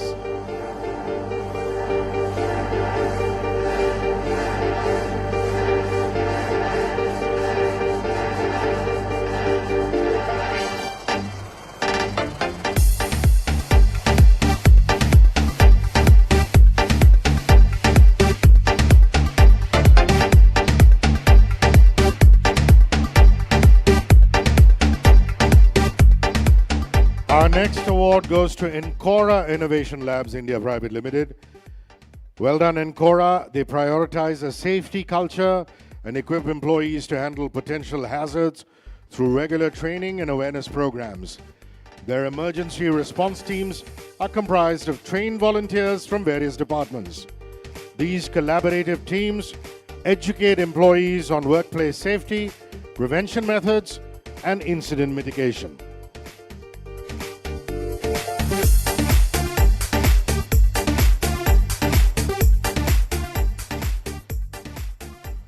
Congratulations, Fingent, for the next award.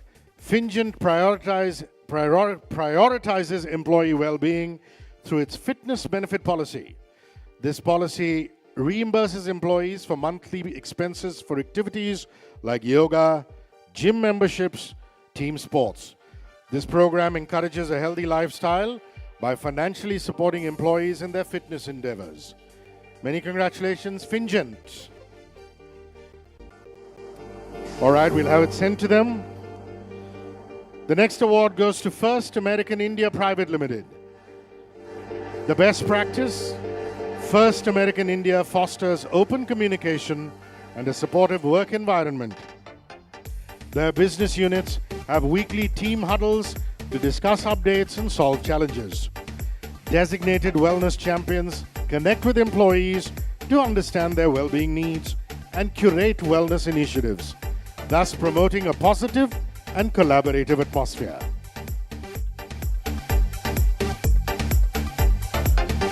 Many congratulations to our next winner at the India Best Workplaces in Health and Wellness, Forbes Marshall Private Limited. Forbes Marshall fosters, come on guys, you can give them a clap. Forbes Marshall fosters open communication through M16. With regular one-on-one meetings, this program empowers employees to voice their concerns openly about their work and workplace. Their high HR to member ratio ensures accessibility and a focus on member experience, aiming to transition concerns into positive outcomes.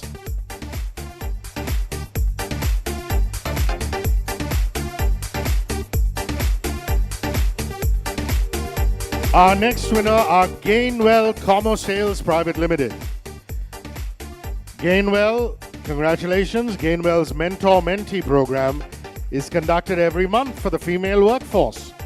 The senior women are assigned mentees who call and check the emotional well-being of the mentors.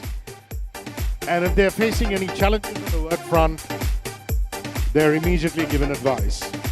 Well done, Gainwell.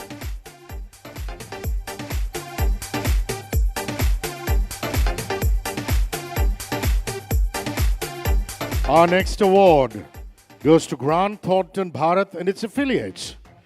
The best practice, Grant Thornton prioritizes environmental well-being by tackling environmental stress. They use emission protection technology that utilizes chips to mitigate the negative effects of electromagnetic emissions from electronics. Following employee feedback sessions and heart rate analysis, Environix chips were installed, leading to an average resting heart rate reduction of 9.29%. Well done. Our next winner is H&R Block India Private Limited. Come on, claps please. Keep the pepper up. H&R Block prioritizes employee well-being with their annual reboot, a paid week of leave for all associates to disconnect and recharge.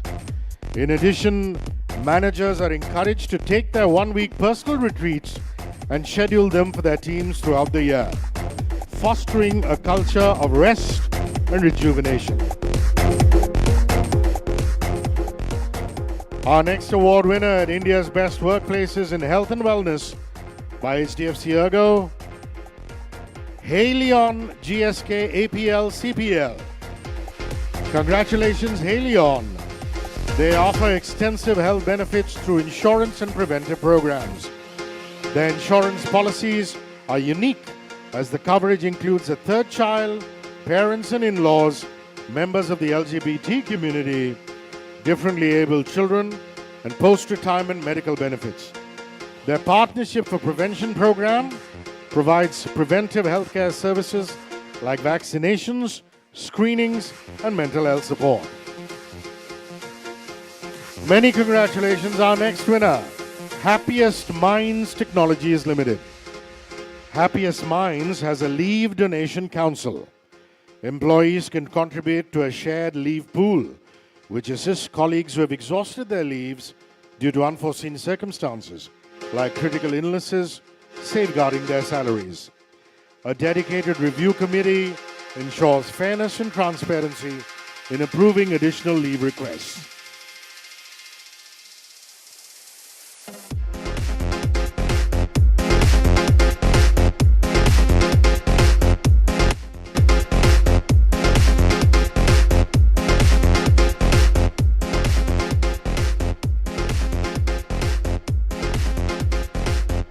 India's best workplace in health and wellness.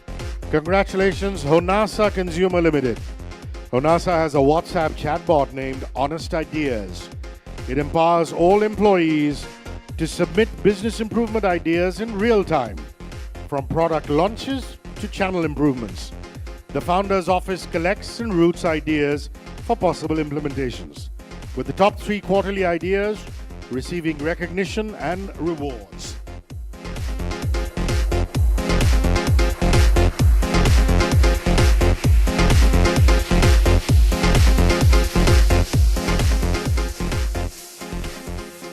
Many congratulations, Indegene Limited. Indegene's decade-old program, My Health Matters, is tailored to meet a diverse workforce's varied health requirements and promotes an environment conducive to health and productivity. The program's philosophy, Get Fit, Eat Right, Stay Healthy, emphasizes a holistic health approach addressing physical fitness and mental and emotional well-being.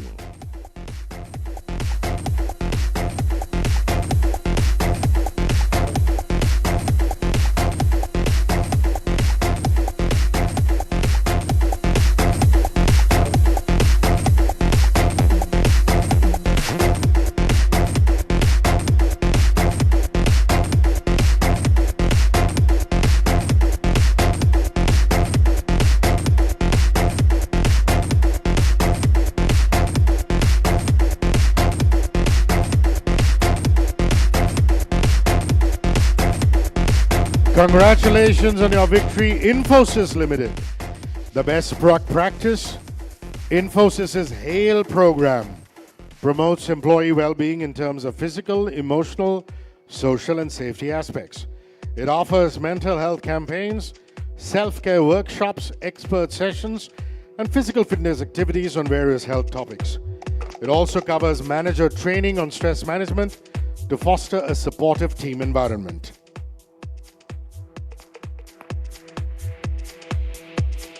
Many congratulations, JSW Steel Limited. JSW Steel offers a financial incentive to senior employees who choose EVs, electric vehicles, under the company's car lease policy. Those who opt for EVs will receive 5,000 rupees per month for up to 5 years or the lease term, whichever is shorter. This program encourages employees to switch from fossil fuel-powered vehicles to EVs. Congratulations, JSW Steel.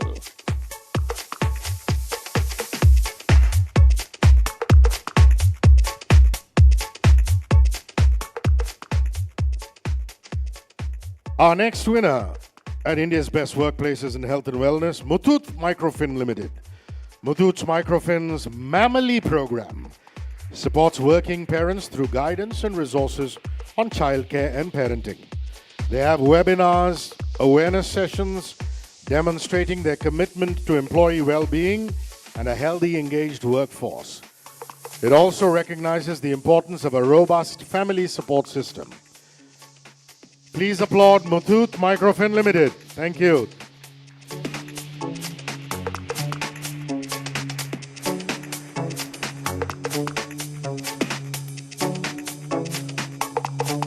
Our next winner is Mintra Designs Private Limited.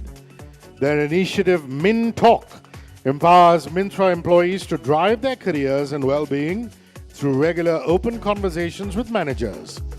Employees set the agenda here, guiding discussions on career goals, skill development, and overall well-being. Managers act as coaches and foster a supportive environment. Well done, Mintra Designs Private Limited.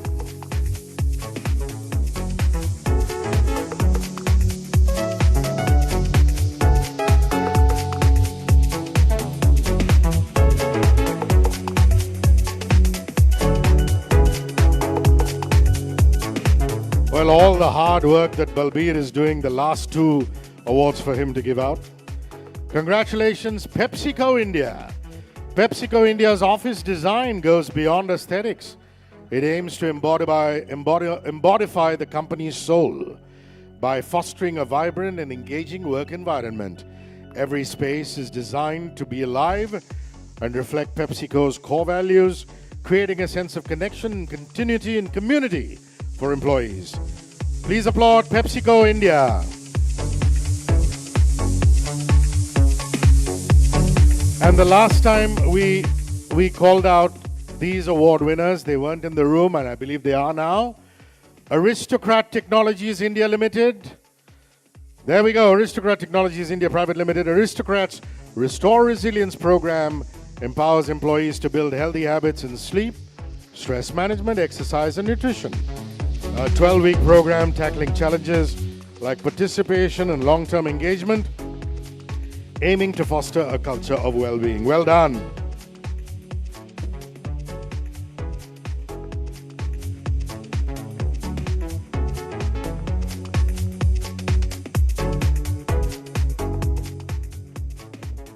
Thank you very much, Balbir. To give away the next set of 15 awards, please welcome Yashaswini Ramaswamy, CEO, Great Place to Work India, and Anuj Tyagi, Joint Managing Director, HDFC ERGO. Thank you very much. The first winner in the next set, Pitney Bowes India Private Limited. Pitney Bowes Global Women Inclusion Network, commonly known as PB-WIN, offers their female employees networking, mentorship, and learning opportunities. Could I request for a big round of applause? We need energy in the room. These companies have done so well. Congratulations to all of you. Let's celebrate. PB-WIN offers their female employees networking, mentorship, and learning opportunities. Their activities include panel discussions, leadership updates, celebrating women's achievements, and under this initiative, Explore, Engage, Empower. The program provides a 4-month training journey for creating more women leaders. Many congratulations, our next winner at India's Best Workplaces in Health and Wellness, Poonawalla FinCorp Limited. Poonawalla FinCorp offers an on-call nutritionist to help employees develop personalized healthy eating plans.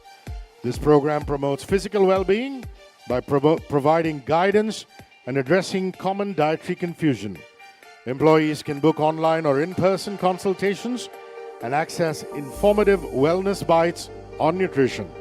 Well done, Poonawalla FinCorp Limited.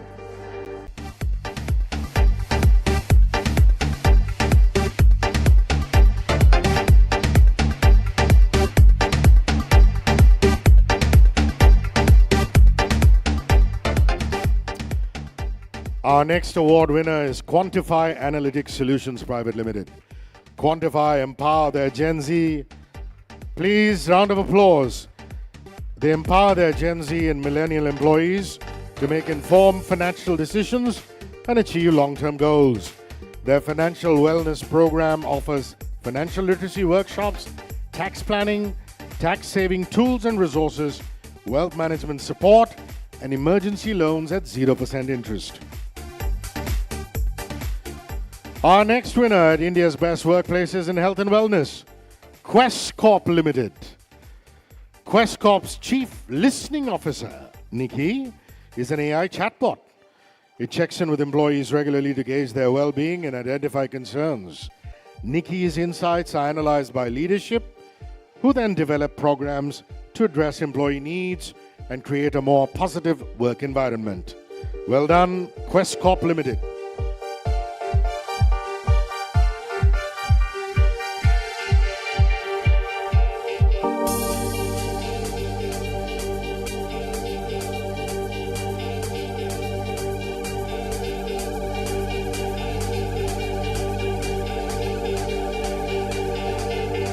Our next winners are Randstad India. Randstad India prioritize employee well-being with CYC Fridays.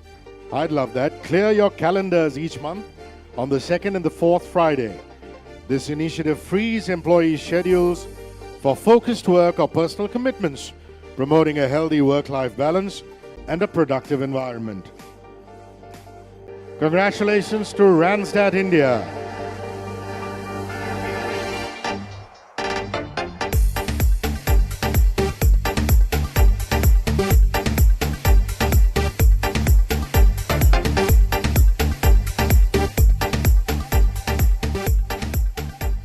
Please welcome with some applause our next winner, SBI Cap Securities Limited. Fitopia is their dedicated employee fitness initiative that promotes a workplace well-being culture. It offers a variety of employee fitness activities such as yoga, health talks, marathons, and gym access to encourage regular exercise and healthy habits. Many, many congratulations, SBI Cap Securities Limited.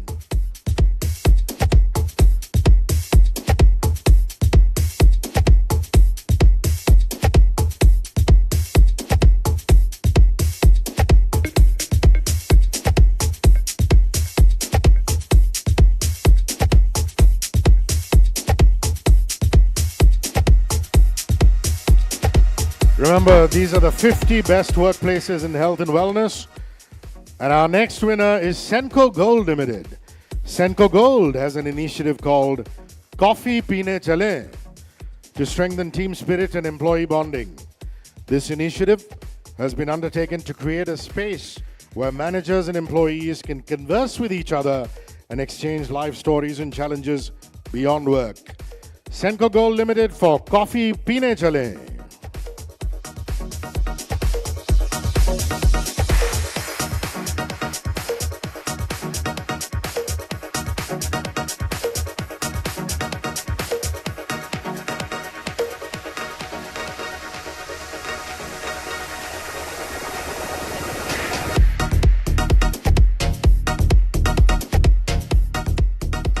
Our next winner, Shoppers Stop Limited.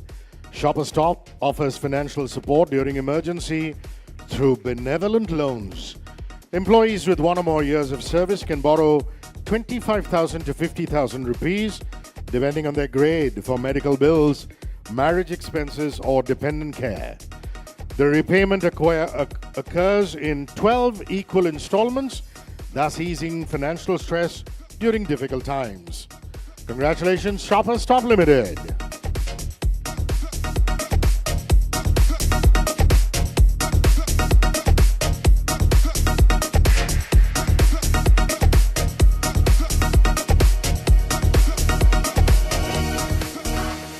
Our next champions, Shriram Finance Limited. Shriram Finance prioritizes employee well-being through a multi-channel approach. They offer a comprehensive healthcare package, regular wellness programs, mental health support, and work-life balance. This has resulted in positive business growth, improved engagement, and zero layoffs during challenging times.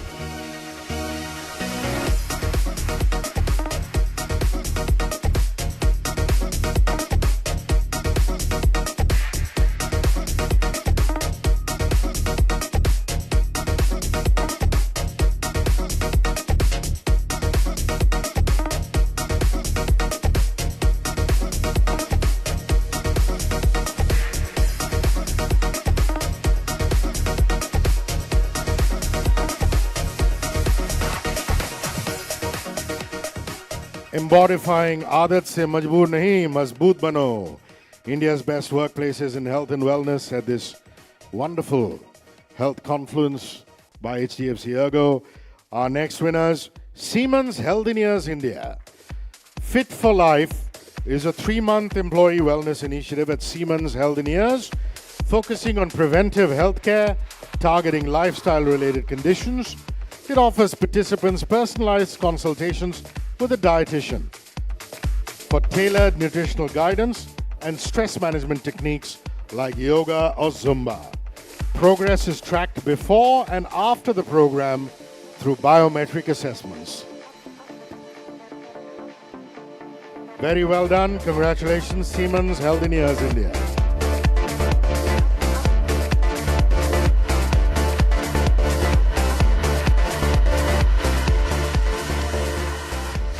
Our next winner, Standard Chartered GBS India Private Limited. They offer a well-being menu of resources and have created a network of 60+ trained mental health first aiders to identify and support colleagues. Additionally, they encourage people leaders to take mental health awareness courses and offer workplace adjustments for those with mental health concerns.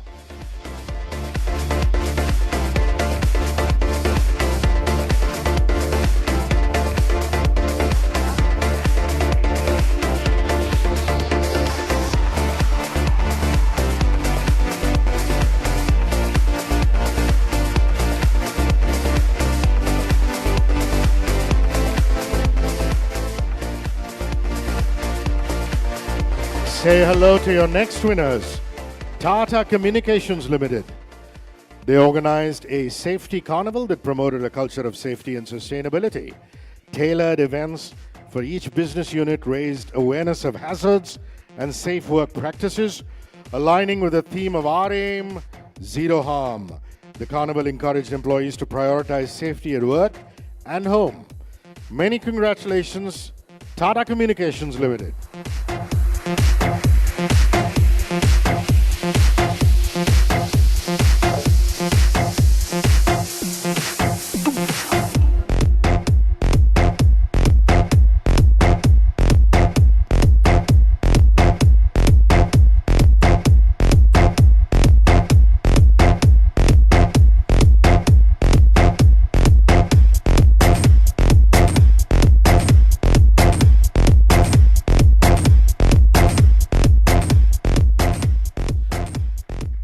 India's best workplaces in health and wellness. The next award goes to TIAA Global Capabilities Private Limited, formerly known as TIAA Global Business Services India Private Limited. Their well-being program, Urja, consists of interventions around the 4 pillars of well-being: mental, emotional, physical, financial, and social. It offers regular awareness sessions, a wellness corner application for all TIAA associates, and easy access to healthcare professionals on site during all shift hours. Well done, TIAA Global Capabilities Private Limited.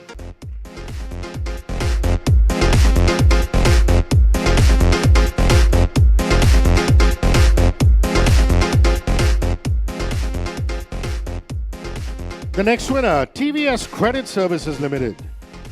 Congratulations, TVS Credit Services. They recognize the value of physical activity and social connection. They organize the Champions Cricket League, fostering teamwork and camaraderie across departments. This inclusive initiative complements their carom, table tennis, and volleyball tournament offerings, catering to diverse interests and promoting a healthy, engaged workforce.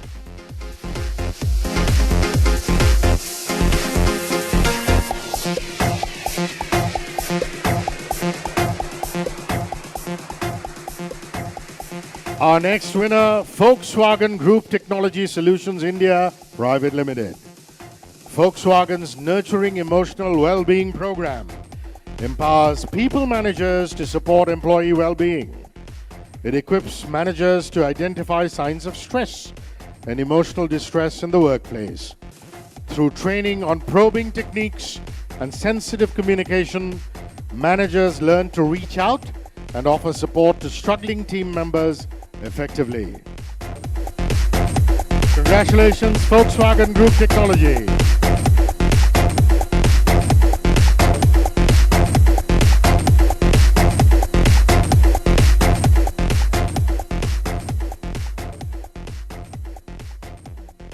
Well, the last time we announced this award, they weren't here in the banquet hall, and they are now, I believe.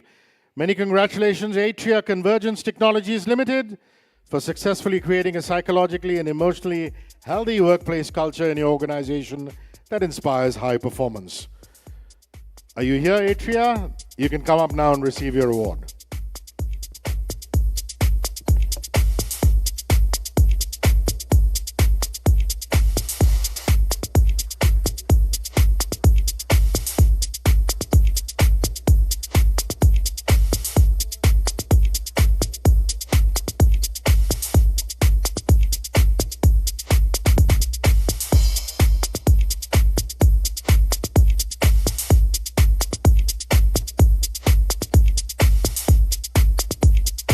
All right, now I want to see some energy, please. The last 10 awards of our set of 50, the last 10, Yashaswini and Anuj, I'm sorry, you're going to have to continue doing the hard work you're doing by being on stage for the last 10. Thank you very much. Many, many congratulations, Accenture Solutions Private Limited. Benefits You is a well-being program at Accenture offering hyper-personalized benefits at discounted rates. It covers physical, mental, financial wellness for employees and their families through home care, fitness plans, financial advisors, online pharmacies, and more. Well done, Accenture Solutions Private Limited.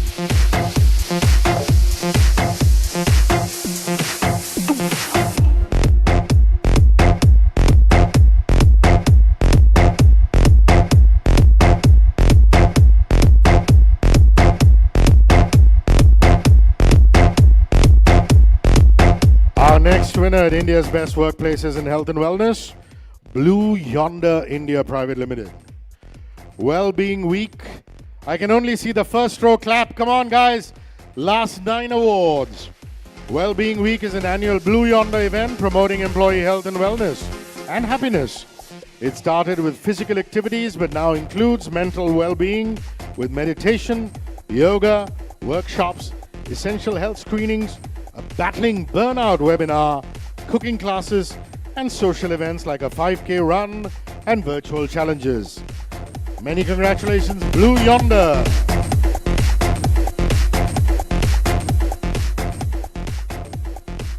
Our next worthy winner, Capgemini Technology Services India Limited. Capgemini, well done. They offer a women well-being series with monthly webinars on women's health topics led by experts.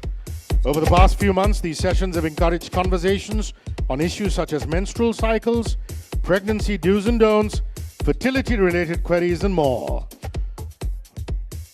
Well done, Capgemini.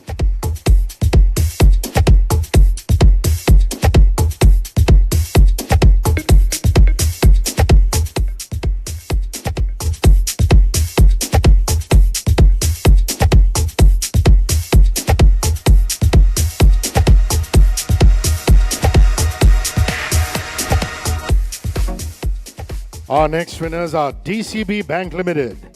DCB Bank's annual walkathon challenges employees to walk more over 2 weeks.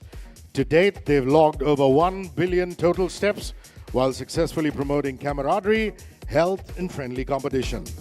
Well done, DCB Bank Limited.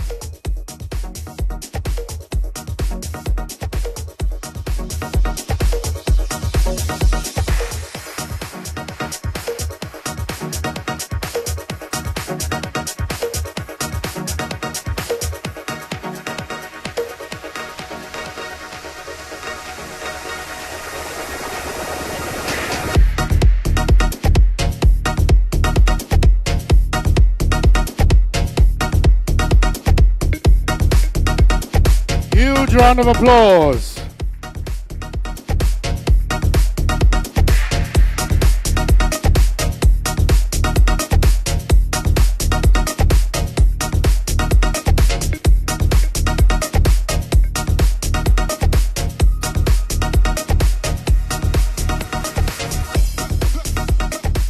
The last few awards. Well done, Flipkart Group, Flipkart Internet Private Limited, ClearTrip, Flipkart Health Plus, Flipkart Zen Garden offers a tranquil space for the mental well-being of the employees. The 3 zones in this haven use techniques to improve focus, manage emotions, and boost energy. The Balanced Zone promotes calmness, the Blossom Zone fosters self-discovery, and the Bliss Zone is revitalizing. Excellent job, Flipkart Group.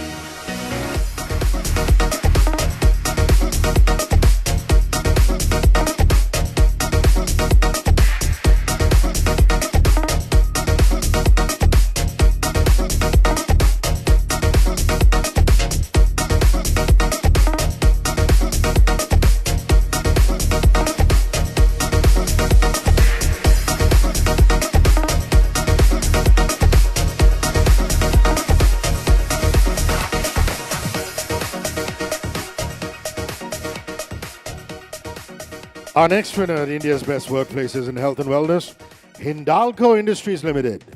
Hindalco partners with an organization, Samarth, to support employees with elderly care. This allows their employees to ensure their parents living far away receive timely care and companionship, providing peace of mind. Excellent job done, Hindalco Industries Limited.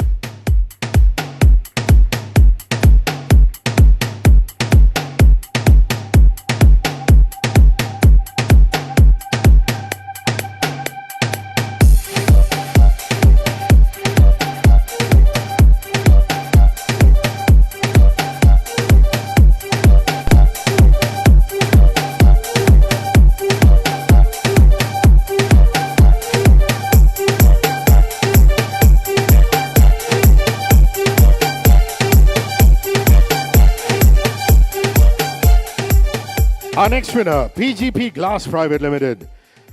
PGP Glass, the mandatory privilege leave policy at PGP Glass has been devised to ensure every employee balances their professional and personal life. To facilitate this, employees must avail themselves of 50% of allotted leave in the calendar year. This policy has been successful in preventing burnout and reducing absenteeism in the plants.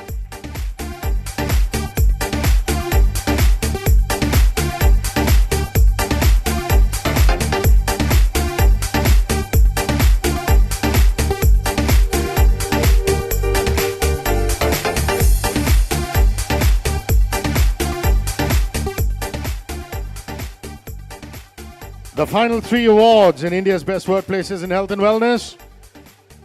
R1 RCM Global Private Limited.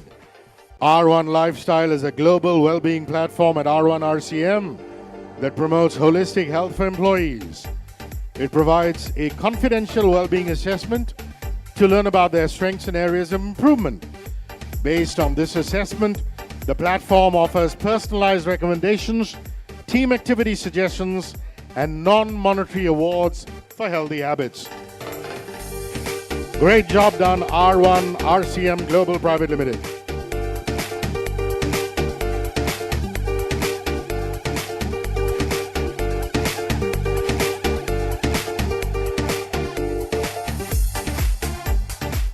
Our penultimate winner is SIS Limited. Their Swasth Saturday program is designed to guide their workplace towards a healthier lifestyle. This program places a certain emphasis on both mental and physical wellness. This creates a comprehensive approach to nurturing the overall health of their employees. Many congratulations to SIS Limited.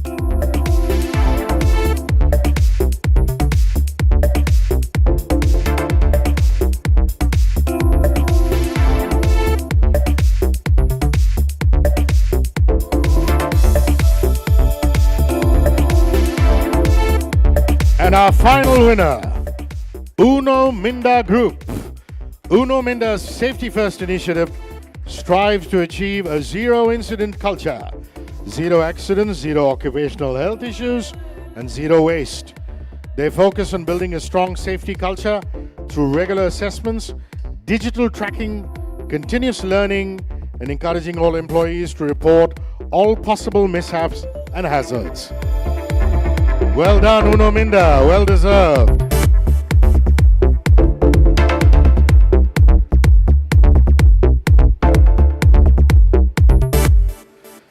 Ladies and gentlemen, as we bring the curtain down on this wonderfully eventful afternoon and evening, we have something special to unveil. It's called the Wall of Fame, and we request Yashaswini Ramaswamy, CEO, Great Place to Work, and Anuj Tyagi, Joint Managing Director, HDFC ERGO, to stay on and unveil this spectacular Wall of Fame. Can we have it, please?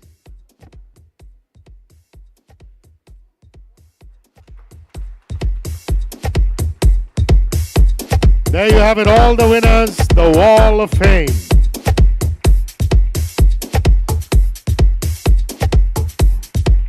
Round of applause if you won, round of applause if you didn't win. Just a round of applause. Thank you. Thank you, Yashaswini. Thank you, Anuj, for all your hard work. Wonderful. Time now for our closing remarks and vote of thanks. Dr. Mickey Mehta, are you still here? The face of Habit of Life? Mickey's left for the day. To give the vote of thanks, I call on stage Balbir Singh, COO, Great Place to Work India. Balbir, can you have you on, please?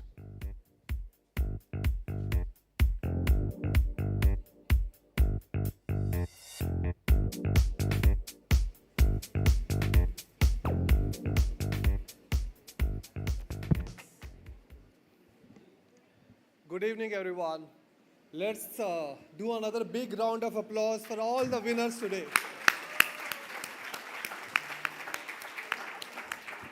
And what I will request after I am done, I will not take long. I will request all the winners to come on the stage and we can take one photo with all the winners together. So whoever is in the room, please do come and we can take one photo with the Wall of Fame. It's been exciting and a long day for all of us here, but getting to learn from the best. Some life experiences, anecdotes from personal lives, and so many practices and amazing things that people are doing at individual and at organization level. I'm sure everybody must have got something that they will take away today and will take it back to their own lives and in their organizations to implement.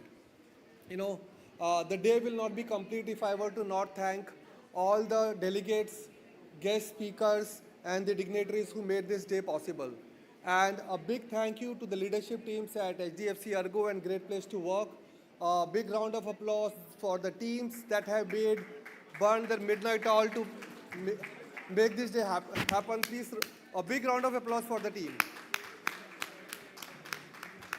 And with that, I would like to put the curtains on the day and request all the winners to come on the stage for a final photo for all the winners together.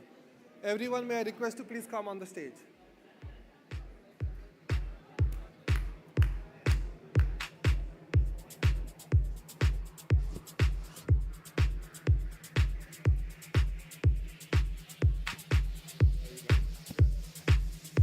Okay, also another thing while the photo opportunities happen, can we please have the QR code on screen, please? Can we have the QR code? Now, ladies and gentlemen, from me, Rishi K, and everybody at HDFC ERGO, everybody at Great Place to Work, all our partners, I hope you enjoyed the show as much as we did bringing it to you. We would love to hear your feedback on the Wellness Confluence 2024. Please scan this QR code on your mobile screen. Share your feedback. The QR code will remain on the screen for a couple of minutes. Please join us for networking. Join us for dinner. We'd love to have your company. And do remember us till next year at the Wellness Confluence 2024 HDFC ERGO. Good night and over and out. And please do come on stage, the winners, for your photo opportunity.